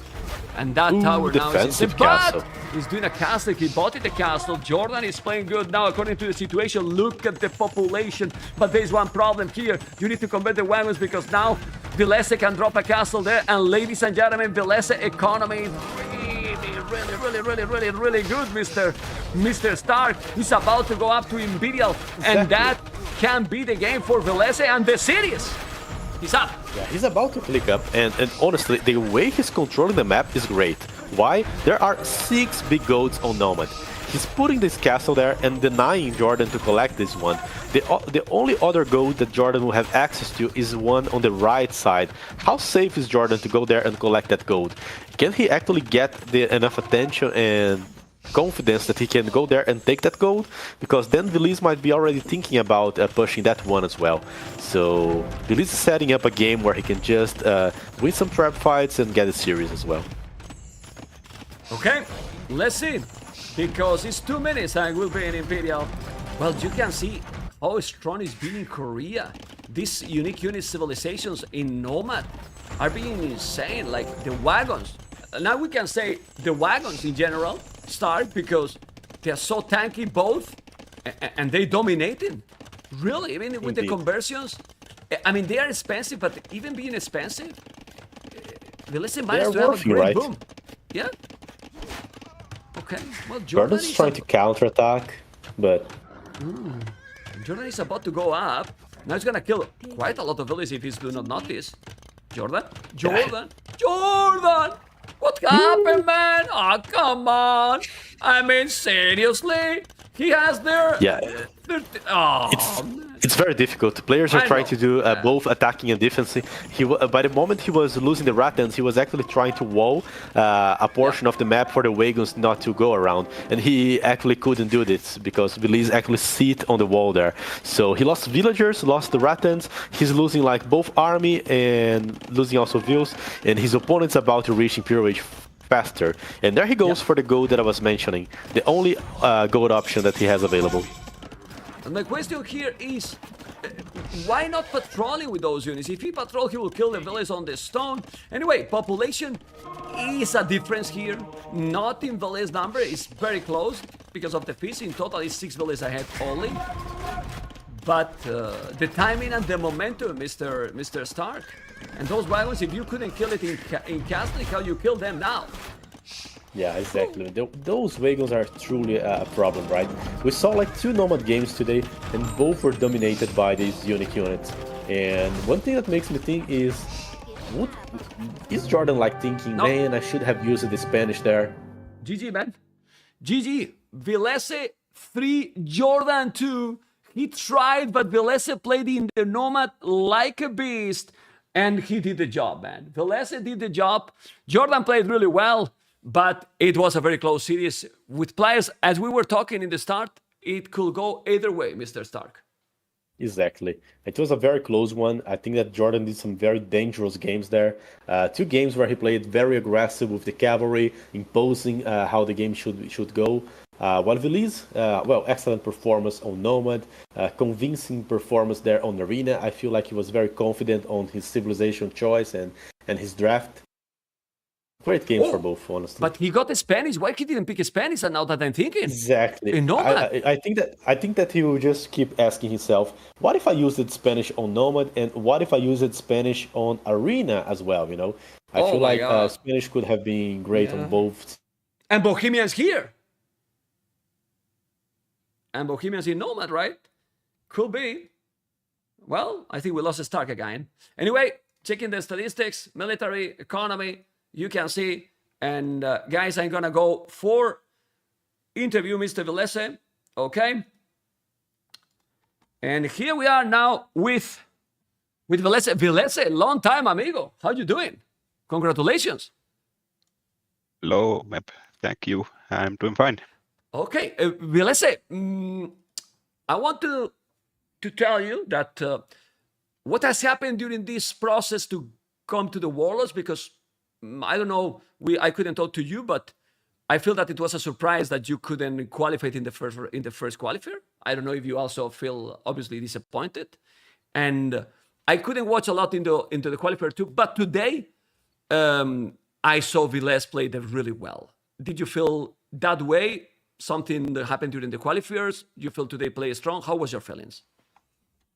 Yeah, I think I've been playing better in the second qualifier and today. The first one I was a bit unlucky to get hard because he's always seeded so low since he doesn't play tournaments, but the second time I qualified, so good to be here and I'm playing better. Okay, and today, you expected this close series against Jordan? Yeah, I expected kind of close series. He always prepares for his home maps and he's a strong player. It has been a while now. We will talk about the feelings being on a main event and top 16 and what is the goals, but we can talk about the maps in general. Did you feel today, are you feel happy today with your performance, or you think that there has been some mistake that you can do it better even? I think I played a bit sloppy, especially last game against the Monks, and in the Portuguese game as well. I played kind of sloppy and lost it from there. We can analyze, for example, the games. Japanese Mongols in Scandinavia. It's kind of hard against the Mongols in that map, right? Yeah, there's so much hunt. I tried to do something with Rush, but that got too big an army. They need a Castle Agent. Okay. And then your preferred map, Villese, Arena. I mean, what was that? You cannot come to a $50,000 tournament and then kill that fast, man. We want to see Arena a little bit longer. I mean, you converted everything in the first attack. Yeah, Teutons are just too strong in Arena. Okay. Like, you feel especially confident in Arena. You always try to pick Arena if you can. Is that correct? I mean, we don't want to spoil, but it's what you do. Yeah, I do. I like playing Arena. And I think I've been getting good results, so why not pick it? Yeah. Well, then, I think, in my opinion, the game that you played best in the series, I don't know if you agree, is the third one. Chinese versus Pole in Gold Rush. I don't really recall a mistake there by you. Yeah, I think that was the cleanest game of the set made for me. So, and I think Chinese is very strong on Gold Rush, especially against Poles. So it was good matchup, but well played by me too, I think. Okay, and then do you think? I mean, what was the problem in Lamb Madness? Is his labs now a lot better with the recent patch? They got a small buff to the farming, but I think I didn't really make enough arm. He had so much more scout and skirmishes than I did, and then he just got map control with towers. Yeah, also, did you expect Jordan going that aggressive in that map? I didn't expect, personally. No, I did not expect the towers. I saw them early, but couldn't react in time. Okay. And then in Nomad, these wagon civilizations, Bohemians, we were talking also, I was with the Stark. Were you surprised that he take Spanish and didn't pick Spanish at all? Yeah, I was expecting him to be Spanish, but maybe he feels like Koreans counter it, and that's why he picked Vietnamese, but Koreans also counter Vietnamese, so I don't know. Okay, people want to know a little bit more about you, and me too. And then I want to ask you about the preparation and about being in the cameras again. Are you feeling more confident, more calm when you go into these events now that you have been in many of those? Or there's always some nervous when it comes to the first series? I definitely had some nerves coming into this and felt a bit nervous. I think it will be better in the next matches, hopefully. Okay. Any preference for the next opponent? Do you know who potentially you can face? I think I'll face Viper. Easy. You usually take. It's not the first time that you face the Viper and that you take him in group stage. Is that correct? That's correct. Let's hope I can do it again. So you are going for the Viper. Yes. Okay. Guys, nothing else we have to say, right, Villese? You said everything. You won today, you feel confident, and you go for the Viper. The Viper is waiting for you as well. So, Villese, thank you so much, and good luck against the Snake. Thank you. Bye-bye. Take care, man. Guys, this is Villese, you know, and he has said a lot, as you can see, and confident. I think more confident than back in the days for sure. Hopefully you have enjoyed the interview. You thought that I wasn't going to be able to do it? Obviously we are, man. Obviously we are. And thumb up if you like it on YouTube. Okay, I'm going to go to... whoa, Stark cannot even say goodbye, I believe. Yeah. Sadly, Stark has problems. You know, guys, that we always love to say goodbye, but he has problems with the connection. And guys, do you like the interview? I love Villese, by the way, you know, and we have met in real life, and I think we get some nice interview. Stark is a great guy. He's a great co-caster. Remember to follow the channel, you know, And now we're going to have Vinchester versus Nicov. Thank you for joining, guys. We love this game. Tomorrow we have 4 cities. It's going to be brutal. I will take a small break, prepare all the next cities. And let's keep going. Survivalists will join me now with the co-cast. Stay tuned, guys, because we are coming back very soon.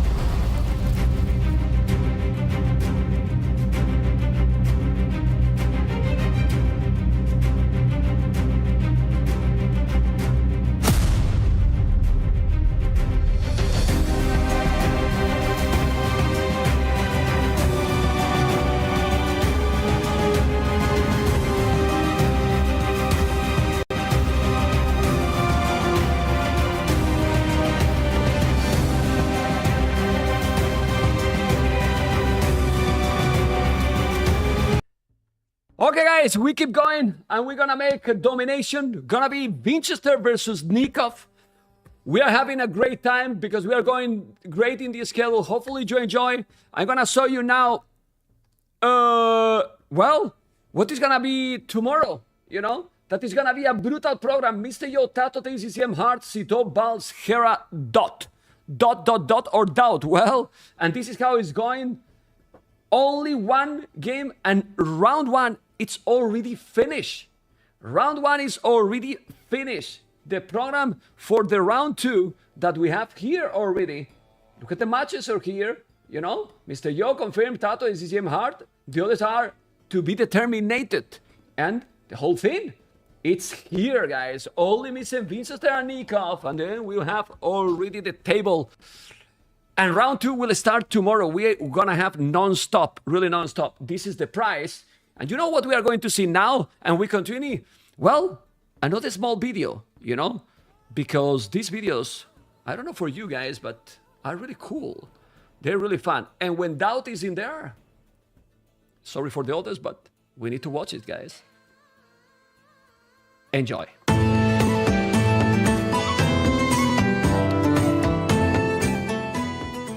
If you could choose, would you rather win Warlords or King of the Desert? I'd rather win both. If that's an option. Well, King of the Desert happened already, right? So I cannot win it anymore, so I'll settle for Warlords now. Show me the prize pool, then I decide. Like, there's both answer. Like, it says to determine both of them. Honestly, I prefer Warlords, but like if QTD is 1 million and Warlords is $10, I prefer like give me the prize pool. Same answer as Doubt. Copy paste. But I think Warlords is more like it gives more prestige because it's many different maps. Arabia is just Arabia, King of the Desert. Both give me the prize. Yeah, I mean, assuming the price is not a thing because people are just gonna go for that, as these very basic men are showing. I actually think KOTD is more prestigious. I don't know. I feel like the name has been around for longer. So when you win KOTD, people always remember that over Warlords, I think. But I think definitely Warlords shows more skill than KOTD since it's more maps. So if not for Age of Empires 2, in what other game do you see yourself competing on a high level? Is there any other game with the market? StarCraft doesn't kill market. AoE4 got the market. That one done. But nobody uses it there. Well, probably AoE4, I guess. Yeah. I mean, all of Age of Empires games. Like, I used to play StarCraft 2 also at very solid level before I returned to AoE2. But yeah, I think AoE4 would be my... If I can go Age of Empires franchise. You mean nowadays or when I was in my 20s? No, it's a little late for that. I don't know, I used to play a lot of CS back then, many years ago before AoE. And I guess I would just give it a try instead. I'll probably choose Dota 2. I started playing that a few years ago. I got good really good. And I mean, I got good really fast. And I kind of like the game. It has very big prize pools too. That would enjoy that. If you're that good, why are you playing AoE2? I got good, yeah. I wasn't good enough. So, yeah, I think it would be Dota 2. I think for me that ship has sailed, right? Like now it's too late to switch. But before, All of us. like I used to have the option, or like I could have gone pro in League of Legends, but I chose not to go for that because it's a little different, right? It's a team game, so I can't just rely on myself. But yeah, now it's only AoE or nothing, I guess. I like how everybody said their ship is sailed, except me, and I'm like 10 years older than all of them. I still believe. Your ship has sunk. I am like on the bottom right now. It's so far gone. The only thing you can say is to hope it comes back. But I still lie to myself. I'm like choosing against in my mind. Like I'm already playing StarCraft. Okay, man. Who do you think is going to win Warlords 2? Probably Hera. Was the highest chances. Followed by Viper. Yeah, I mean, the safe choices are always Hera or Viper right now. But I think in this particular tournament, it's quite easy for the favorite to lose, just because there's so many maps that you can prepare on. It's very easy to get strong on one map, like I don't know, Black Forest or whatever it might be, and just would you win that map, and then it honestly is very close. Like you're very close to upsetting a, let's say, better player, right? So obviously, I think just blindly, I would always say Hera Viper. But I think if there's one tournament to have big upsets, would be this one. I don't know. Like the maps are so varied that I think a lot of people have potential to win. Obviously, I'm gonna try myself. I changed a few things, and I think I'm playing pretty well now. So maybe I can go far, but I think there are a lot of contenders for the title in this. Well, if it's confirmed it's played on new DLC, I would favor Tato maybe the most. I mean, obviously we all can say here Viper, Sky is kill, but if new DLC, it's all fresh, tournament is done in like 10 days or so, you need to be creative and you need to think every round is different meta basically, because meta will be switching quite fast. And I would say Tato. Okay, so you're telling us we should ban his civs. We should ban the new civs against Tato. There are balance changes, Noted. like Japanese killing cavalry archers, gold for there's so many changes. I ban Japanese as well. Kels got the last arm on the. Want to share some other strategies? That's you useless anyway. They're camels. Let out half Kels and kill himself with them. Well, Saracens with the better camels and market, that's it. I'm unbeatable. Wait, there's a lot of changes I didn't even know about. Well, That's there you crazy. go. I lost. First to go out.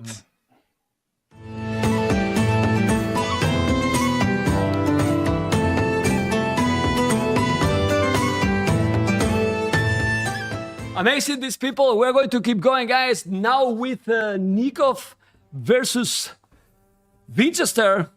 And we're going to have a new co-caster. It's going to be here with me one more time, like pretty much in all the tournaments lately. And survivalist with a different background because you are in Japan, amigo, and you wake up very early to cast this. Yeah. How you doing, amigo? Hey, thanks for having me. Yeah, I got up at like 3 a.m. and I watched the last set. Now it's 5 a.m. But, it's always early when I come on, right? I don't know.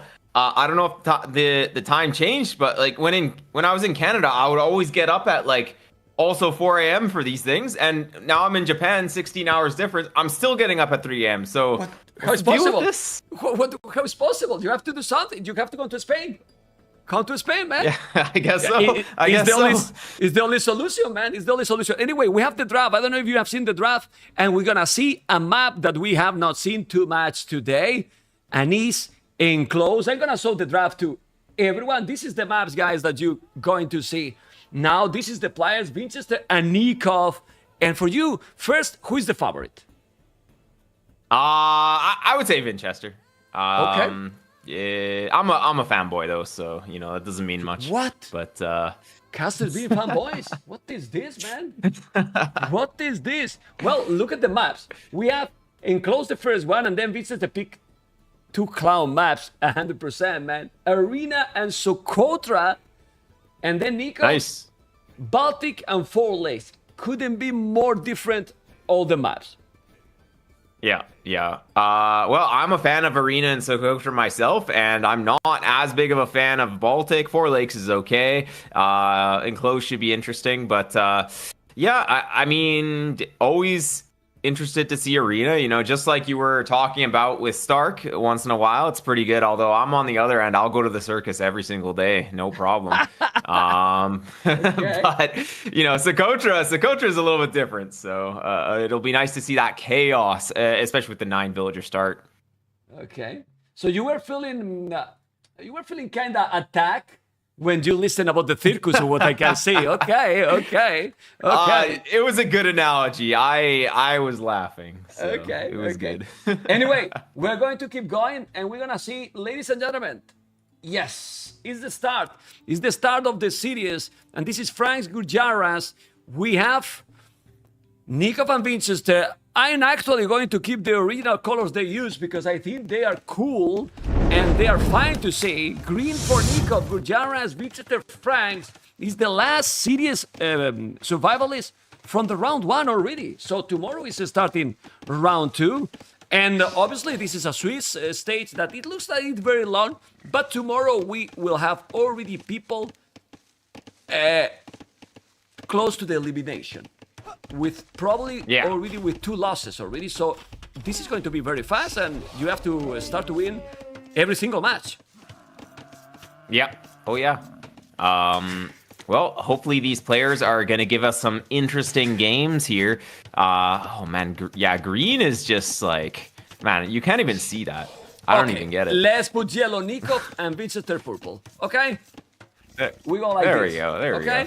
Nicov as a yellow, Vinchester as a purple, because he's also a very nice contrast. Are you more happy now, survivalist? Okay. Now you're There happy. we go. Yeah. Okay. Yeah. And in this matchup, Gujaras and Franks, what do you prefer personally?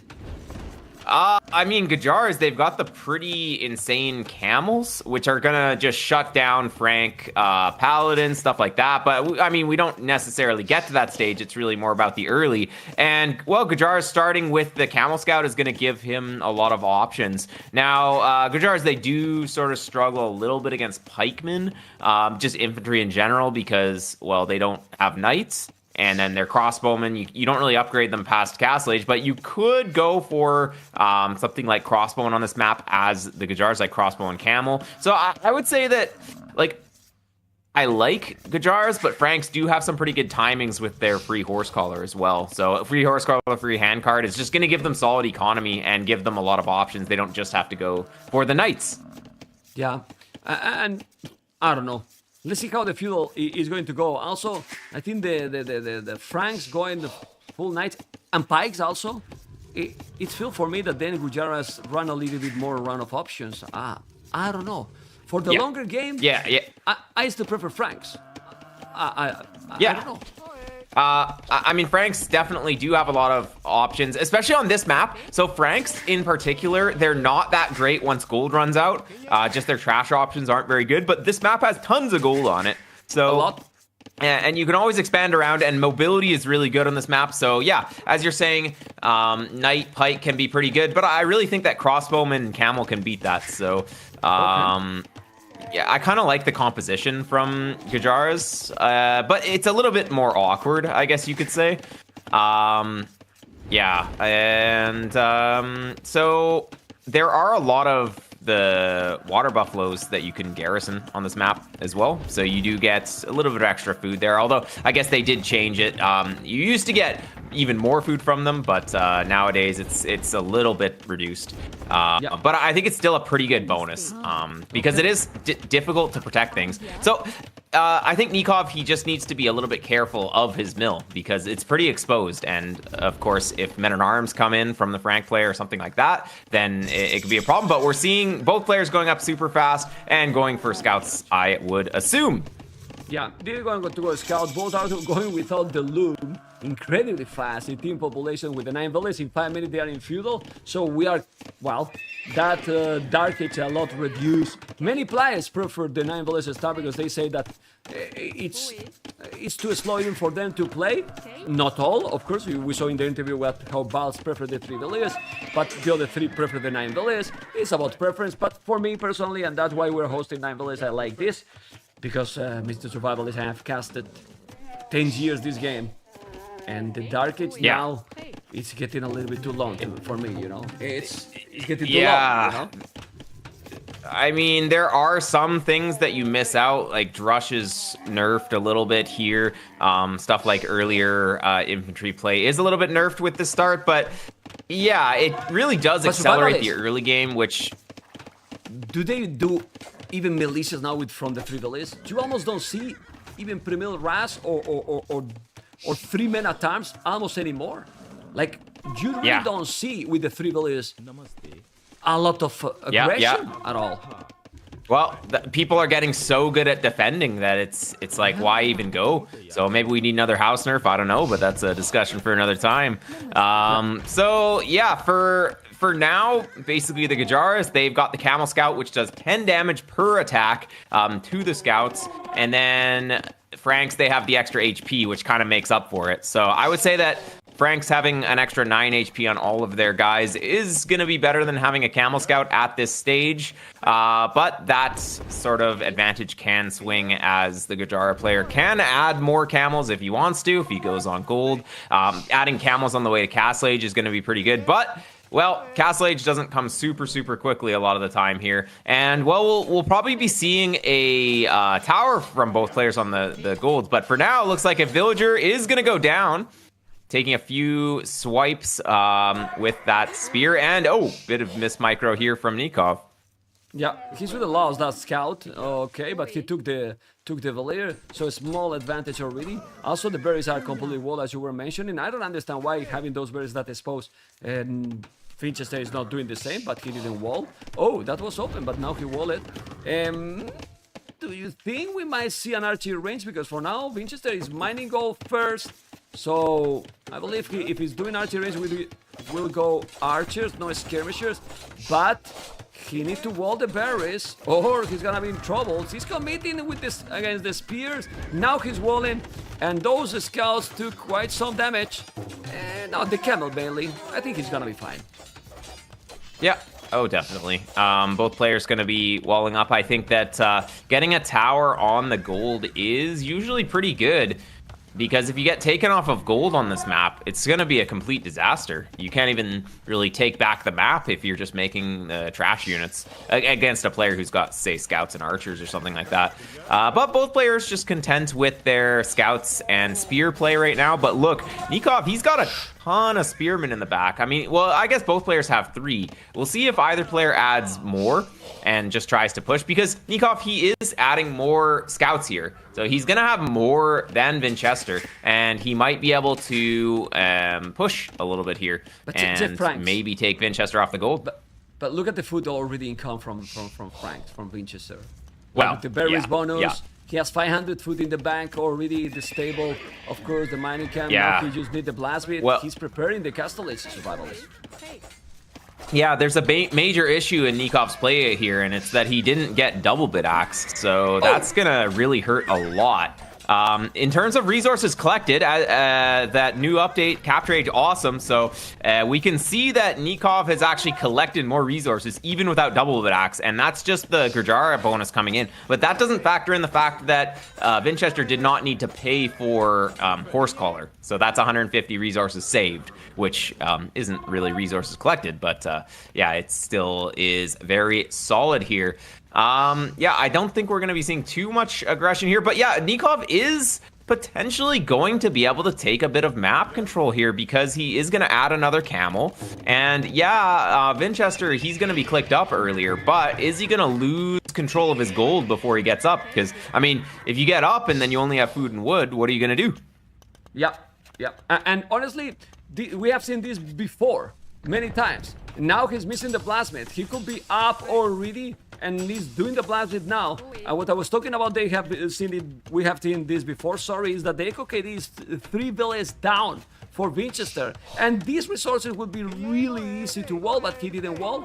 And he could be up, well, 40 seconds ago. There's 40 seconds idle TC he has. He could be up already if he did the buildings. He is still up now. And the scouts, as you mentioned, are coming. The scout and the camel, at least they have quite a lot of spears. Shouldn't make any damage now. And definitely the advantage here is not too strong for Vinchester. I don't know. Nicov is fine. He's gonna go up, and he still has 3 villages more. The question now is, oh, the scouts are at home, but he has 4 spears. Oh, okay, yeah, those that scouts are suffering. That was a bit of a disaster. Yep. Yeah. Well, look at the goal now. Yeah. Well, the spears are there. It's fine. Transition to Bubbles. What is the transition now? Yeah, well, I think that Gajara's is maybe going to be a little bit in problems against the Pikes, as I was mentioning, and Vinchester knows that, so he's just gonna spam spears, and it's gonna be Knight Pike, and he's like, Nicov is gonna need something against this, and I think that crossbowman is usually the play, but how does he get to crossbowman from here? I don't think he can, and he added another stable, so we're gonna see camels, but, well, Gajara's, they don't have pikemen themselves, so you're kind of in a rough spot making, like, spears and camels, which doesn't really work against knights and pikes. And you don't want to see riders. You don't want to see riders here. Sivansa riders doesn't make any sense. It's true that Vinchester has 4 Villese behind, but it's gonna be up 40 seconds quicker. But with those 40 seconds in another map will make a difference, but this is very far. But look at the problem for Nicov, survivalists, everyone in the stream. Check their resources. Vinchester has wood to make 2 extra tone centers, even Bozo if he want. You know, he might do the TC on a spot that I don't like, especially why not in the goal? Yeah. The TC in the goal. Now the goal is unprotected the whole game. Yeah, I guess one's on berries and then one's kind of close to the deer. He'll maybe take the deer, just keep the TCs running, having it on food, and then you could expand further later. But yeah, we're seeing the gold, or the TC on the gold for Nicov. Perfect TC location on the front, and fail. He failed Nicov gets here. in on these bills, and that's huge. He failed. He's denying that one. He's gonna take a lot more Villese. He's 6 Villese already. This is really a disaster. But even like that, now he's gonna trap that army. He kills 6 Villese. And I'm telling you, he's gonna be with better economy soon. Franks is so crazy smooth. He has wheelbarrow, he took the army, he's gonna have the pikes, he's doing the monastery, but he's very, very sloppy for Vinchester. Yes, it is. But look, it's 5 Village behind, and soon he's gonna be ahead in Village number because he has 3 TCs right away, while Nicov is at the limit with their resources, honestly. So who has the advantage here? Yeah. Hard to say. Yeah, well, I think that Frank's having free heavy plow here is going to be really strong, and well, Frank player is on 3 TCs versus 2 TCs, so I think Vinchester's fine with those losses for now. And with the pikeman, he's going to be completely safe against anything that Gajars is going to throw at him right now. So I think we're going to see a bit of a lull in the gameplay. Neither player really committing to any kind of full aggression, but Nicov, he is going to be, well, I guess both players are going to try to take the relics. We're seeing the first monk out for Nicov, and he's going to take that relic forward. Now, looking at the relic positions, they're really favoring Nicov here. Like, look at this. How does Vinchester take any of these? He gets, like, 1. Yeah. They are closer. Yeah, and he cannot even see it, so, right? No, he saw them. Yeah. But doesn't matter. I mean, Nicov knows where... Yeah, Nicov, actually both players know where all the relics are, and yeah, it's super favoring Nicov here. So if he plays for the late game, and well, if Nicov can get to Chakram throwers at this point, which is kind of his only option, if he's not going to go crossbowman, he has to get to Chakrams to deal with infantry, then I think Nicov is going to be in a pretty good spot with the Gajaras here. Now, yeah, he is making a TC, 3rd TC on the stone is Nicov, so he is going to be going for those Chakrams. But to survival, I see the play here now already for Vinchester. He's mining quite early, 5 on a stone already. He did a mining camp also, and I see a castle drop where the monastery it is right now coming. Seems he has already 9 pikes. What he needs at the moment seems he didn't go close as you mentioned. He takes also 1 monk, which is a great snipe here by Vinchester. You know, a castle forward from Vinchester. Yeah. Or you think he's gonna make a castle defensive? Kind of works also. Well, yeah, time will tell. Vinchester does have map control with those pikes, so he could go forward if he wants to. You can kind of run around the circle on this map, though, so even if you castle drop the opponent, it's like there are more resources to move to, so the castle can't move. At least you take a bit of forward map control, but it's like your opponent can still move. It's not like a move where you're going to just win everything. The castle cannot be moved. Give time to the developers, man. Now the Lumbercats can be moved. The next patch. True. Well, trust me, man. Everything can happen. Next patch, the castles are gonna have mobility. I'm telling you, with husbandry. You know, with husbandry is gonna be a castle. You will see on wheels. New pay-to-win civ. Anyway, never expect the unexpected. You know, survivalists expect the unexpected, okay? Anyway, jokes aside. That's true. Jokes aside, Lightcat, for example, pikes, it's just great. For that reason, I really believe that since Gurjara was nerfed with the Buffalo's bonus, well, with the Herdables bonus, it's more awkward, that civilization to use now. I don't really like the castles, and honestly, even if you do crossbows in the map is so big, you need mobility. You don't really want to go crossbows in this map, I believe. Yeah, and that's probably why he didn't do it, but it's just like, it's kind of the unit that you need if the opponent goes Knight Pike, but I guess both players just content with booming. It's game one, they wanna get their macro warmed up, and well, will we see any relics come in for Vinchester? He got the monastery a while ago. He's got one monk going to that one relic now, but it took him quite some time, and he's definitely not gonna get any other relic though. So I think it's gonna be up to Vinchester to do a little bit of damage, but as I was saying earlier, there's lots of gold on the map to expand to, so the relics don't really matter as much. I mean, they still matter, but they're not as game-changing until the gold does get starting to go low. And we're seeing a university and market from Nicov, so I think he's definitely gearing up to go to the Imperial Age. Yeah, he will, and also he also have the stone for the castle. The question here now, what Vinchester is going to do? Vinchester has 4 town centers, while Nicov, if I'm not mistaken, has 3 TCs right now. Idle TC, almost nothing. His macro is being not good. No, not good. Survival is insane. It's been insane, that macro. He's having amazing, really amazing. Look at the farmers he has now. Nicov on the main TC, brutal. Let me just go closer, and here we are with the castle. So there's not a castle aggressive from Vinchester. It's not possible. He's doing the hand card, and he's on the way to Imperial Age. While it seems that Vinchester is starting to spam Castle Age army right now. Is this a good approach, Mr. Survivalist? Well, I mean, with that castle coming down, the Castle Age army is not going to do anything. And yeah, Vinchester, he knows he needs to get up to the next age. Adding a barracks, so it looks like he is going to... Wait, what is he going to do with that barracks? There's no way he wants too many pikes. Maybe he does, but I mean, the chakrams are going to be in, and when the Gujaras get to chakram plus some kind of cavalry unit, they're very, very dangerous. We're seeing some archery ranges though from our Gujaras player though. So what is it going to go? Can cannoneers? Okay, yeah, makes sense. Yep. And cannoneers. I mean, we're talking about the economy survivalist, but check how many villas he got in the queue, Vinchester. If he unqueue everything, he go up to Imperial as well. And with hand card with all the upgrades, so he's just fine. He have to unqueue the villagers. Even without doing that, 46 farmers, he's gonna go up to Imperial Age. He's doing the university because he cannot go up yet, but the castle will be up quicker. And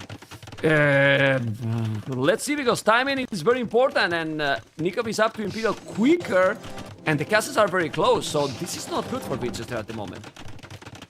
Yeah, well, good thing that Frank castles, they are cheaper, and they have hoardings, masonry, architecture. So if you get all these upgrades, which I bet he will be clicking masonry at some point here, it's gonna make the castle from Frank's really hard to take down. Even if Vinchester, or even if Nicov is up a bit faster, or quite a bit faster, which he is, it's still gonna be hard to take down the Frank castles. And there's gonna be a second castle from Vinchester coming in fairly shortly now as well, and another stable from Vinchester. So it's like he wants light cabin pikes. Like, what is he going?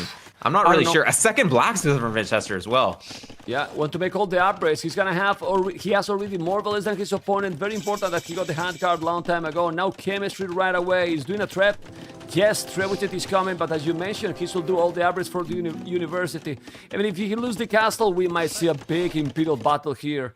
But remember, 4 relics for yellow, Nicov, 1 relic only for Vinchester, but still, there's a lot of resources. This is not a map with that if you don't have the relics, you are not gonna have resources, right, Survivalist? So if you move and get the map control, you should be fine. Yeah, exactly. And, well, Vinchester getting some pretty good scouting with that monk coming forward. They have pretty good line of sight, so, well, he knows what's coming. There's 2 siege workshops. Nicov has 2 siege workshops, so he knows that there's potential for those elephants to come in, so he's going to need something against that. And yeah, just a ton of stables coming in. It is going to be halberdier and cavalier here, which can be pretty good. The hand cannons can kind of deal with both of those units to some extent, of course, until a lot of knights come in, but well, that's what the camels are for. So well, I'm liking Nikov's position. Okay.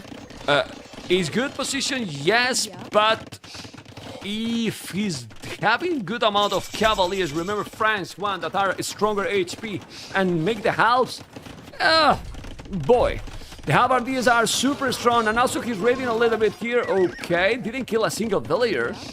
He's doing now another castle at the back. Vinchester population almost the same, And we're finally going to have an Imperial battle because, guys, the lucky we have in Warlords is that we might see Nomad maps, aggression with Atacamas, fast games on Socotra, Villese fight, and then also some of the maps that are gonna go for the late game. This one, well, depending how they play, they could have gone more aggressive, but they went for more a macro game, Mr. Survivalist. And right now we see the Cavaliers, goes out mining, but that castle is gonna go down. And military numbers is almost the same. I don't know who has the advantage right now. It looks good for Nicov because he's taking this castle. But I still think that Halves and Cavaliers is a deadly combination if he's able to do it because he doesn't have yet then. Well, is he gonna have the time to get there? That's the problem. That losing the castle made him a bit housed here. And yeah, I mean, without masonry, the buildings still go down fairly quickly. Although, yeah, he still didn't get it. So. These hand cannons are gonna just kill everything at this point with a few monk support and then even the camels in the back. I think Vinchester is dead. He just didn't have enough time to get to what he wanted to do. Yeah, and the Cavaliers, he doesn't have the Cavaliers at all. He now has, and he's over, man. It was one, not even one battle. Yeah, I wanted exactly. Well, the momentum. I mean, yeah. Well. You know, Vinchester needed to hold that castle a bit better, maybe with the building upgrades, but I don't know. He was kind of spending on a lot of things. Like, look at Vinchester's resources. He has enough to click Paladin here, so it's like he was thinking too far into the future. He needed to think more about the now, and well. Yeah, it just didn't quite have enough to stop this initial aggression. And yeah, it just sort of fell apart. I think that both players did spawn fairly close on this map too. Sometimes you get them maybe a little bit further. So the rush distance wasn't super, super far. And of course, only snagging one relic. His position for the late game wasn't going to be super, super good. And yeah, just kind of fell apart here. Yeah, it was, in my opinion, I'm going to tell, a bit disappointed in the game. I expected more from this one. I don't know if you agree, because at the end it was kind of boomy and not even a battle. It was over already. Yeah, well, Vinchester was trying to do too many things at once. Like for the pikemen, for the cavalier, you need a lot of upgrades. For like pikemen don't need that many upgrades, but compared to hand cannoneers, you don't need any upgrades for hand cannons. You just get the chemistry upgrade and then you get going. And remember that Gajars, they have Kshatriyas, which makes their camels cheaper, their hand cannons cheaper. So you can kind of do 2 units at the same time as the Gajars, but as the Franks, you don't have any discounts. So it's like you can't really get to both units at the same time, which is sort of why I was thinking that Gajara units are going to be a little bit better there. And that's how it turned out. So anyways, moving on to game number 2. What are they going to go for? Socotra, man. And you're going to be so happy. You're going to be really, really happy because Byzantines versus Burmese is the match here. Wait, Byzantines? Versus Burmese? Yes. Okay. Is it gonna be like towers or something like that? I'm not aware of the meta these days on the Socotra map. What's I guess the faster imp as well is pretty good. Burmese, the monks though, it's gonna be pretty tricky to stop. I guess it's sometimes a little bit difficult to get to the castle age without losing map control. But I don't know. I think Burmese might be my favorite here. Like obviously I love the Byzantines, they're so good, but I think I like Burmese better here. Just recently I've been playing a lot of monks and I've been realizing how strong they are. So anyways, let's get right into it, and the action starts minute 0 on Socotra. Let's go, because in Socotra, as you mentioned, I will put yellow again for Nicov, yellow for Nicov, Burmese, Vinchester, Byzantines. Are they gonna make some lane? Remember that this Socotra has water at the back, but this kinda it's a threat zone because there's no real fish, you know, and they shouldn't really go for the water, you know. We just wanted to change the visual. You can always use it if you want, but I don't think it's needed. And are they gonna lane or no lane at all, Mr. Survivalist? Nah, well, with the 9 villager start, you just bring in the boar right away or the elephant right away, and it looks like the rush distance is a little bit further on this generation. Is that correct? Like it kind of feels like the TCs are a bit further. So I think it just takes too long to go across the map here. And yeah, I think both players just going to focus on their own economy, not trying to mess up the other person's economy at all. Neither player really has a super fast civ anyways in the early game, so it's not the biggest deal. Like, say that you're Mongols or something like that, yeah, going for the lane really makes sense, or Goths or something, but neither of these civs really care too much about that. They're just going to do their own thing here. And yeah, I'm not going to ask you. The I'm water going to on ask this you map, what it's civilization. kind of an interesting flavor. Which one? Yeah. The water? I was going to tell you what civilization is the best for you, but I saw it's Byzantine, so I'm not going to ask you that question. Okay? No, I honestly think that the Burmese is better here, just in my Really? opinion. You're a traitor, man. Yeah, I like Byzantines, but like, man, Okay. Burmese, the monks, they're so good. They're actually just so good. But, I mean, looking at the map, I would say Vinchester has the much better map. Just, like, he has a hill that he can put a castle on in the front of his base, which covers everything. He's got a gold in the back, kind of. Like, where is Nikov's gold? It's all forward in the front. So, yeah, it's going to be a hard map for Nicov to play. Yeah, well, the one for Vinchester is on a side. It's not that, it's more or less similar, and it's very easy to wall this gold he has, Nicov, here. He's already walling. You see the barrack, the two houses he can wall. Then with the palisade. The question is, what are they going to do? Because Nicov is going up 17 population up. 16 villages, and he's going to make militia. Yeah. He's going to take some map control here and just try and gain that forward position. He's probably going to go forward with towers, something like that, or even just one tower and then take gold forward or something like that. And even one tower can cover like half the map on this map, so it's a pretty good play. We'll see if it pays off, because it's not like this is free, but yeah, here come the 4 villagers and just 2 militia. And yeah. Okay. But the berries are in the back for Vinchester. Vinchester's map is so good, actually. When it comes to Socotra spawns, obviously he could have a stone in the back, which would be even better, but overall, not so bad. Okay, and Vinchester cannot see, but Byzantine is one of the best civilizations to defend. Also, you will get Tonewatch for free, but if you take this gold, then Vinchester will be in problems with that one. Yeah, I mean, but just...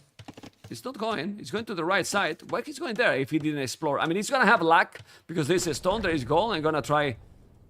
Well, he's doing a tower on He's going to be able hill. to break these walls.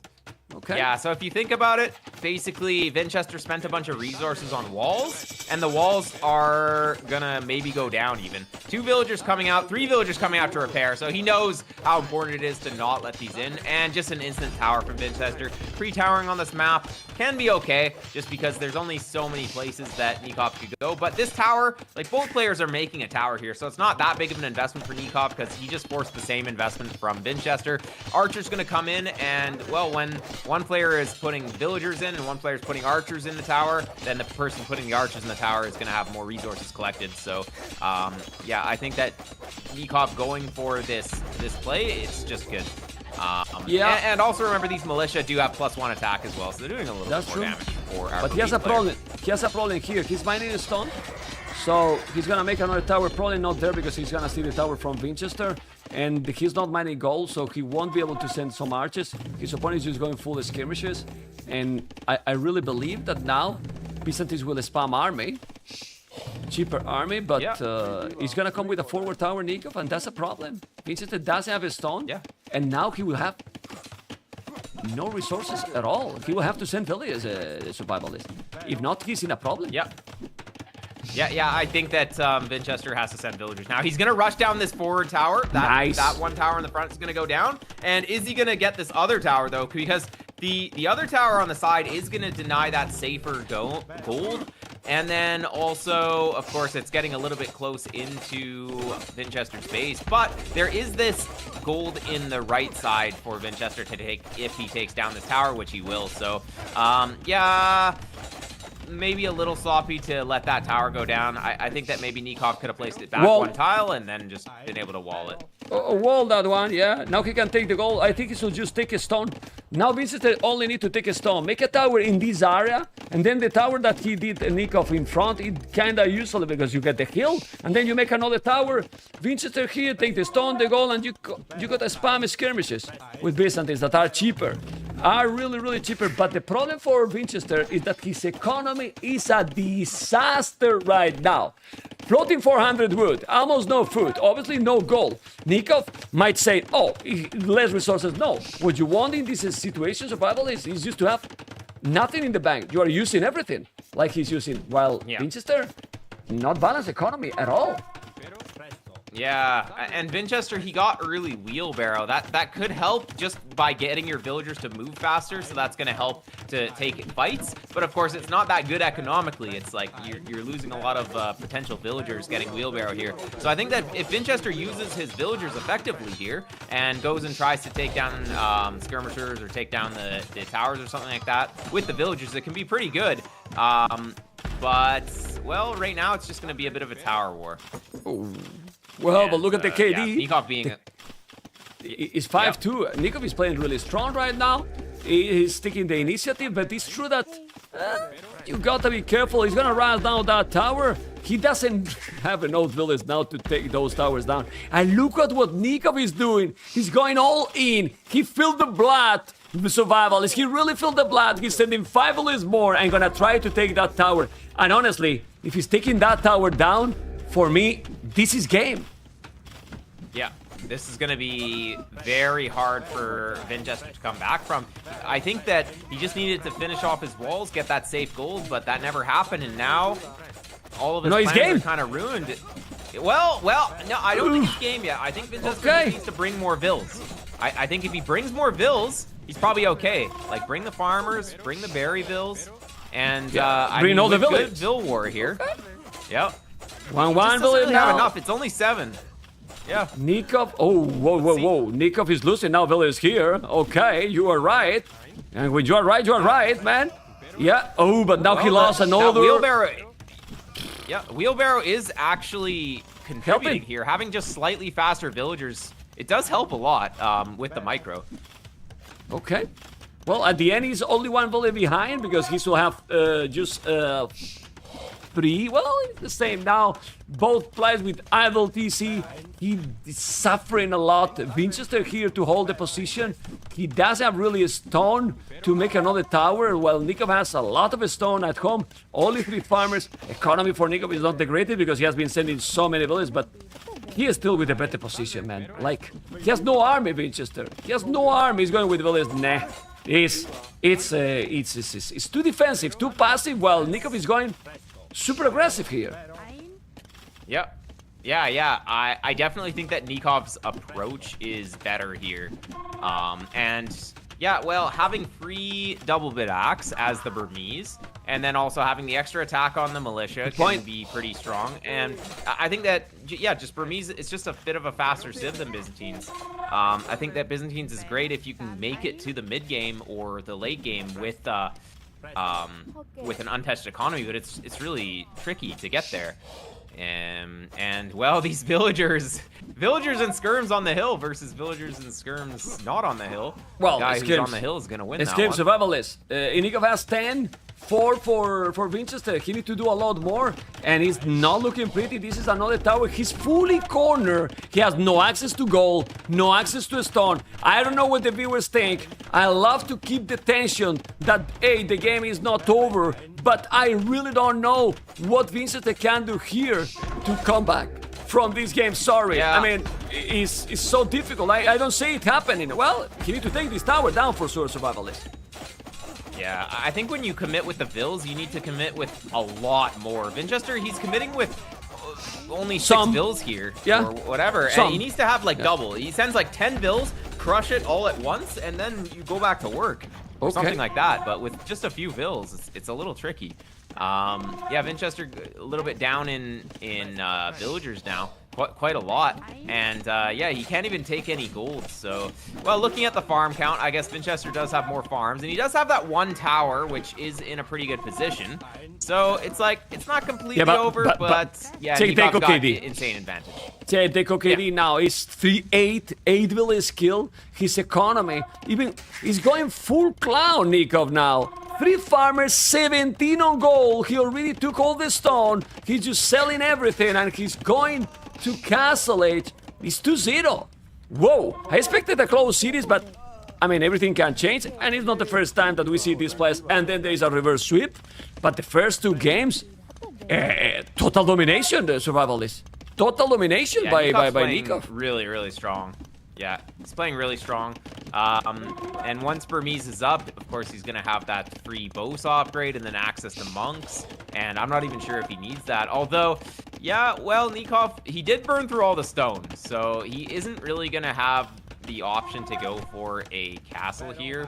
And, I mean, skirmishers can kind of deal with monks if you have enough of them. And as the Byzantines, they're pretty good at just making a lot of skirms. And Nicov actually giving up map control here. But a stable's coming down, but maybe it's late. And Nicov isn't going to have any kind of map control for early Castle Age. So what is he going to do? He's going to have to add a few knights, which will be pretty good. But I think that Vinchester might have enough time to get to Castle Age here.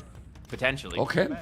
Let's see if he's going to be able to do it. It's true that Nicov, since Nicov is going with this... Man, what is this economy? Why he's not doing farms? I don't understand now Nicov gameplay. Look at the second, man. He's fully clown here, survivalist. Wow. He's going to add like 3 monasteries, and he's just going to make, as you said, he's just going to go clown. He's gonna go for the monks, and monks are very hard to stop. And skirmishers can potentially do something here, but it's not the greatest solution, because the skirmishers, they just don't fire that fast. But yeah, I mean, Nicov gave up all of the map control to go up, and maybe if the stable was down a bit earlier, maybe if he had an earlier scout or something, would have been okay. But yeah, I mean, Vinchester, he might be able to do something against this. He's going to have enough for one more tower, or potentially TCs, but TCs on this map's kind of not always the greatest. Well, but Vinchester is still far from going up. Like, not even close to go up. Yeah. Okay, but, Plasmid now. Spears are coming in. I mean, you can definitely beat knights with spearmen, especially Byzantine spearmen. You spam a bunch of those, and there's just not a lot of room to use your mobility. So I think the spearmen are pretty okay. The skirms can sort of deal with any kind of monks, which we're not seeing any monks yet. We're seeing a blacksmith, which is the prerequisite for the siege workshop. So we are going to be seeing siege initially, but a whole bunch of trash units can definitely deal with siege. Yeah, what happened? Look at the population. Nicov has no economy, man. No food, a lot of wood, a lot of gold, but now he got the spears. Just make Plasmid, and would you make now the feudal upgrades for Vinchester? He doesn't have even fletching. Maybe the attack, I don't know. Or just now that you are getting click closer, up and then he'll get stuff. Okay. Yeah. I think Vinchester clicks up and then he starts investing more into upgrades and stuff like that. This monastery, it won't get denied. With the tower there, it's going to be hard for these trash units to do anything. Maybe a few quick walls. Yeah. Imagine he's losing this game, Nicov here. Can you see this? Oh, I mean, he's still good. Socotra is... Man, you know Socotra. Yeah. Anything can happen on Socotra. It's not over until somebody calls GG, really. Yeah. Well, he lost the spear. It's about micro. Why you bring those spears to the tower? He lost them all. Now you're gonna lose his skin. It's a bad play by Vinchester. That was really good. Yeah. It's a bad play. You really don't even have to deny the thing. Don't even have the buildings. Look at the resources. Now he's gonna make this table. He could be up already, and you really need to be up quick. Now it's over. Like, I mean, I feel that is a weird transition what Nicov is doing here, full clown. But Vinchester is not playing a good game. And he's not playing a good game, in my opinion, you know? I mean, when someone play great, we say it. If someone don't play his best, and I don't think Vinchester reacted properly, accordingly in this second game. I don't know what you think. Yeah, I think he was just playing too defensive. And too defensive on Socotra is just not the way to go. And, of course, Byzantines being in the defensive civ, that's kind of what I was thinking at the start. I just really didn't think that it was going to be the best option here. I know I've seen other players play Byzantines, and the cheaper imp is really nice. The trash units are really nice. And of course, town patrol, stuff like that. But still, if the opponent just goes aggressive early, you don't really have so many advantages. Building HP is nice, but it's not the biggest deal. Well, we have to remind that Vinchester is traveling. It's not playing on his place. You know, as a player, also survival is how this can affect. Probably he doesn't have his main setup. You can see in the background because we know when he play on his place, and this can affect for sure. No, like you probably not gonna feel that comfortable. Yeah, I wonder. I'm assuming he has his mouse and keyboard. Those are the two main things that are really important. But yeah, even a different monitor size would kind of mess you up quite a bit. So yeah, that's not the greatest to not have your main setup. I mean, when I moved to Japan, I got a new setup, and it was a little bit hard to get used to the bigger monitor. And I got a different mouse keyboard, but they're not too bad. Okay. I don't use any mouse buttons or anything. But anyways, hopefully now you're gonna be happy. Now you're gonna be happy because now it's arena, and it's nice. Malay versus Bohemians. Malay versus Bohemians. What is going to be there? All right. Yeah, I mean, I am someone who picks Malay all the time because I really think that the economy that they have is kind of crazy, and also they can maintain a lot of map control. Karambits can be actually quite strong against monks because, well, you don't really want to convert Karambits, and they're fairly fast, and they can kill the monks pretty fast. So I think that Malay can maintain map control, but Bohemians is tough. Having chemistry access from from Castle Age means that you can just make bombards really quickly. But Malay, they do have Redemption monks, so it's completely fine. So I think that if Malay plays kind of map control style, doesn't let Bohemians come forward in early imp, then Malay is going to be better going into the super late game. Well, maybe. Bohemians, I mean, you can never count Bohemians out with those Sufnitsa. Yeah. So I think you really need the timing. You know, like with Malay, with the bonus you have to going up, you definitely need the timing with this civilization. Let's see if he's gonna have that timing, because it's kind of tricky, right? I don't know. We'll see, because guys, we are getting in game number 3 is arena, and we have Vinchester as a purple, Malay, Nicov, Bohemians as a yellow. And, well, we can talk about the civilizations, but we can mainly talk first. Relic distribution, better for Nicov. Correct? Yeah, I mean, this map, if we look at Vinchester's map, he's got everything in the back. If you look at Nikov's map, he's got everything in the front. So that's kind of not fair, but that's sometimes how the map is. I think that the Malay as a civ, as you were saying, is going to hit some timings. I wonder if he's going to go fast up to Feudal Age and get the Ecotex. I think on 9 villager start, it might still be better to just go fast castle. Just go up on like 29 villagers even, and just get up with a very, very solid economy. But as the Bohemians player, he does have a lot of options with the gold shaft mining and the stone shaft mining for free. He's going to be able to either go like full monk, he could go boom. I think we saw in the previous series of Jordan versus Villese where the Bohemians player just didn't want to make monks, or sorry, didn't want to make light cav, and just kind of died to the monks of, I think it was Teuton, right? Something like that. And, by the way, well, that was a bit of a different matchup though. Go ahead. There's a potential that go for feudal boom. Because we as a Malay, for example, for sure. As Malay, Viper, for example, loves to go up very quick with Malay, and then expand the farms. What happened? Oh, let me check, because maybe something. Oh, Nicov got one boar. I didn't notice. Okay, rehost. Oh, really? Yeah, I didn't notice. It was bugged map. He has one boar only. Okay, now he will have a fair map. Huh? I mean, his map was garbage, so that's so good for Nicov, actually. Well, it was even more garbage because he has one boar less, right? So yeah, I didn't notice. Wow. Okay. That's They're going ridiculous. to start again, and let's see how it's going to be. No. For some reason, the map didn't have a board. That's super weird. That, well, it can happen. It's a game, and it can have a map that doesn't generate the board. What the hell? Yep. I didn't notice, to be Yeah, honest. I don't know. I didn't That's notice. super weird. Yeah, I got Yeah, the message same. for the admin, but I didn't see it. You know, I didn't see it. By the way, guys, remember tomorrow. This is the series tomorrow, okay? And the series tomorrow are not bad at all. Mr. Yo Tatot, ACCM Hart, Cito Barles, and Hera Dowd. But this is the thing, the survivalist. In ACCM Hart, one of the players will have 0-2. With the level they have, 0-2. you know, will be with 0 wins and 2 losses. One more lost and they are out, you know, with the level they have. Yep. And the same for Cito and Barles, you know. So pretty important games already tomorrow, starting from 14 UTC, you see, 14 GMT. But now we're going to focus, obviously, in our series, that is game number 3 between Vinchester. Yep, they're back in it. And Nicov. They're back. We're going to go in. And here we are with Bohemia and Malay. How is the map now? Let me check. The boards are fine Yeah. for both players. Yeah, both players. Vinchester!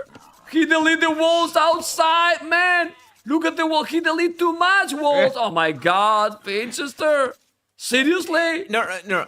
It's part of the plan. It's gonna bait Nicov into going more aggressive than he should, Okay. and then he's gonna get trapped. That's the Okay. plan. You mean that when you do Bohemia. that, because you do that then, so you do on purpose then, to debate your opponents. Okay. Oh, definitely. It's good. Definitely. It's good to know, All part of the survivalist. I plan. mean, yeah. You know, Well, you have okay, to okay. you have to justify it somehow, right? It's fine. It's fine. And Don't then, worry can you about it. explain me? Can you explain me at the bottom why he leave all that wall up, but then he make a hole? Yeah, that's Explain that's me. a little No. strange. Explain. Uh, Okay. You know, he's on another level. We can't question. For sure. He's on another level. Like, Yeah. you know, Okay. we don't know how he thinks. He's obviously doing something, right? Yeah. I don't know. Oh, There he we go, listened, gets rid of man. it now. He listened. Okay. Okay. 2 relics, by the Yeah. way. Yeah. Go on. Yeah. So Nikov's map, he just still has everything for it again. So that's kind of Okay. crazy. Well, but Vinchester yeah, too now. Goal forward. Well, Vince's got the back stone though. I mean, if Yeah. you have back stone, then you're kind of fine a lot of the time. But yeah, of course, having both golds for it is not the greatest, but still having the back stone, you feel super safe. Yeah, ideally the Malay player never lets Bohemians take map control, so I think that deleting the wall on the outside, it's probably not going to matter that much. Yeah, I mean, but I would love to see if he find that hole, and if Nicov is doing some reaction, because it's true that I'm checking the cameras a little bit. Man, you guys, when you are playing, man, at least I rage. When I play, I smash my table, but it's true that they are reacting too little, man. Well, Bals got angry all the day. You could see some frustration on him, but man. Are you humans when you play, or do you think, guys, that survival is that the players also know that people is watching and they content themselves?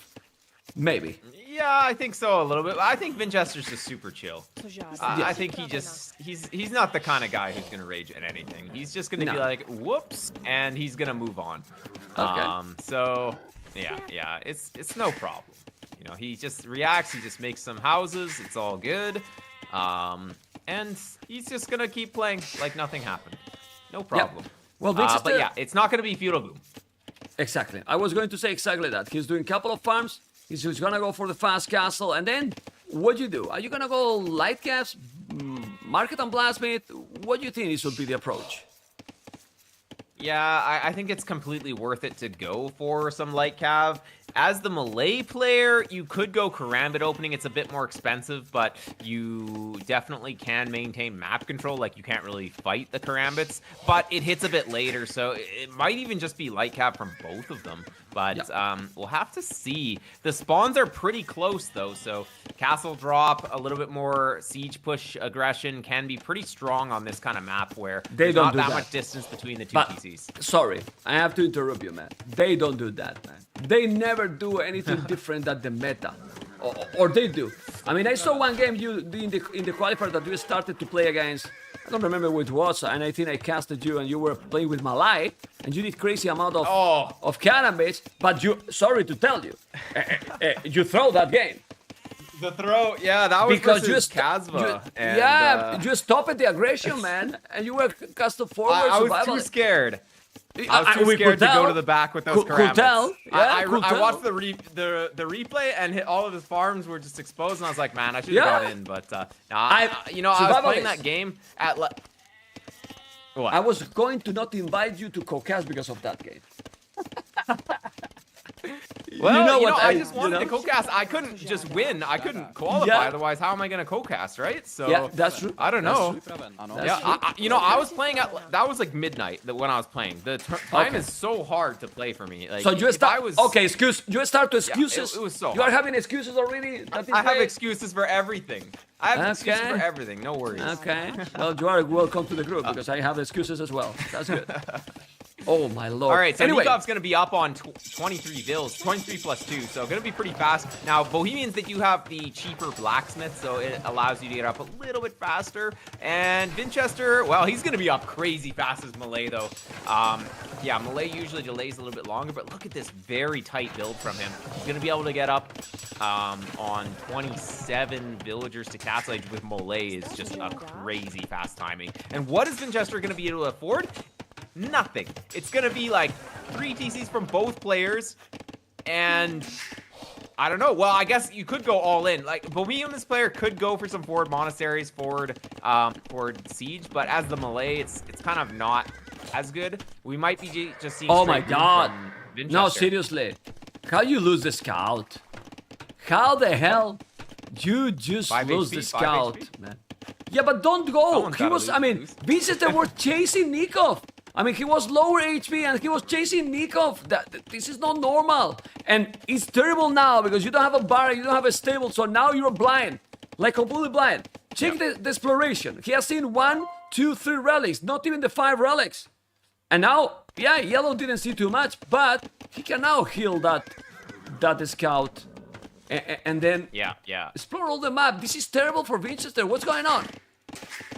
Yeah, well, and Vinchester, he's just going to play more passive. He's going to add 2 TCs here. He might add a monastery, but it's like Nicov is going to go for forward siege workshop, forward monastery, and he's going to start pushing.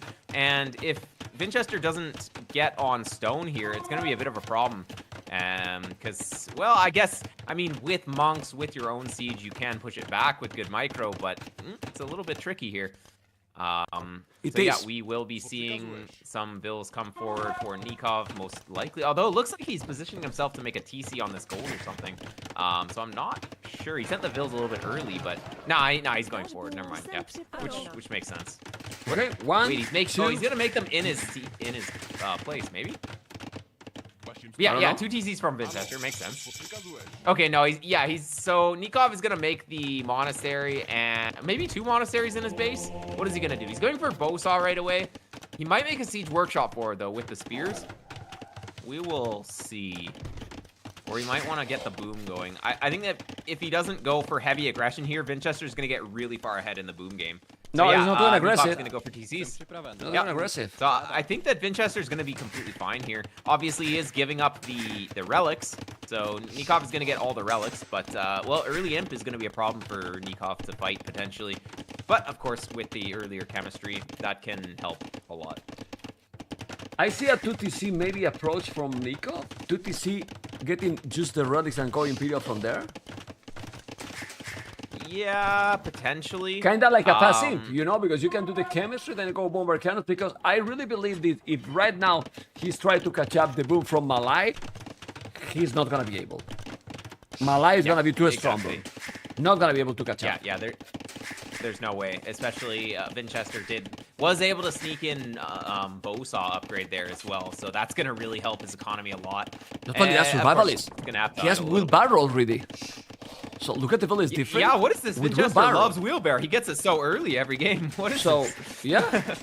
I mean, it's good at this point when you're booming with in arena, but yeah, Vinchester's economy is going to be crazy, and we can look at the resources collected. It's going to start getting more and more ahead for Vinchester. Although Nicov, he does get the free shaft mining upgrades, which are also very, very strong. 30C coming in from Nicov, and he only delayed the 30C to get the monastery going with the monks. And, well, monks are pretty strong because every relic that you bring in is like having one villager with gold shaft mining on gold. So it's like having another gold miner. And, of course, Fervor makes your villagers move a little bit faster as the Bohemians as well, so you like to get that out. Let's see, because he's now doing the Fervor, and he just is still blind. He doesn't know what is going on. He's giving up completely the relics. He's not mining the stone. He has 3 TCs. I think Nicov is gonna go Siege War Shop at some point. I mean, well, I think he has to aggression's take going to them be out too control. late at this point. You think? Yeah, maybe so he could, but what'd you do then? yeah, I mean, yeah, I think that he basically just needs to boom and potentially get to, like, hand cannoneers maybe could be pretty good to take map control. I think that Nicov definitely doesn't want to lose map control. So he's going to make the university here. We'll probably be seeing chemistry, and I wonder if he's going to go, like, castle age hand cannons to maintain map control. Because I think if he just tries to go up at a normal time, it's going to be too late. And Vinchester's going to go on stone now. Yep, so Vinchester, he's going to be able to click imp, have a forward castle, potentially, and just go for trebs. And, well, all these monasteries at the front of Nikov's base, so that could end up being a problem if he doesn't move them back. Yep. So let's see what is gonna happen. He has the monks, he has the spears, barrack already for Vinchester. We see 55 dollars, 55, 56 with wheelbarrow. Okay, he did fervor. That is not wheelbarrow, but it's very similar. Now Archie Rins, and he's doing chemistry, and chemistry is used to attack right now. The problem is that if you were going to be behind to the Imperial now, it's gonna be even more behind. It's gonna be almost impossible to catch up the Malay time. And Malay is now mining a lot more stone, so Malay, Vinchester only need a castle at home and go in. Yeah, I mean, as the Bohemians player here, you'd rather be super far behind to Imperial Age, but then you have hand cannons on the map preventing Malay from coming forward. If you click to Imp, you give up map control. If you just make the hand cannons now, and then you click up a little bit later, then you have map control.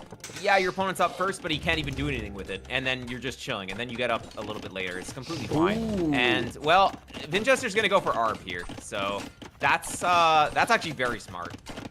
No That's time. gonna be pretty strong. He's just gonna make well, army crossbone now. for now. Yeah.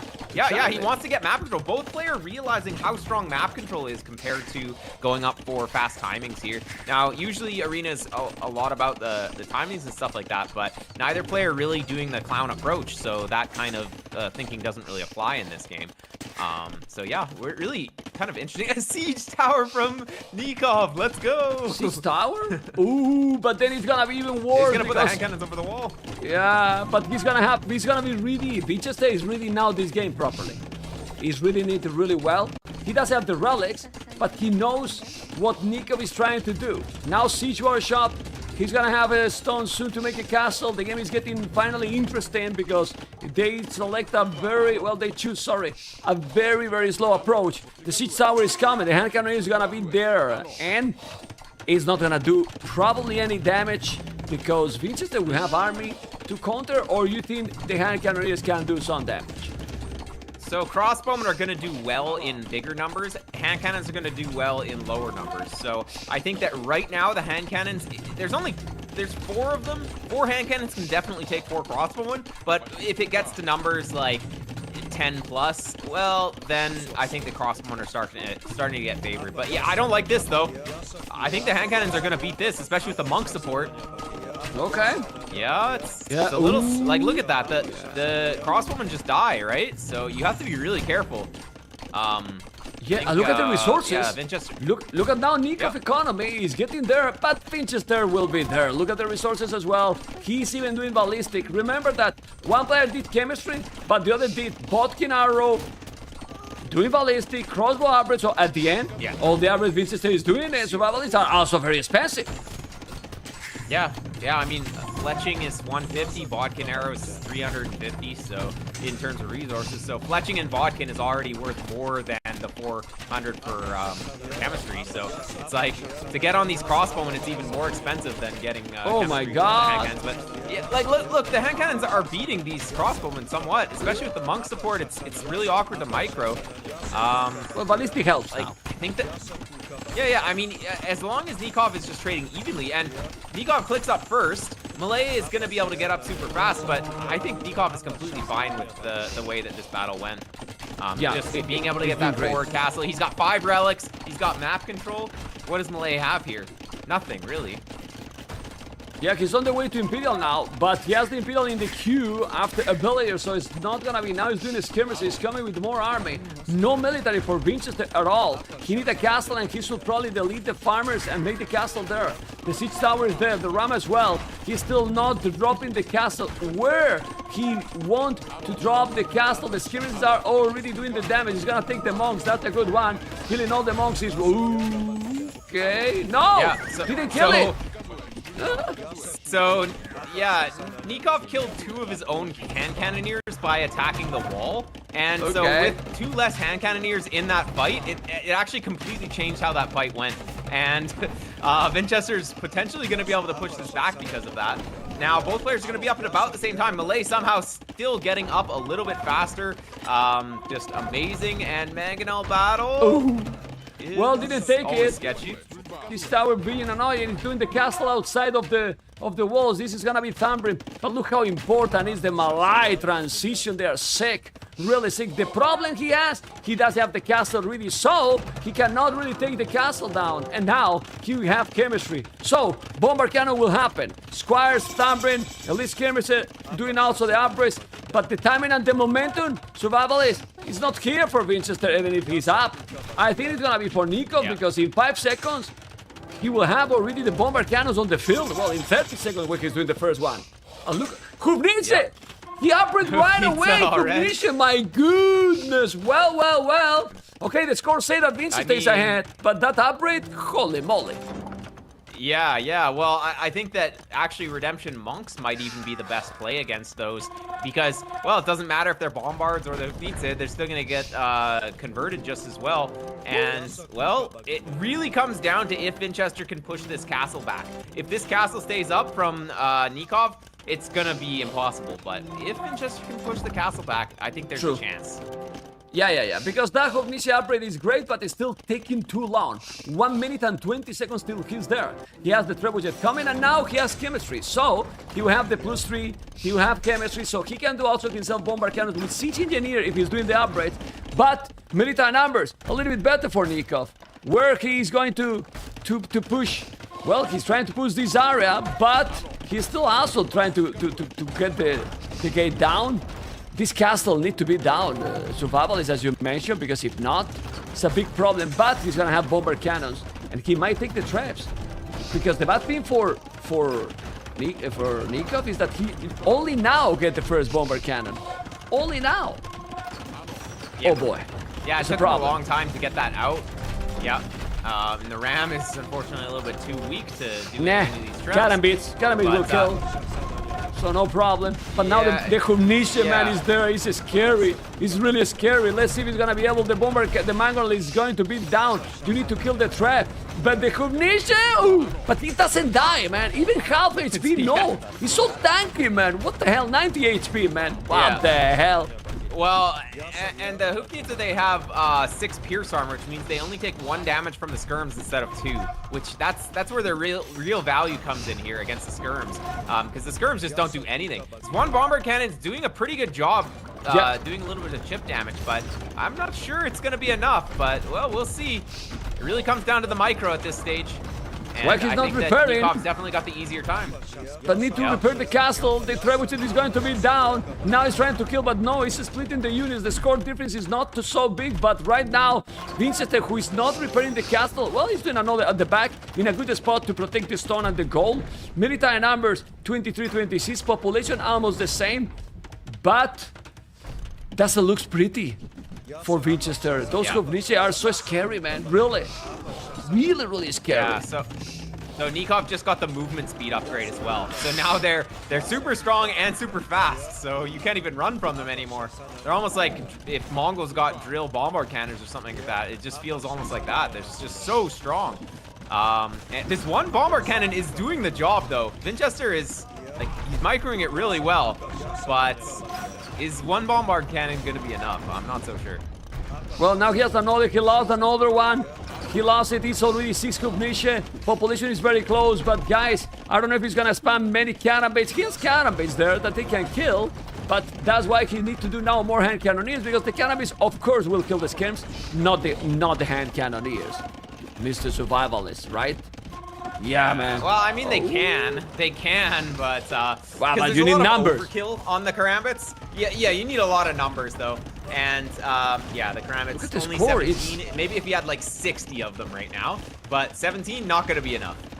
It's 3-0, man. Did you expect 3-0 Nicov versus Vinchester? I didn't.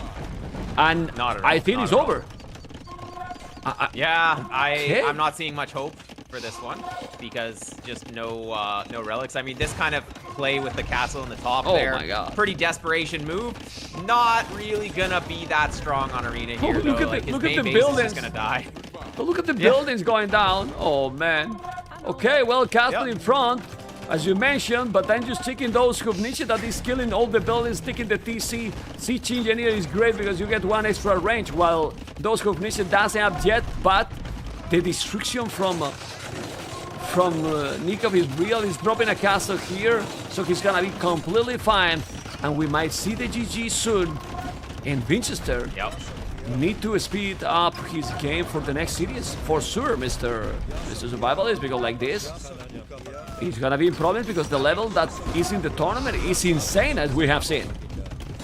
Oh yeah, wow! I think that it's just maybe traveling. Like if your setup's not the same, honestly, that does help, or that does hurt a lot if you're not used to the setup. So yeah, it's just not working for him today. Like he's just not playing his best, and Nicov is playing insanely well. Like, everything is just going according to his plan. So you can tell that Nicov really prepared well for this. All of his strategies they make a lot of sense. On point. They've been executed very well. Really on point, and population. He's gonna call it here. Yeah, the population difference is now insane. I mean, he has no town anymore. He's doing conscription, okay, trying to do archery ranges, but yeah, I mean, there's 4 bombards in the top, but yeah, it's GG. He's called. Domination here. Whoa. Domination for sure. 3-0. And this will be, let's say, the upset in quotes, because this lower seed 11 versus the higher seed 6. And, well, we will talk now to Nicov in a moment, but let's check the statistics that we don't have to check so many statistics. We saw clearly the destruction in this game, Mr. Survivalist. Yeah. Unfortunately, just Vinchester had no advantage here. Gave up the relics and then just gave up map control as well. Like if you give up relics, you need to go for map control before Imperial Age. If your opponent gets relic and map control, you're just kind of dead. Unless you have an OP Civ, but I'm going to see, Mr. Survivalist, what Nicov has to say, and we'll be right back to you. Okay, so guys, this is the winner of this series, Mr. Well, this is not the winner. Now this is the winner, Nicov. Congratulations, and how you doing, man? Hey, man, I'm really happy about the score. I didn't expect it to happen. Okay, that's pretty much. I was going to ask that. I don't know. I mean, it's always very close with Vinchester. We face like in every single TRS tournament, and sometimes I win, sometimes he does. And today was my day. Nothing much to say. Yeah, I mean 3-0, and I don't know how you feel about the first game in close. Like, you take some few Villese in the start. And from there, it was more like a boomy game, but it seems that you got the game under control the whole time. Yeah, well, we're jealous if they get initiative, they're hard to push, right? I thought Vinchester was going to open archers, not scouts. I think if he opens scouts, it makes it a little easier for me to play in feudal because I have the camel, right? Okay. Well, there was not much. And then, were you surprised that in Socotra, he picked a defensive civilization because Byzantine is defensive, and then he let you go aggressive, let's say, because he never went really into lame or anything to you? really expect Byzantines. I thought that was a seed for 4 legs, right? Exactly. No, I don't know if I like Byzantines too much in Socotra. They are a little slow, right? If you get forward like that, you lose that gold or the berries, and it's very snowball later, right? I don't know. I think the matchup went very, very well for me, right? With Burmese. Yeah, it was exactly what Survival is that what the co-caster with me that was telling. Like, it's a slow civilization. Burmese, it has double attacks for free and then attack for the militias. You go forward like he did, and you never lost the control of the. It was honestly probably in quotes one of the easiest series in opening STO tournament for you. Like more clear. It's never easy versus Vinchester. Okay, clear win makes more sense. It's never easy versus him. Also, Vinchester is not playing from home. I think he has some lag, so yeah, that should help me too, right? So how to say that? He clearly couldn't play at his best either. But anyway, in Arena, for example, that he's usually also a beast in general, I think you got all the time in there. I mean, all the decisions were on point. I don't know what you feel because it was very smooth. I had the better plan, like grab the relics and then take map control, because usually if you skip the relics, then you go to the middle with a lot of farming and delay Imperial Age, right, to get the middle and push later. But I made the hand cannoneers to keep my control for myself and buy time for the Hoofnis, the bomber cannon. How much preparation is having Nicov for this tournament? I couldn't play much this week because it traveled to the US, so I really practiced a bit yesterday. But for the first qualifier, I really practiced a lot, so I think it's paying off happily. But this week I was a little busy, so I couldn't play a lot. Okay. It's benefit these settings for your gameplay. Like you can, since you are overall player, that you can play anything, because we saw that your home maps were Baltic as well. Like, do you like the settings, for example, more than, well, you said a little bit, you were talking about in the interview. It felt that those settings are good for you? I mean, I hate Black Forest, but fortunately only a few players picked that home map, right? Only freaking Andy and Jordan and some... You don't play Black Forest. How many Black Forest we played back in the days on Publi? It was thinking, bro, not 1v1. At least I play Liereyy. I don't think Liereyy will pick Black Forest. Like, who did me, you know? I will so pay at least I know I'm not gonna. I will pay extra money to Liereyy. Next round. We'll pay extra money versus Liereyy to play Black Forest. I want to see Black Forest. So you play versus Liereyy then? No. Okay. Versus Liereyy on Sunday. He said that he wanted to play to you as well. So it's gonna be a nice match. Has you been practicing together? No, I practice with Hart, not with Liereyy. Okay. But I always have fun playing Liereyy. I think he's a very entertaining player to face because he plays aggressive. I usually like to play aggressive, so games have a lot of action, right? It's not like the two of us just booming and nothing happening.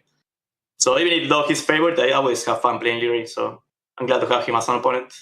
Okay. It makes you feel a little bit more relaxed. I'm doing the questions to the players because the settings are completely different this year, this edition. It's not like if you lose the first series, you are almost out. It makes you go a little bit more calm for the first matchup, knowing that you are not at the limit if you lose. Also for real, right? It's 3 chances compared to single elimination or double elimination that if you lose, you're out pretty much, right? Uh-huh. In this format, which by the way, I love this format. I think it's really good because it gives chances to everyone, right? Maybe you have a bad day, you can catch up next match in a couple of days, right? So I really like this format and I hope it's implemented in more tournaments. And yeah, like I said, the fact that I have 3 opportunities makes me play more relaxed too. Like I'm still focused and trying my best, but there is no pressure of being out, right? Well, I can tell you to you and to the viewers, the reason we didn't make these formats before is because the players need to play more games. It's more compressed. It's more difficult because of time, you know. But I love this format. I think it's much better than the other as well. So, I think it's more fun to watch too. You see a lot of different players facing one another, right? Yeah. It's not the usual quarterfinals, semifinals plays immediately after 1 round or 2. Gonna be a lot of games up to 5. Well, it's 5 rounds. The only thing is that the obviously after the round 3, it's gonna be less games because there will be people already qualified and some people eliminated. Goal for the tournament, Mr. Nicov. I would like top 8. My main goal was to qualify first before anything else because nowadays the competition is really hard, and if you stop playing for 2 weeks, you have like 10 players playing better than you all of a sudden, right? Like people practice a lot, try hard a lot. So my first goal was just to qualify. And now since I'm in, I would like top 8. That would be my goal. And then let's see who face. Okay. Congratulations, Nicov. 3-0 and good luck versus Liereyy. Gonna be great series on Sunday. It's gonna be fun for sure. Yes, it's gonna be a nice one. Thank you, man, for coming. Take care. Take care, man. Bye. Bye-bye. Guys, this is Nicov. Has won a lot more clear than we expected, probably, right? And don't forget, guys, to thumb up on YouTube. I'm gonna talk with Survivalist. Survivalist, I feel bad for you because you wake up so early and then short series, man, and so one-sided. But as always, great to have you here. You know that I invited you for the first 2 series, but you told me, man, it's too early, or well, you decided the series. Is that correct or not? Yeah. Oh, totally. I mean, what's better? I'm sure chat can give me some more information. What's better, waking up at 1 a.m. to cast or waking up at 4 a.m. to cast? I think 4 a.m. seems a little bit better because then I can get some sleep. Oh, don't go sleep. You know, maybe we have some. You know, chat probably is all night owls. Probably they don't wake up for 1 a.m. They just stay up until 1 a.m. Exactly. Like, what do? Do you wake up at 1 a.m. or do you stay up? Don't go sleep. Don't go know. sleep. No, everyone in the chat, don't go sleep. Come on, man, guys, don't go sleep and then cast all the I'm too old series. for that. I What? used to stay up until like, I used to stay up until like 2 a.m. or whatever. Back in the day, I was watching like StarCraft 2 and stuff like that. I would stay up until 2 a.m. But How old are I can't you? do that anymore. How old are you? 30. I'm 30. 30 is too old. I'm 30. Disgusting, man. But you are getting old. It's true. You are getting old. You are really getting old. Yeah. Anyway, survival is hopefully you have a good day, even if you wake up quite early. That it was nice to, as always, to be with you, and hopefully we will be together more, Mr. Survivalist. So and don't forget, totally. The channel is there. Follow him because he also streams a lot, and also now in probably better time from Europe because he's in Japan. Survivalist, anything you want to say more? Up to you, man. Not much more, but thanks for having me on. And any of the people who don't know me, I also do YouTube tutorials and stuff like that. So, if you want to improve at the game, that's what I'm all about on my channel. Always talking through my thoughts. I'll answer the questions and stuff like that, do coaching and all that. And hopefully you'll be seeing me in the Warlords at some point. I'm like top 100, but it's not really anything when it comes to these tournaments. You really got to be like top 32, even top 16 or whatever to really have success. So, but maybe one of these years I'm gonna be grinding out games. So, anyways, thanks for watching, everybody. Take care, Survivalist. You are amazing. See you, man. Well, guys, this is the round 2. Let's check how is looking everything. We have all the games already done. This is the matchup for round 1. Hopefully you have enjoyed. I have enjoyed a lot, guys. I have enjoyed a lot with the first round. I think it was very, very nice. Like really, really, really nice. And round 2 is here, guys. And this is the full round 2. Guys, look at the matchups because we got the Saturday bat. Mr. Yo Tatot, ACCM Hart, Cito Barles, Hera Doubt, ViVI versus Vinchester, Liereyy Nicov, the Viper Villese, and freaking Andy versus Jordan. Oh my god, man. Oh my god. Seriously, man. Seriously. Okay, and tomorrow we have. This is the schedule for tomorrow. Mr. Yo Tatot, ACCM Hart, Cito Valls, Hera Doubt. So the other 4 series that we just saw here is gonna be on Sunday, guys. On Sunday. I don't know yet the program. That's why I'm not showing you guys because we just finished. We just finished, but huge sets tomorrow for sure. Hera Doubt. Oh my god, really great, guys. Really, really great. Okay, and this is how it's looking, right? But the other 4 are, remember, on Sunday, I don't know the order, ViVI Vinchester, Liereyy Nicov, the Viper Villese, Andy versus Jordan.